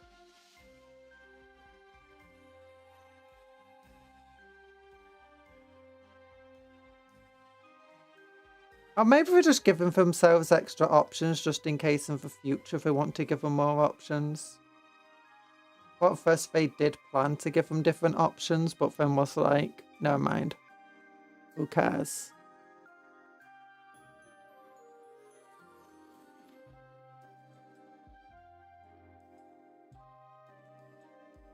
Okay, are these wings, any of them special? Those seem a bit bigger. 1, 2, 3, 4, 5. Okay, we want to go from the big ones then.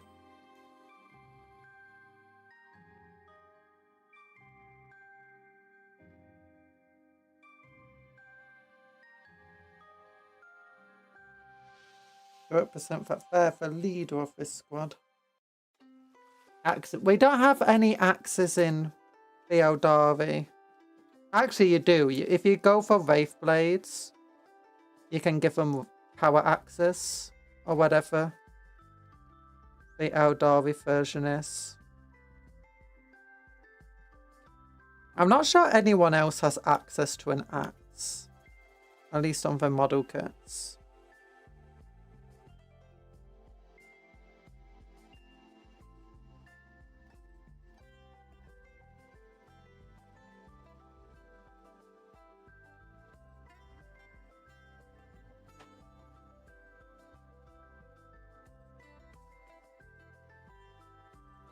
There we go.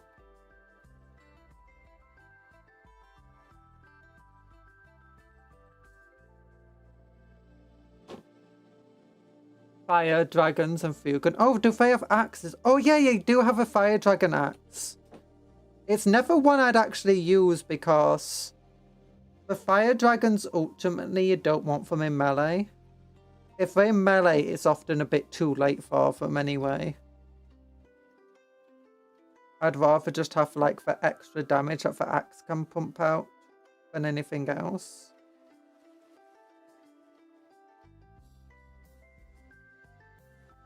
Not the axe, that the, you know, the cool ranged weapons can pump out rather than the axe.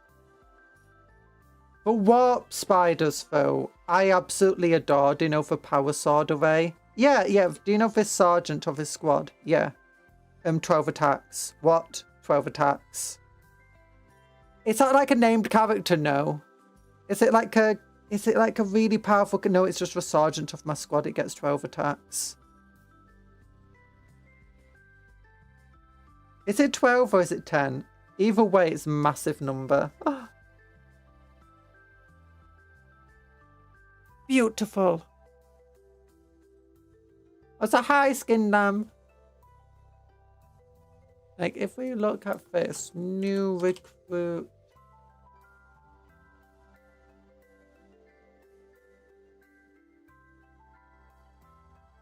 Numerous crows. Yeah, if you look at the fire dragons, I would rather get the fire pike than the axe because it's a strength 12 melter gun and it's got a bit of extra range, so it's more likely to get its melter off. If you go with a fire axe on the other hand, the dragon axe, you still get the fusion pistol, which isn't bad. And the dragon axe isn't terrible, it's just... I'd rather just shoot more. The power blade array, 10 attack. Oh yeah, 10 attack. Lethal hit. And it's got lethal hits and it rerolls to wound. It's absolutely insane. AP -2, strength 4, 10 attacks. Reroll to wound. Lethal hits. It's only damage 1, but who even cares at that point? Oh. Yeah, I don't get my ranged attack, but again, it's like... I'd just rather be able to just throw 10 attacks at someone. Just dice be upon ye.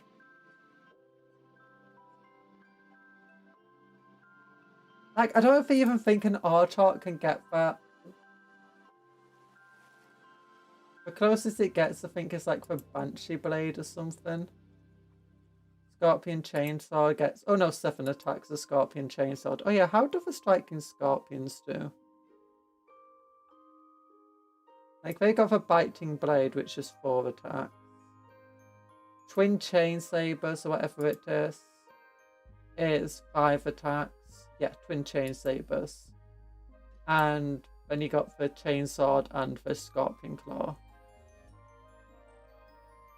Goes hard with Lycus. It's crazy good, yeah. Now that Sky Reavers exist to do deep strike objective jobbing, there's no reason to not build the spiders with Power Blade Array. Yeah. I'm not sure if I ever want to give Sky Reavers like enhancements, because you can give them like Infamy is a really good one for the Corsair Sky Reavers to have. But I find that the Sky Reavers themselves they're not really good enough in like melee and stuff to feel like, you know, it's worth giving them that extra investment. That could help. But what about which one is he again? Lycus. Yeah, here we go. So they can need warp spiders. Oh, I was hoping they would get, you know, the power sword away as well. I mean, they still get 10 attacks, I guess. And then 5 of them are strength 6 instead of strength 4, and the damage 2 with lethal hits still. They don't get twin link. They are flimsy, yeah, for Sky Reavers. Still not sure why they only get a 5+ save. Same. I mean, I just feel like they even need to hit harder than they do. Actually, if they don't hit too badly, if you give them Fusion Gun, Blast Pistol, and Blaster, they are actually, like, really good for just, like, hey, 75 points right behind your tank. Boom, your tank's gone. Like, in terms of just, like, how hard they can hit and how suddenly, they're kind of not far off, like, how good Fire Dragons can be, and they're almost half the price for Squad of 5.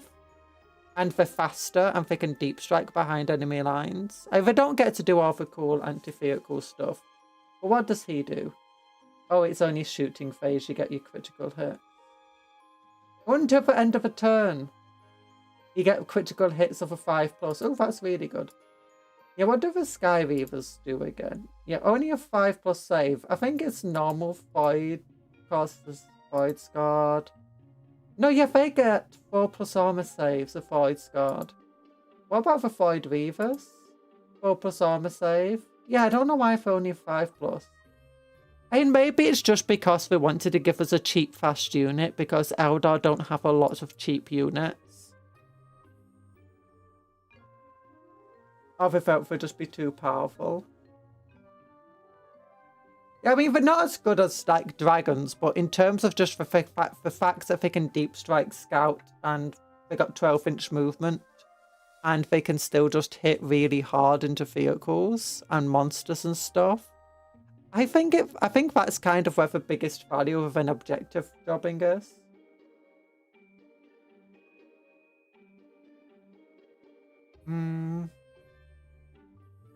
Cheeky bit of good chip, yeah. It's just a shame they get wiped by a soft breed. Alas, for life of an Eldar player.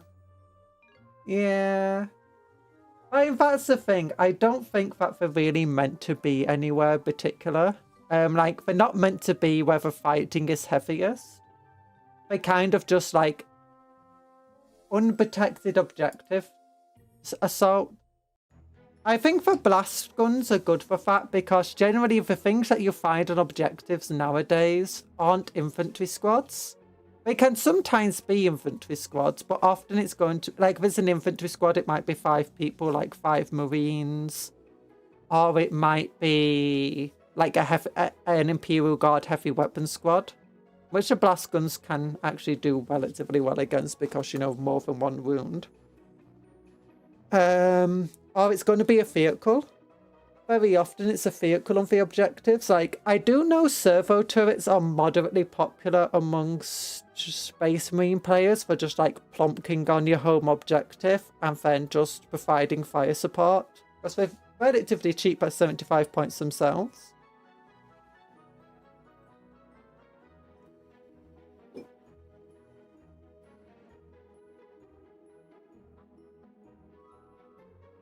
I do like, though, on my Void Guard, I gave them the deep strike capability enhancement. That is such a fun enhancement. Oh, I should have given her the cool flowing hair.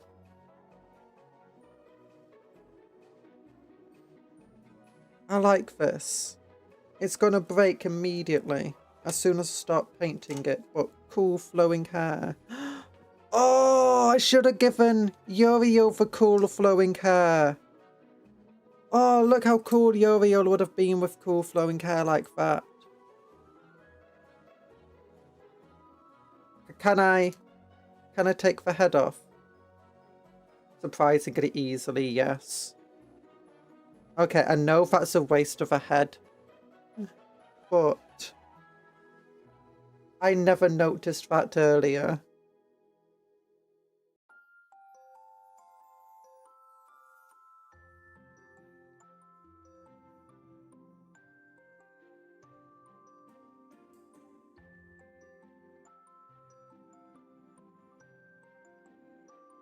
I love a 5+ Invulnerable saves, personally, makes the cheap Void Weavers last way longer. True!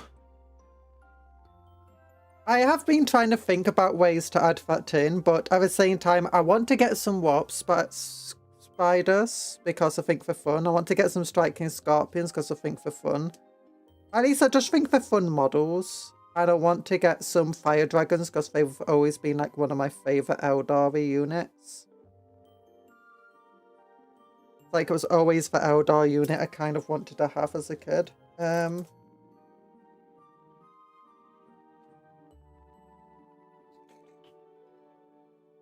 every single time I think about, like, what I could do with the Invulnerable save, I'm like, well, those 15 extra points could get me this other unit.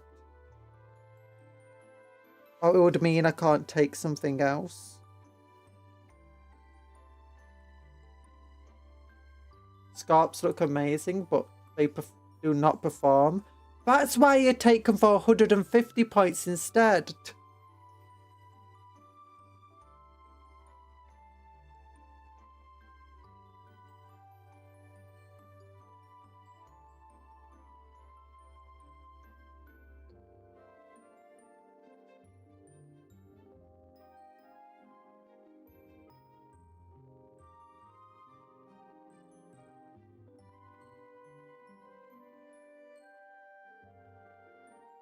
Oh, yeah! Okay, I just need to move ahead a little bit so it's fitting a bit better on.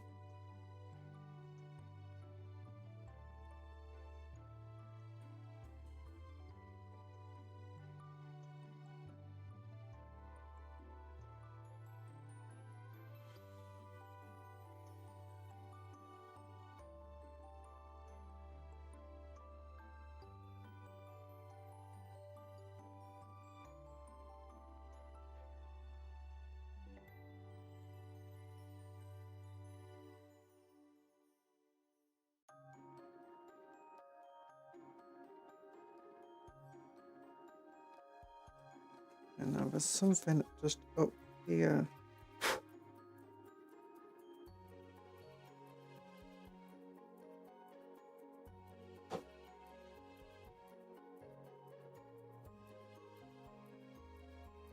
There we go. Llama, 10-man blob, scorpion. Well, they come in squads of 10, you know, when you buy them. So I feel like if I'm having them, it's best just to go like with a... I'm going to have to add 10 to my army anyway. And it's cheaper to have a single squad of 10 than it is to have 2 squads of 5. Points-wise.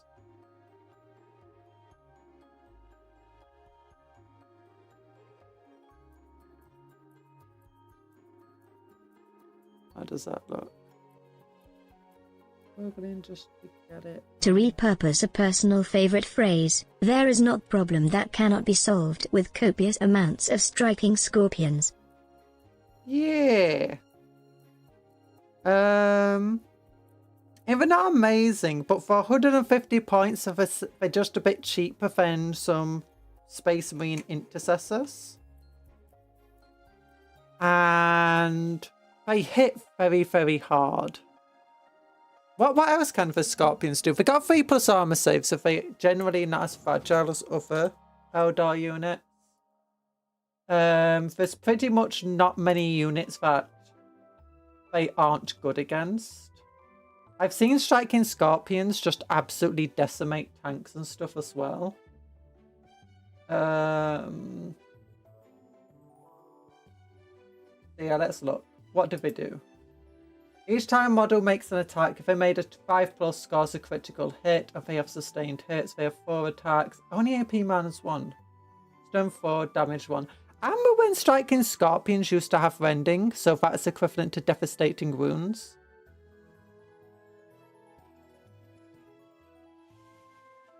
Shuriken Pistol isn't that great. Scorpion Claw's pretty good against the Marines. 3+ armor save, 2 wounds. We got for aspect shrines. We got stealth. Oh, the stealth helps them. Scout 7 inches. And they got infiltrators. So they can get in very, very quick, very, very early.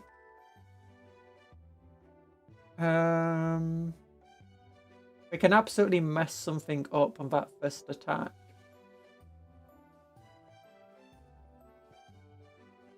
And they do have a 5+ invulnerable save, which helps them out. But because they're 150 points, they're not that expensive.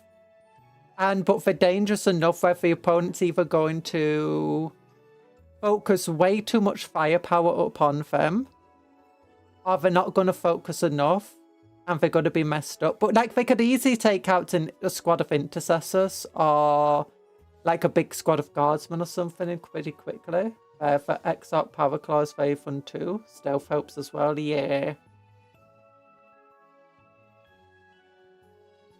My personal favourite thing at the moment with Eldar is just Warlock Conclave, Farseer, Extra Warlock, Guardian Defenders. It's like, what does it do again? Just the amount of rules here. So Warlock Conclave. Yeah, so anyone shooting at you is at -1 to wound. Your Warlock Conclave already has 4+ invulnerable saves. Each time a fish unit is selected to shoot, for each Warlock model in this unit, until the end phase, add 1 to the attacks and strength characteristics of destructor weapons. For each other friendly Psycho model within 6 inches +2. So each one of them is getting +2 strength and +2 attacks to their destructor. D6 +2, strength 7. While this model is leading a unit, once per phase, you can change 1 hit roll, 1 wound roll, or 1 damage roll to an unmodified 6. Works really well with a Bright Lance in the unit.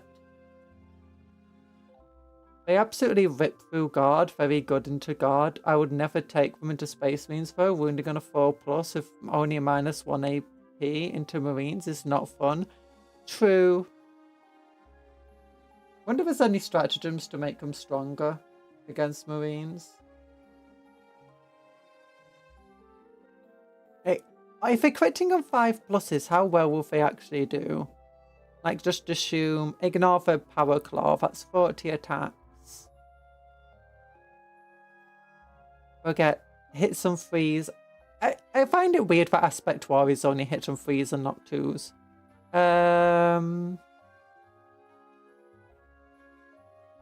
So in the end, only 5 out of 6 will actually miss because the others will be sustained hits. Actually, no, you're going to get 40 hits immediately. So that's 20 wounds, 3+ armor save goes down to 4+. That's 10 wounds. That's 5 dead marines on average, ignoring power claw. That's not bad. It's not amazing. It's not bad. Banshees hits on 2s, but I think they're the only ones. Yeah.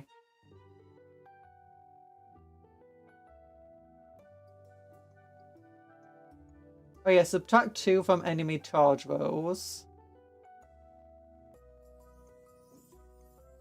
At the end of your movement phase, select one enemy unit within 18 inches until the start to your command time. Each time friendly Aeldari model, attacks that unit, add 1 to the hit roll.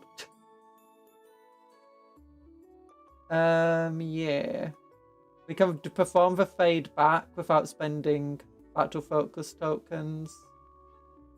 So enemies at -1 to hit you, at -1 to wound you, at -2 inches to charge you. You get to change a dice roll to a 6 each turn. You get +1 to hit. And you've got 5 warlocks who have each have d6 +2 at strength 7, hitting on automatic. And also, yeah, your Bright Lance will be hitting on 2s. And the rest of your Aeldari will be hitting on 2s. Thanks to a Farseer. Oh, then you got your Singing Spears. Oh, it's just such a stupid. I just love the Death Blob.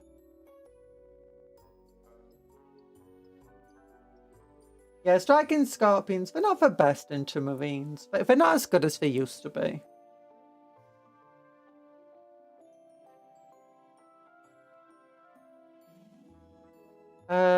What are Fire Dragons? Oh, Fire Dragons are great. I love them. Okay, where's the Howling Banshees? Here they are.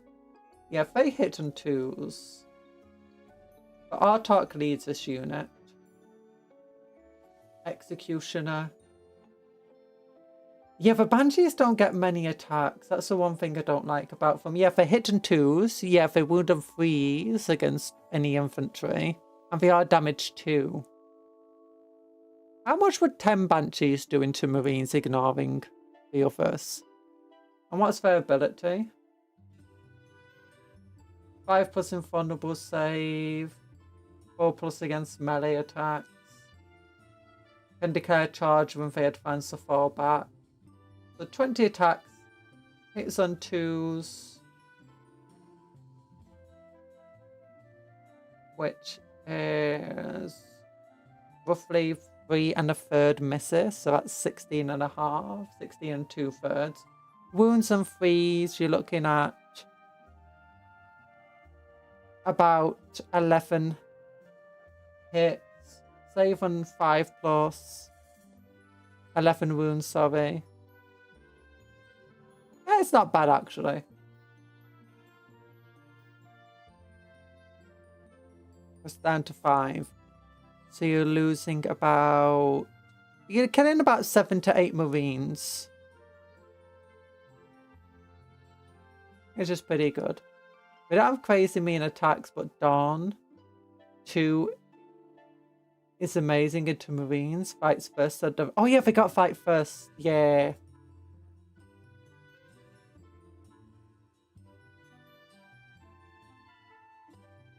Warp spiders. I do find the death spinners are quite underwhelming for warp spiders. I mean, they're really, really good if you're going up against, like, say, world eaters. Or maybe even orcs. But especially world eaters. And, like, you jump onto their objective and then the enemy will want to charge you. But all they have on their objective is, like, jackals or something nearby. Or maybe goremongers at best. And as a result, you can just overwatch and tear them to pieces. Other armies, though, it's not very useful because there's not very many armies that will want to be charging you or, like, moving around you. They'll just be wanting to shoot at you instead. And against Marines, this isn't a very good stat line. Especially for 105 points of 5 of them. But that power sword away, my goodness. Okay, which one is the... Okay, that's the blast gun, isn't it? And that's the... That's the fusion gun, isn't it?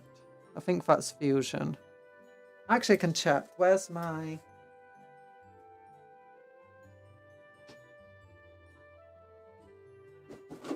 Here we go. Number 1 is the blast gun. 2, 3 is the torrent weapon. 6 is the torrent weapon. Yeah, so I was correct about which one's the fusion.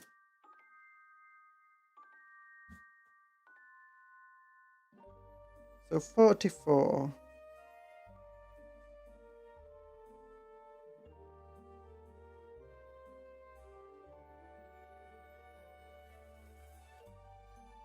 Okay, that's good. I was like, it's for only one set of arms to grab all of these weapons, but no, there's a second set of arms over here.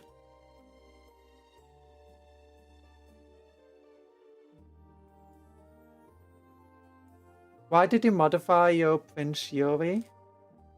Oh, I don't like epic heroes. All of my epic heroes and characters I modified into being somebody else. They might use the same stats, they might use the same model as a base. But, like, we've also got Kasef over here. Not the biggest fan of my conversion, but, you know, they got a different head. They got a different staff. They've even got different... I don't like the crests in the back, to be honest. I thought it would look cooler. Oh, they got a different hand. So it's a different person. And 2, I just like doing kit bashes. So, like, here's my Artalk with all my howling banshees. Yes, it's a howling banshee leader with a bunch of crazy stuff. Oh yeah, my guys are all Tyranid hunters, explaining the big old Tyranid bits on them. They're not Gene Stealer cult.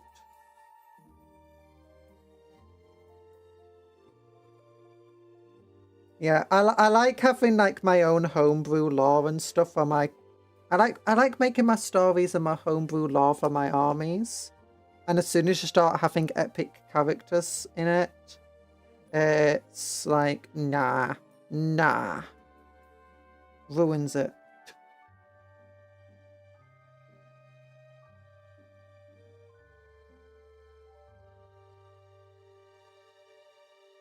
I think it's a very cool model. It's just...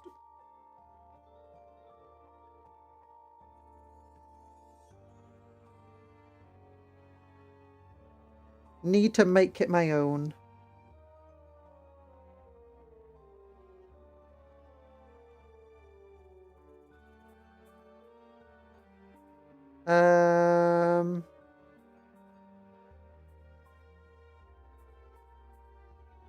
What else is there? What are the other epic heat characters we've used before? We have Tigerius, but I built him with Black Templars. We just got him with a Combat Patrol magazine. So I turned him into a chaplain.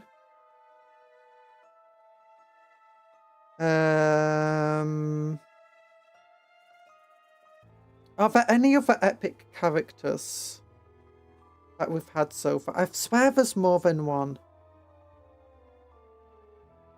I know I used the Imhotep the Stormlord for Imhotep, sorry, for my Scarab Lady Necron.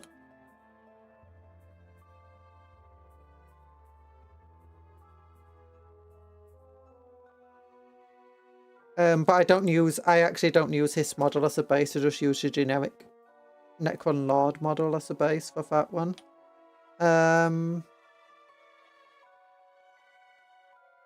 Botan, no.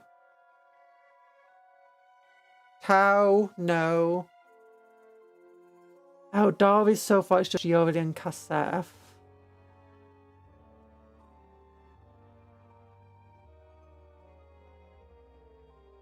There we go.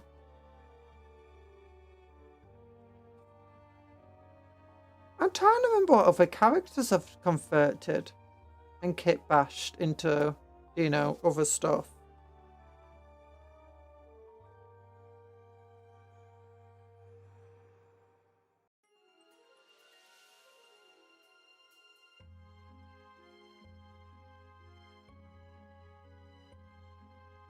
Pretty sure we've done it for others as well. Oh, I know. We had the world claimer.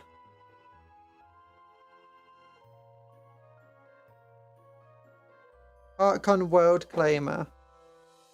We converted him into just generic Night Lord jump pack dude. Well, though we still used world claimer stats for him.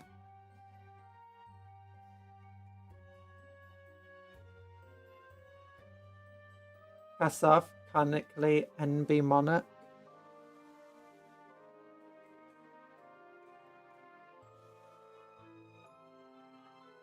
Oh. I don't know anything about Kassav at the moment. We've not managed to reach that point in the book about Kassav. And it's probably one of the few characters where I don't really know from. I think that they were an older model, weren't they? Like they're from the old lore. But I don't know anything about the old lore. I know Uriel. Uriel was famous. They're brand new. We know basically nothing. Oh, so are they just inspired by an old model? Because I swear I saw like people showing pictures of an old model.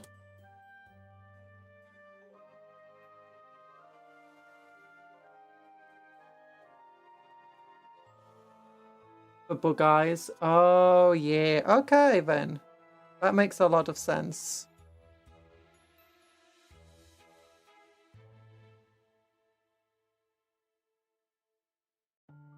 Oh, the arms fell off. No.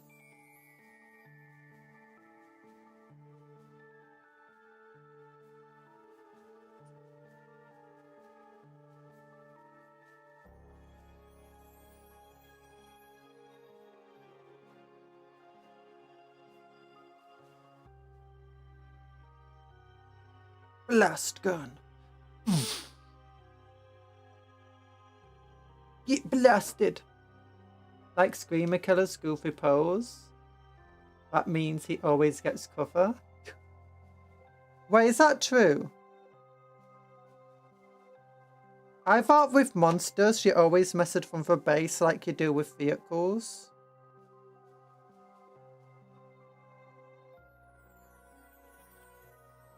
Honestly though, it kind of makes sense of a Screamer Killer to always get cover.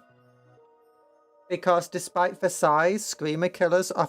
Despite the size and the fact that they're known mostly for screaming at people, they're very stealthy. Like, aren't they like ambush predators? Oh no, it's a fusion gun, not a blast gun. This one's a blast gun.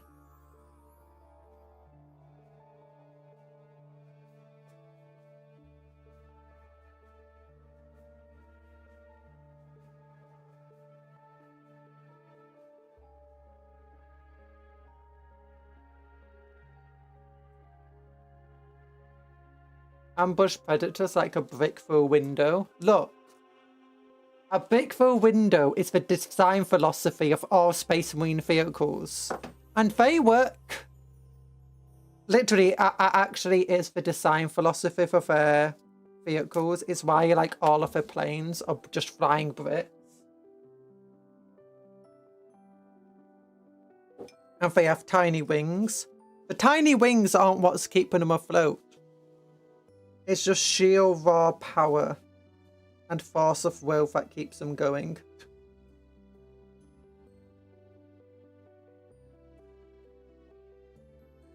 Also, have you seen that picture of can you spot the Tyrannosaurus Rex? And it's a theory of what the Tyrannosaurus Rex probably looked like when it was, you know, hunting and stuff. And it's basically a camouflaged Tyrannosaurus Rex. And it's only about 10 meters away from the, you know, the camera perspective. And it's like almost impossible to see.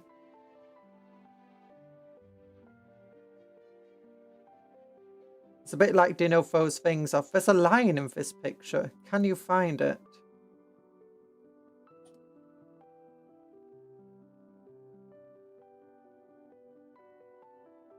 It's not almost impossible to see. I think that's a bit unfair to it. A bit overstatement. It's easy to miss. If you're not looking for it, you don't necessarily see it.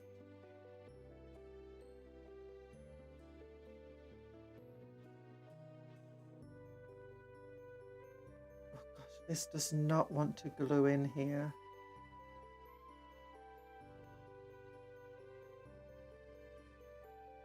So what you're saying is a mean aircraft or Orca guide bombed? Oh, Orca guided bomb, kind of, I guess. The main thing that the design philosophy for those things is basically they don't care about aerodynamics. They don't care about how it should or shouldn't fly. Instead, if you just put enough horsepower behind it, enough jet fuel, it will start flying. I think that's it's very, do you know, that weird just brute force kind of solutions that the Imperium has to everything.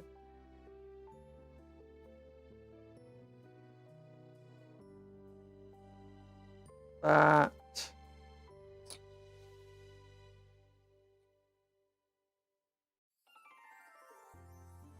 it's kind of cool in a way.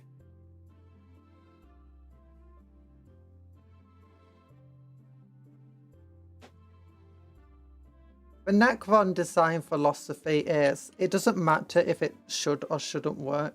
The Necron have technology to make it work. So that's a similar reason of, you know, like why none of their shapes make sense. Like, why is an aircraft croissant shaped? Because the architect behind the aircraft decided that's what it should look like. And the Necrons care more about, you know, making things an art piece than they do about whether it should or shouldn't work. They can just make it work. Necrons and humans are very similar in many respects. By the way, have you seen that quote from Trizon the Infinite?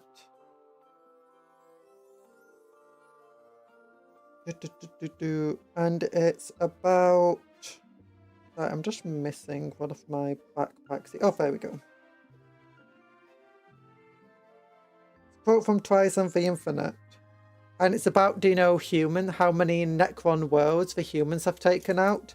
And he says, there's at least 14 you've destroyed by accident. And many more you've destroyed on purpose. And it's just like, the Imperium just... It's just funny.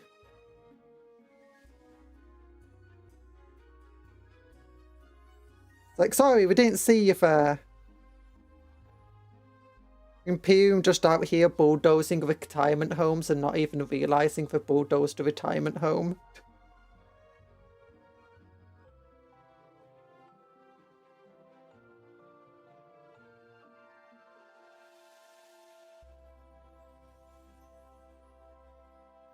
According to all scientific reports, there is no way a Storm Raven can fly.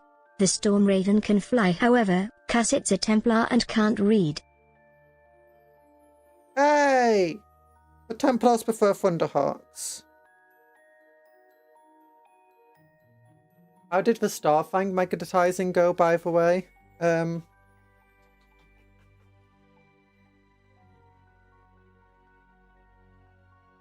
Not well. We got it all sticking well together and it was fair, and then it just kind of fell off and the magnets were just still stuck to this. I'm like, no! Also, for some reason, one of these fell on the floor and I have no idea where it is. Now, we could try doing the magnets again. I think these two magnets are stuck together.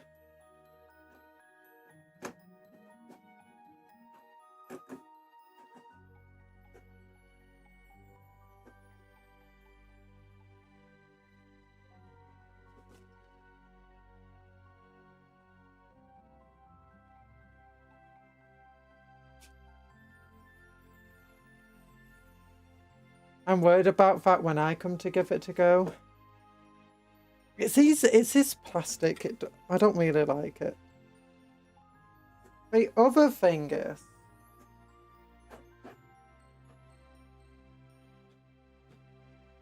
I think that's just too deep down. And it's too rounded. Maybe it's not a good place. Maybe I should just stick the magnet here instead.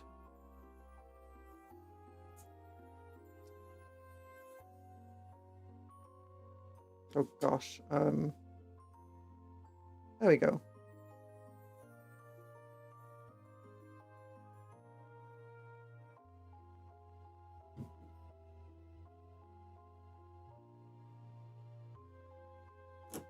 Yeah. You're mostly concerned about transporting it? If you get one of those display case tray things. Okay, it just doesn't want to be... Oh gosh, which...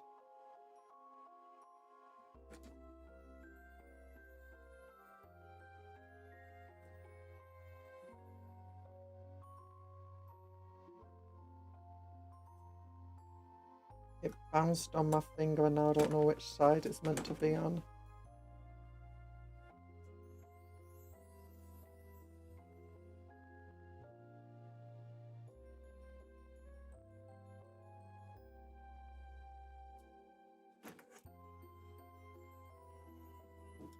You know what?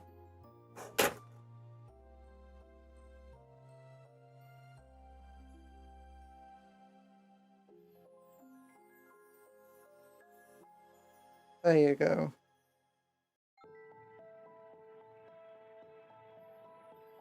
I'm half tempted to drill a hole and call it a day with the stand.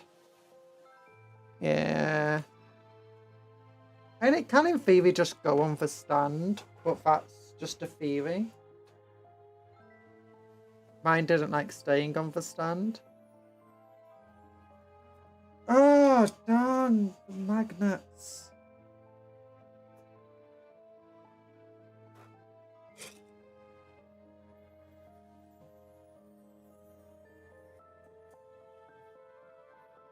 Great.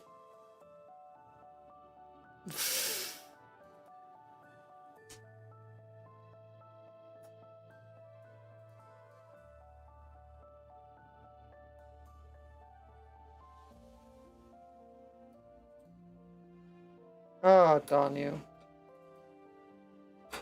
You know what? Screw you, magnet.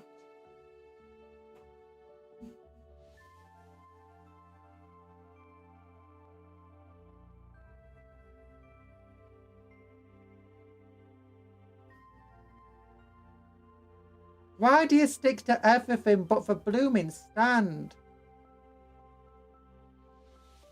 Oh, no, it just flipped over.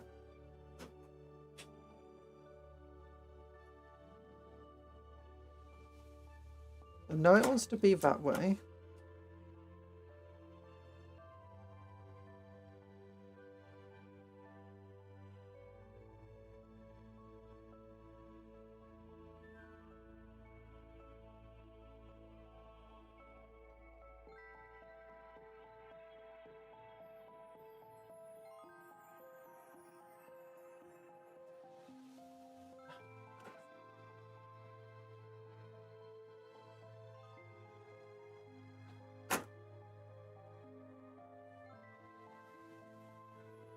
There we go, that worked.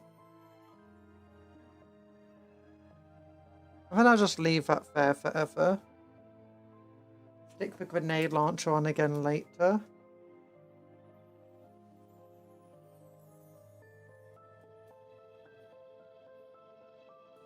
Yeah, for transporting it, what I'd say is...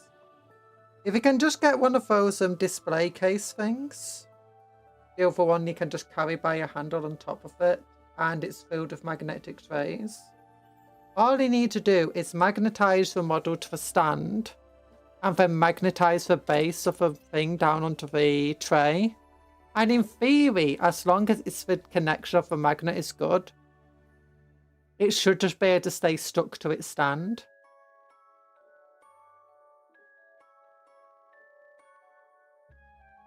It would take up quite a lot of space in it, but that's just one of the issues you have to pay for these flying stand models. It's always going to take up a lot of space, whether it's vertical or horizontal.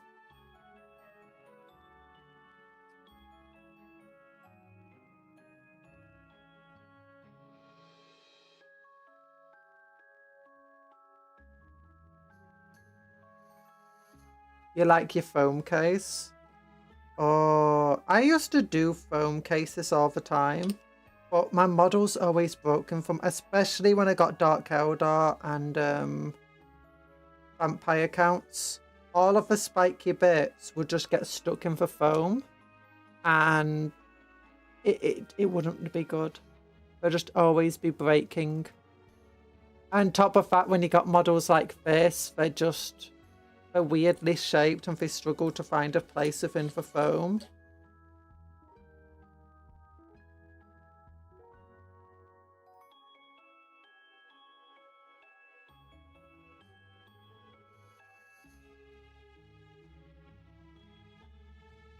Hey yo, Night Parade, how you doing?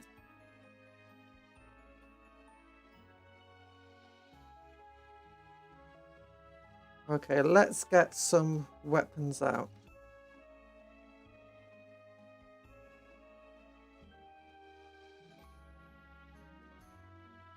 Yeah. Now, I don't need to transport my models very much or very often. When I do, I'll just be careful. So, those things, it's not too bad if it's like one loose model or whatever.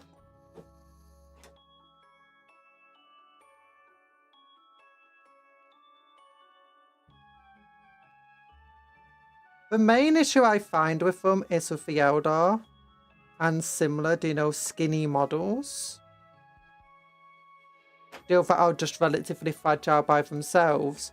Because you stick it onto the magnets, you put it on the metal tray, and then you try picking it up, and it's like, oh no. Oh no. Oh no.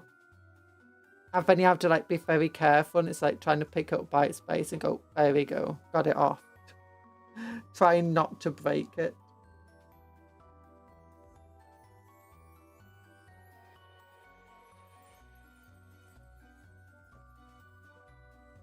We need some meat on the bones. Yeah. Similarly, it's actually the same issue with like Templar. If you put purity seals all over them, you're always going to risk breaking off some of the purity seals. Or snapping some of the purity seals.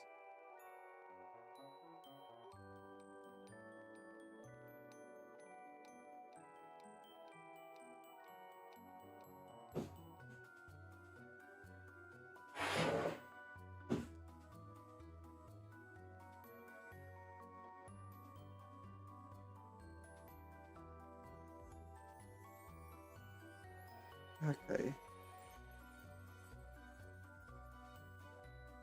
You're doing okay? You're listening in while running reports? Nice. Hope your reports go well.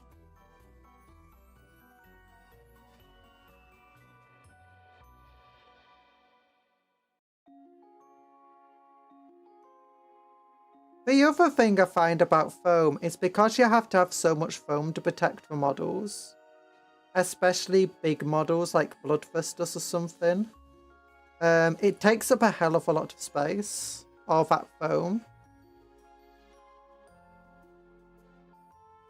And as a result, the models themselves take up a lot of space. Meanwhile, the magnetic trays are a lot easier.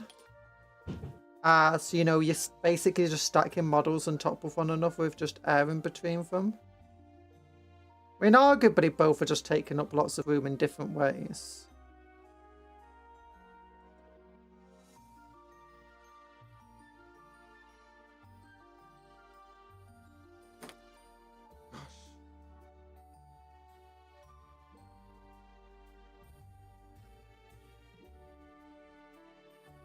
I did not like that arm like that.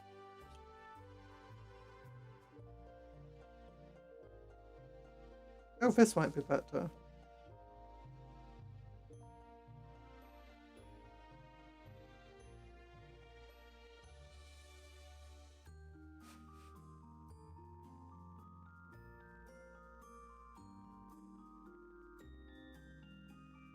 Do you think if I release a new Wraith Lord, it will be bigger? I am really not certain. I kind of hope not. I like the Wraith Lord as it is. But I do feel like there could be another Wraith unit. Do you know if that's between the size of a Lord and...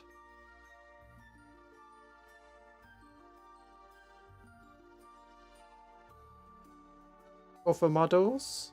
And the Knight, sorry. I don't know what they'd call it.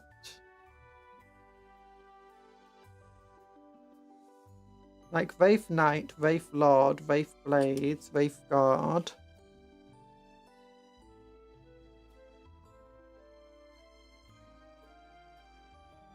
Eldar Wraith. Elder Wraith.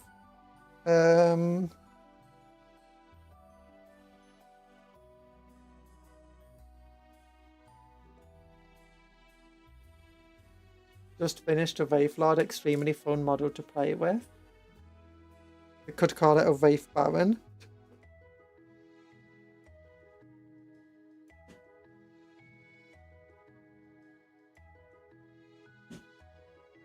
Wraith Baron. I don't know if Wraith Baron would be good.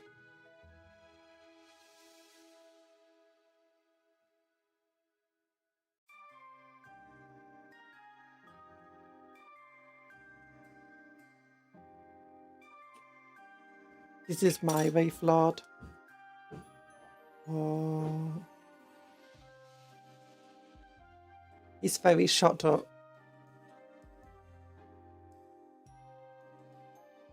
Oh wait, his blades at the back aren't too badly damaged. The Wraith Guard do have a bunch of stuff in from though. Wraith Viscount. Well, Viscount. Wraith.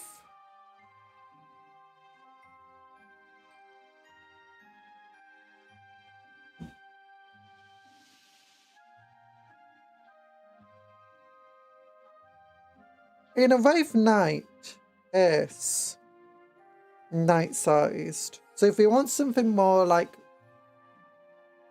Repulsor, not Repulsor, Redemptor-sized, then maybe it should be the Knight Redemptor, Wraith Reclaimer,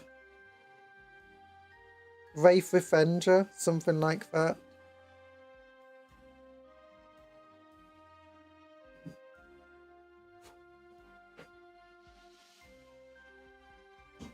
And it's when like the spirits of a Wraith Lord are just incredibly angry.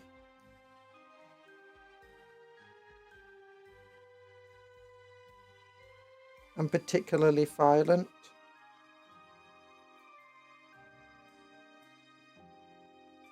Wraith Knot.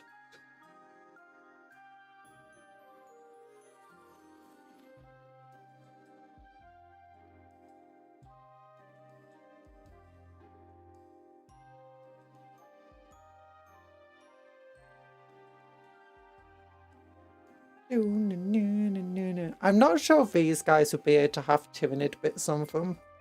Because I mean, I think they're a bit too... Tyranid bits are heavy and they're meant to be nimble and flying about.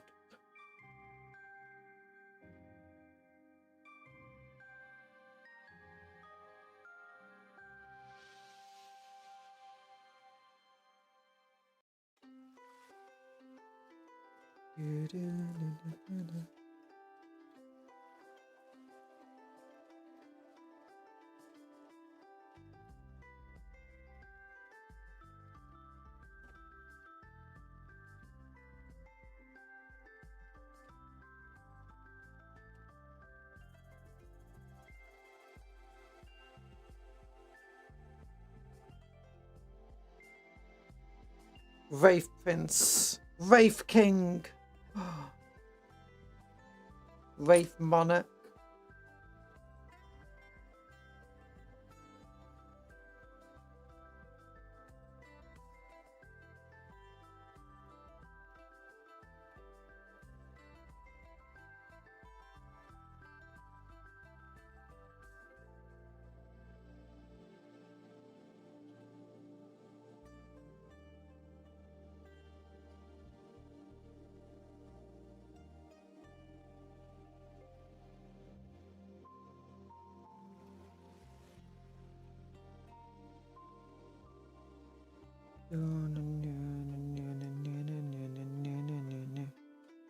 No, no, no, no.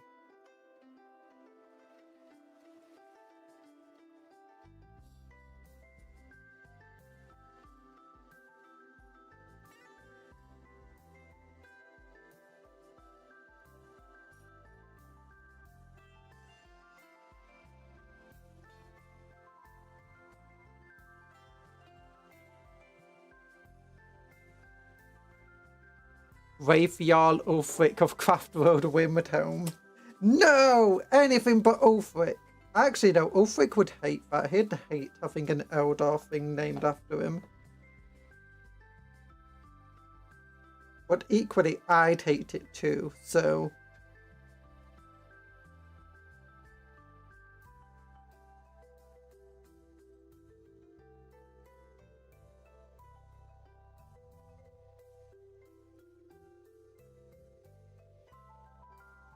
Plus, if anything's being named Ulfric, it's probably going to either be a wolf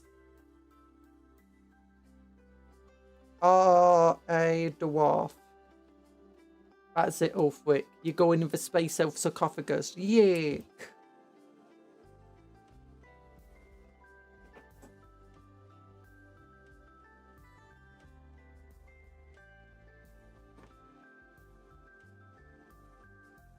Have you realised the closest thing to Wolfric in 40k is Horan Blackheart?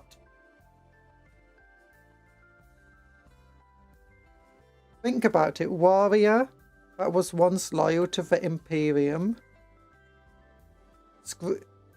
perceives himself as screwed over by the Imperium, decides to start a rebellion, which starts by extorting and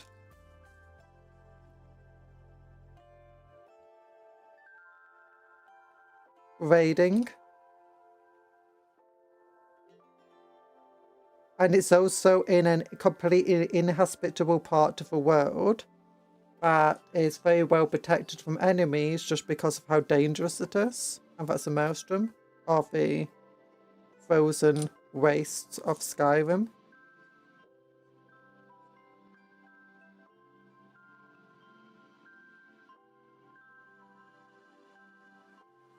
Perceives. Yeah, perceives. I have to go. Unbuilding chest. Thank you for popping in. And it was nice having you. Hope you have a good rest of your day.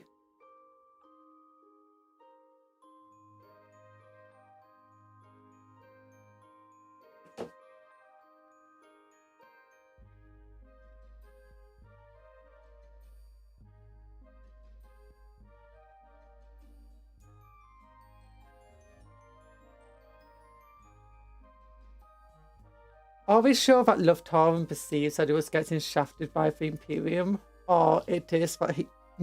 That sounds like heretical talk to me. Oh.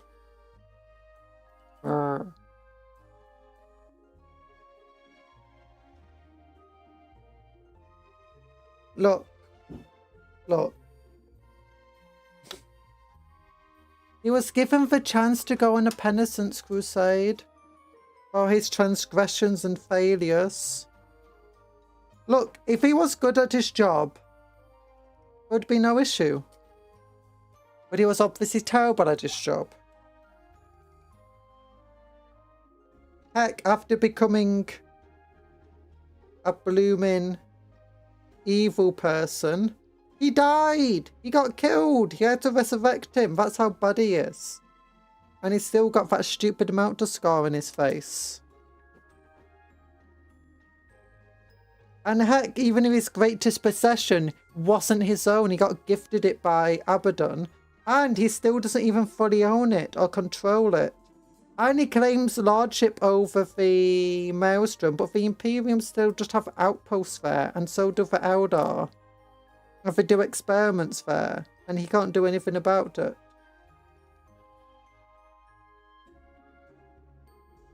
He's got the largest Space Marine Legion, and he can't do anything with it. Since allied Alpha Legionnaire, heresy is expected. Not heresy, that's terrible and bad. Look at my new Corsair. Okay, who do you think seems like they're going to be in charge? This person or this person? Like, who seems like the warlord here?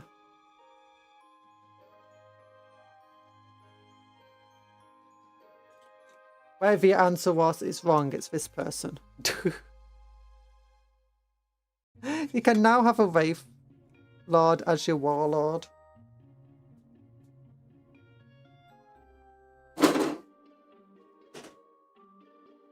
Oh gosh. Let's get some Tyrannid bits out.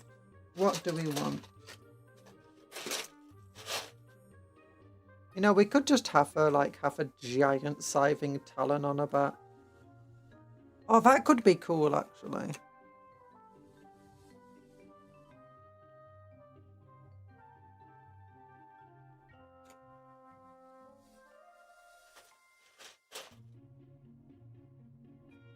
Do I have any heads?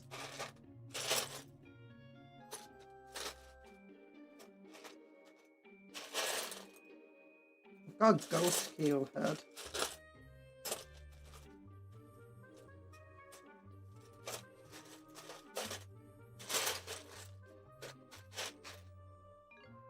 Considering how long Astartes lived, Horan could have taken his time and been a bit more careful with his tax evasion. Yeah.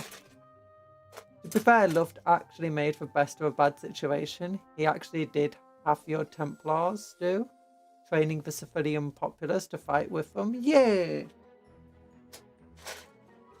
A bunch of actually do that.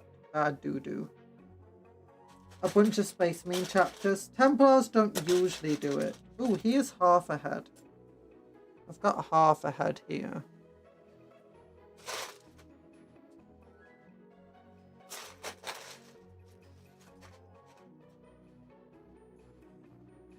Oh, I've got a Lictor head. That could be fun.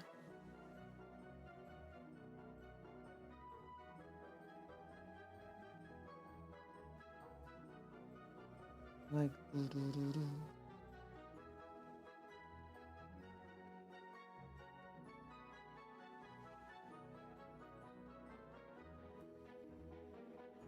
oh yeah, putting up for base would be good. Because controlling one of the most richest resource zones in the Imperium was no taking time with tax evasion.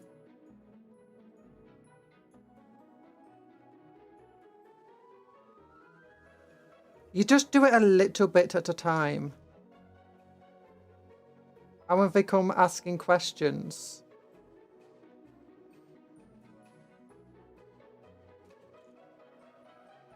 Oh, darn it.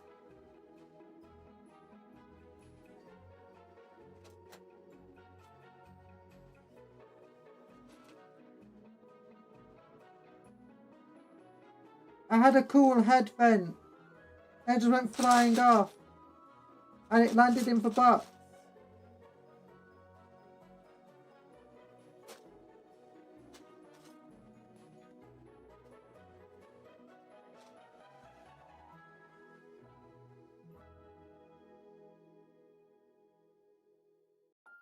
But now I don't know where it is in the box.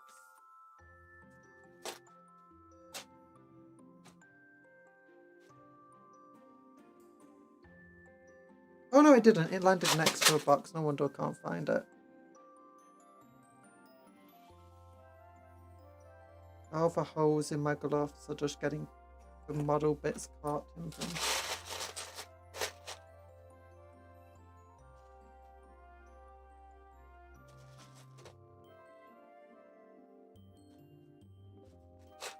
You got tax evasion. Actually, it wasn't even him that the Imperium had a problem with. It was one of the neighbouring sectors that profited off the morass. Kicked up a stink about that, and that's what set it off. Yeah. Ooh, now this could be a good thing on the back. Like, do you know the Photon dude?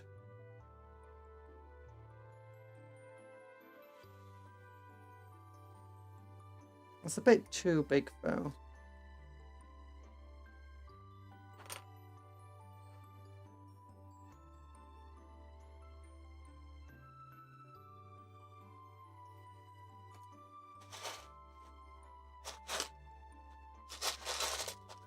Oh, here we go, other half of the head.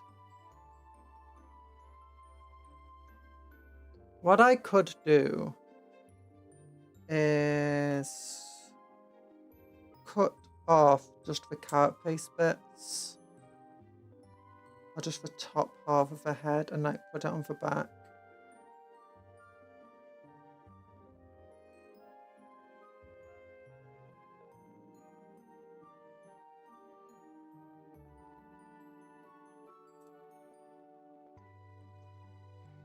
Also, walking up to a very heavily armoured front door of an active war zone, unannounced and being very antagonistic, probably wasn't the smartest of idea.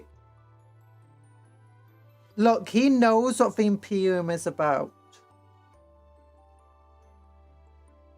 And the Imperium, and you just described the Imperium to a T, you know?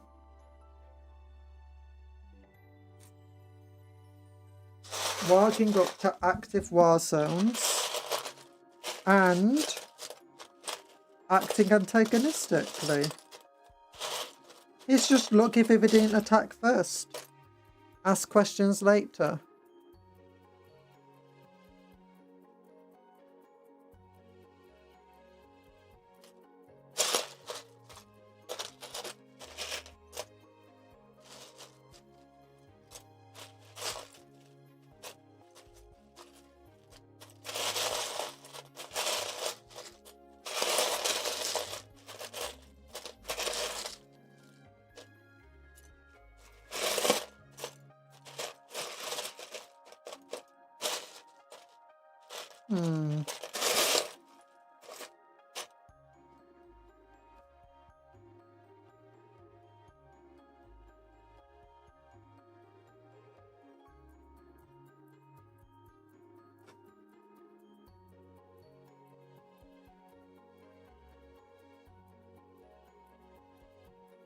Nah, I know it was a dumb move. That Typhid was basic for top spot, and Imperium makes some really dumb moves.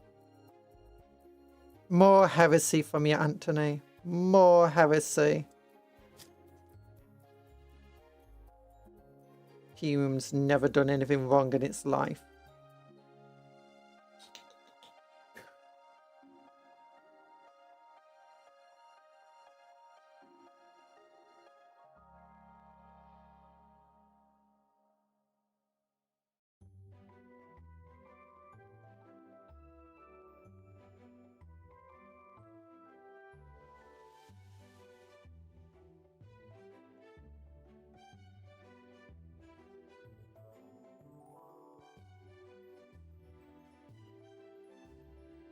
Oh gosh, ripping up my gloves there.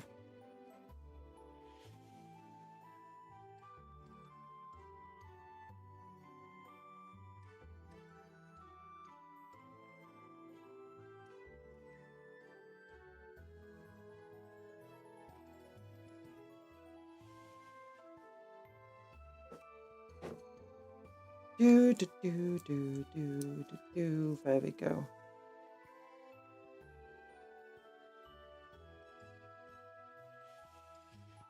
Nah. Okay, now let's cut across here. Right.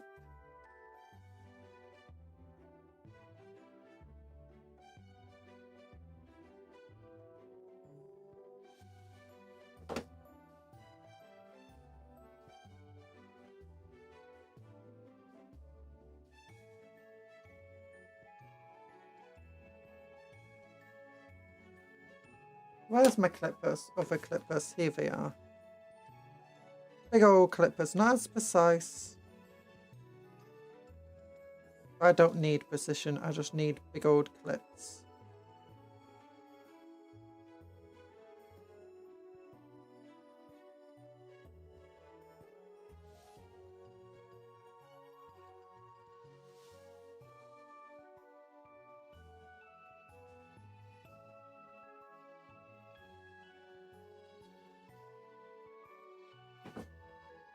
There we go. There we go.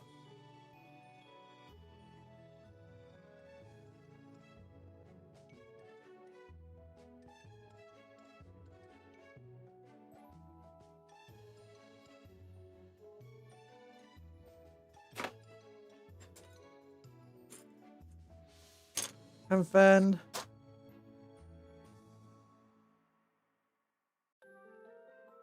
cut across here, the same vein.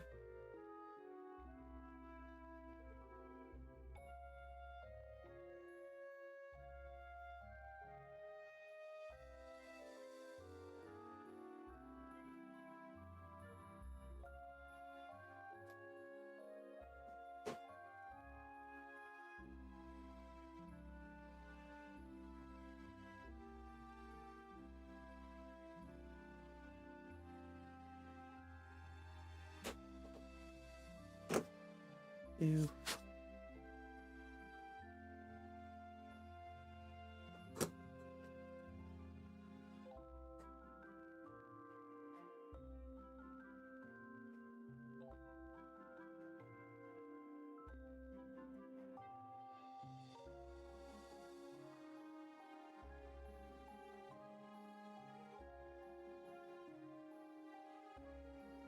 There we go.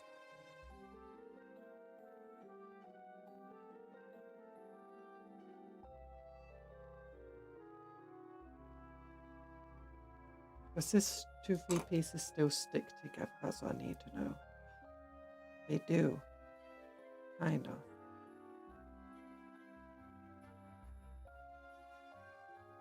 Yeah.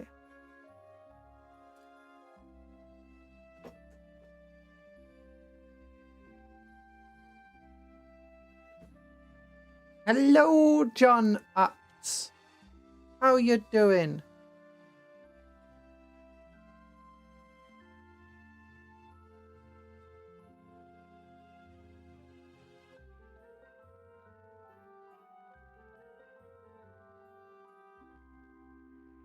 I hope you're doing well this fine Tuesday. I'm Sass. You're Sass.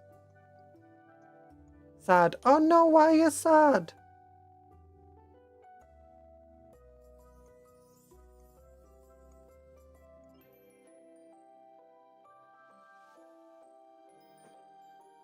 I hope you feel better soon.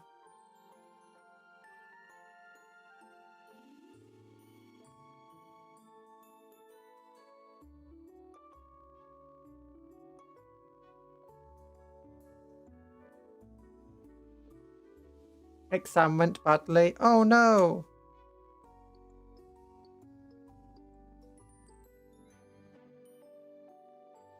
There's always next time, I guess.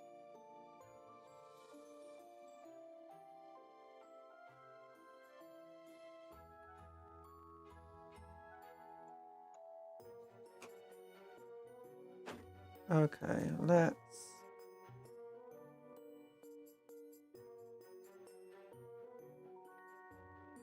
Like, have you gotten through the suits already? Or do you just think you've done badly? But sometimes you think you've done badly, but you've actually not.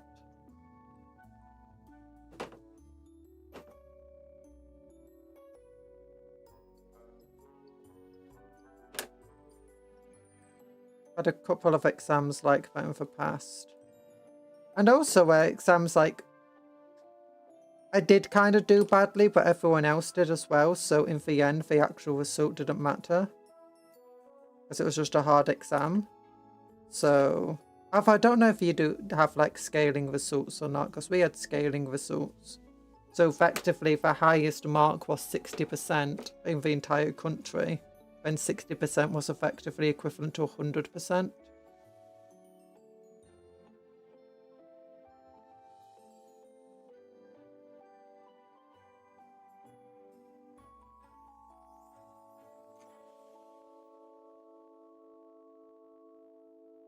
Now we don't do bell curve grading. Aww.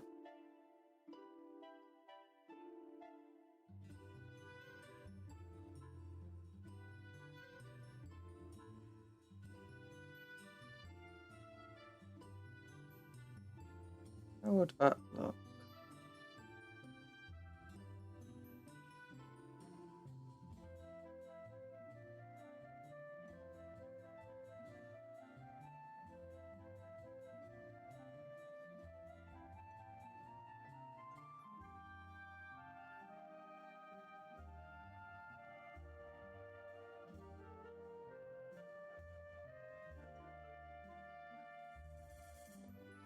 Where's some green stuff? If I can get that working. Got to eat some tripe at the community market though, so that was nice. Nice! So the tripe does not sound nice. I'm glad you enjoyed it though. Exams suck though. I'm glad I don't have to do them anymore.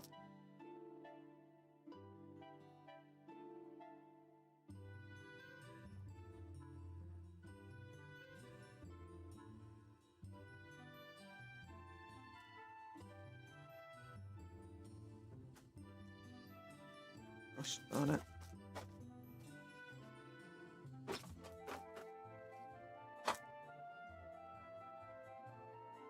I have a weird taste for organ meats. Oh gosh, I forgot what type was. Yeah, it's organ meat. And I don't mind liver and kidney, I guess.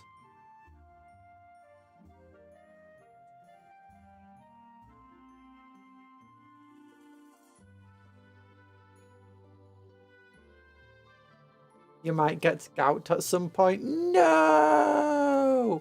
But just avoid lead poisoning. Apparently a lot of cases of gout were actually lead poisoning.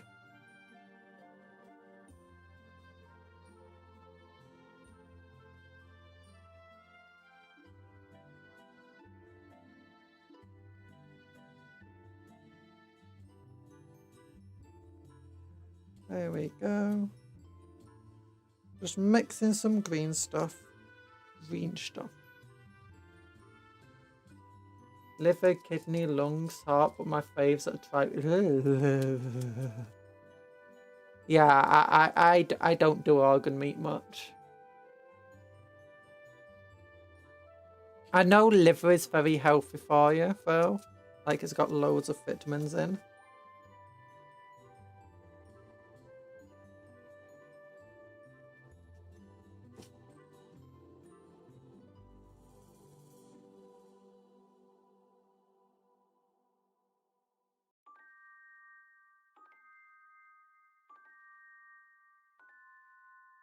Oh, my green stuff is just weirdly hard and tough.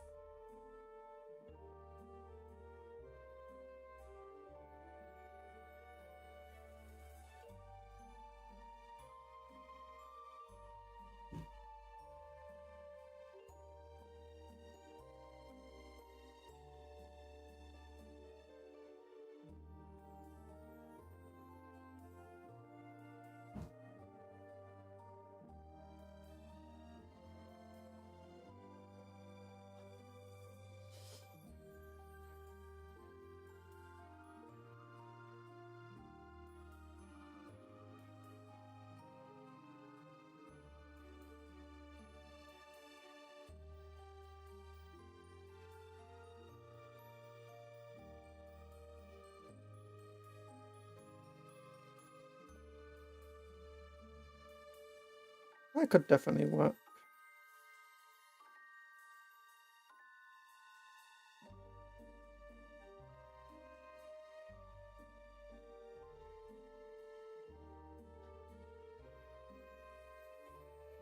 You just like eating them.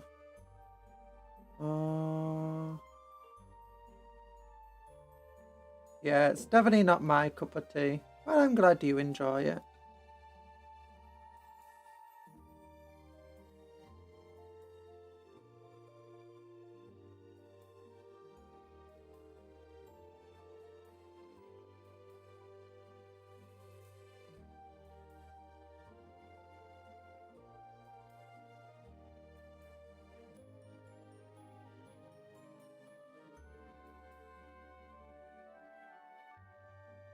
There you go.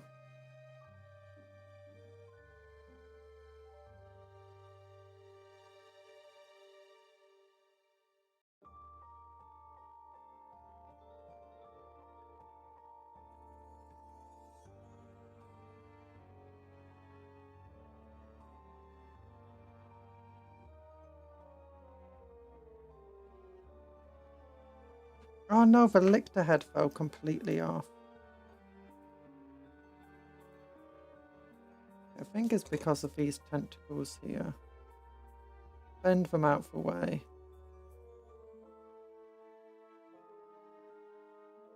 I started when I ate the stew that had those parts. I also had bile in it, but that I hated. Ugh.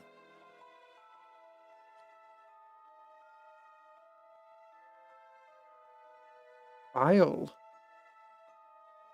I used to love liver and kidney as a kid.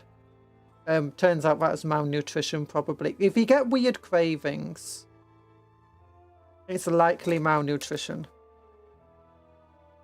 Because you're lacking a very specific thing in your diet and you're craving as a result stuff that gives you that thing. It's like if you ever, when like kids eat, like try eating metal and stuff, it's usually because, you know, they need more iron in the diet or something.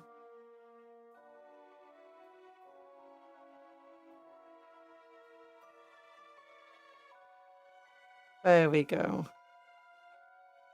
That should be fine.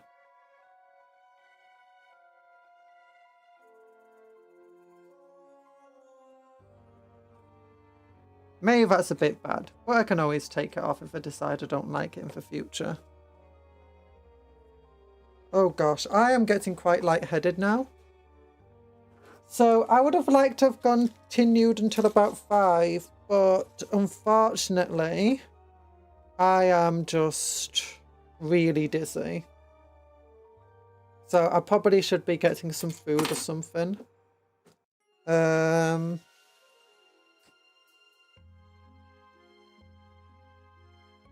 But yeah, we made some good progress today. We made 8 models, sorry. One of them was a vehicle. And despite having all that trouble with the magnets and stuff and losing pieces, I think I've not done too badly today. I'm not going to try sticking it together. So yeah, here's our Reaver. I like this. Look at this. It goes like this all the way around. And then at the back, you can, if you can just line it up. There you go, it can push down. Oh, and then it just pulls back up and it can turn again. Thanks to the stream. Yay. I'm gonna have to figure out what bits it can stick to this thing. Like what Tyrannid bits. And onto this guy as well. So yeah. I'm going to have to get a file and file away for markers on the coat that show from us iodine. But yeah, I like the new models. The new model, these guys are very finicky. Like trying to get the legs on and cutting them off the sprue is not fun. Well, that just is Eldar in general. There's also these little tassels coming off the models. Unfortunately, well, they're very fragile because they're very thin. But unfortunately, the way they line up means that they often overlap with the wings a bit, which is a bit annoying. Which is why some of these arms are not wanting to stay stuck on, as, you know, they do. And why that wing also doesn't want to stay stuck on. So, yeah.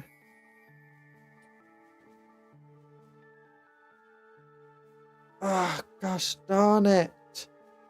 Yeah, this is the issue with Eldar models. They're so thin.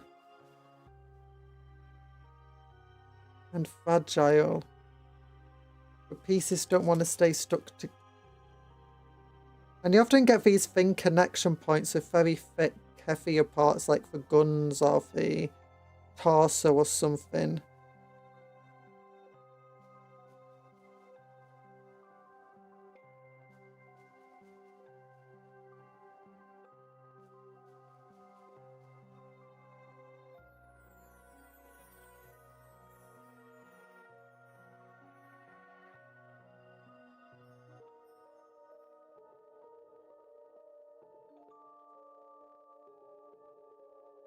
I really don't want to put too much glue on because, you know, you're going to accidentally destroy the details of the model, but then you feel like you have to because otherwise it's just not going to stay together.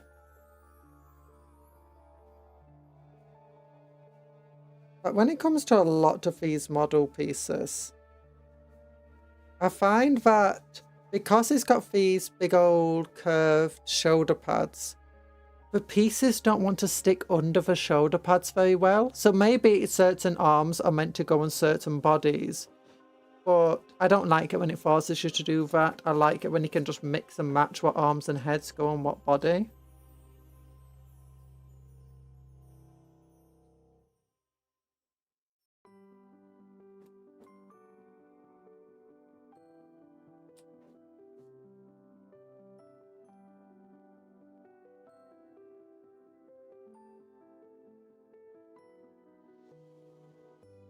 There we go. So yeah, but there's a bit of... They're not the most fun to put together, but they are very nice models, and there's lots of really good bits to choose from. Like you got the chainsaw and stuff. Prince Yorio model, very, very nice model, very, very detailed. Like you got these little laughing faces on his knees, and he's actually on both knees. I feel you could probably, if you're better at converting than I do, you could probably get away with like having even less parts on him and just showing off more of his details. This is an okay model,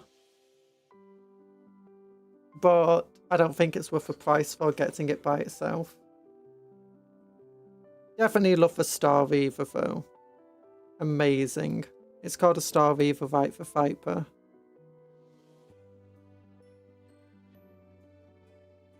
I saw that the new battalion box set with the 2 dreadnoughts yesterday. I'm tempted to get it so I can have all 3 of the dreadnought models. Plus, I've wanted to build the 40k tank. Yeah, the Executioner. The Executioner, as far as I'm aware, can be built as just a normal repulsor if you'd rather have a normal repulsor. I think. I might be incorrect with that statement, though.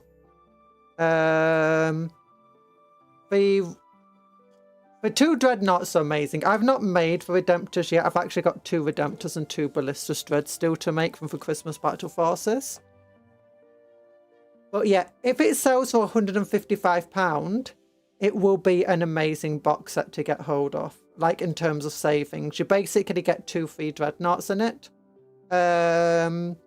The Black Templar upgrades route isn't actually terrible though, because it does, like, even if you don't play Black Templar, because it does come with things like, you know, for multi-mounter. And, yeah, I mean, you can't really use a multi-mounter yourself, but if you want to do any kit bashing or you just want to put a multi-mounter on something, it comes with it. But yeah. But all 3 of the box sets, assuming that are pretty decent. I'm assuming the AdMech one will sell for combat patrol prices. I'm kind of hoping that the thingy one, the Imperial Knight one, will also sell for combat patrol prices.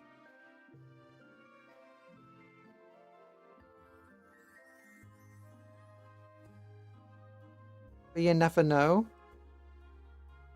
I got my magnet back.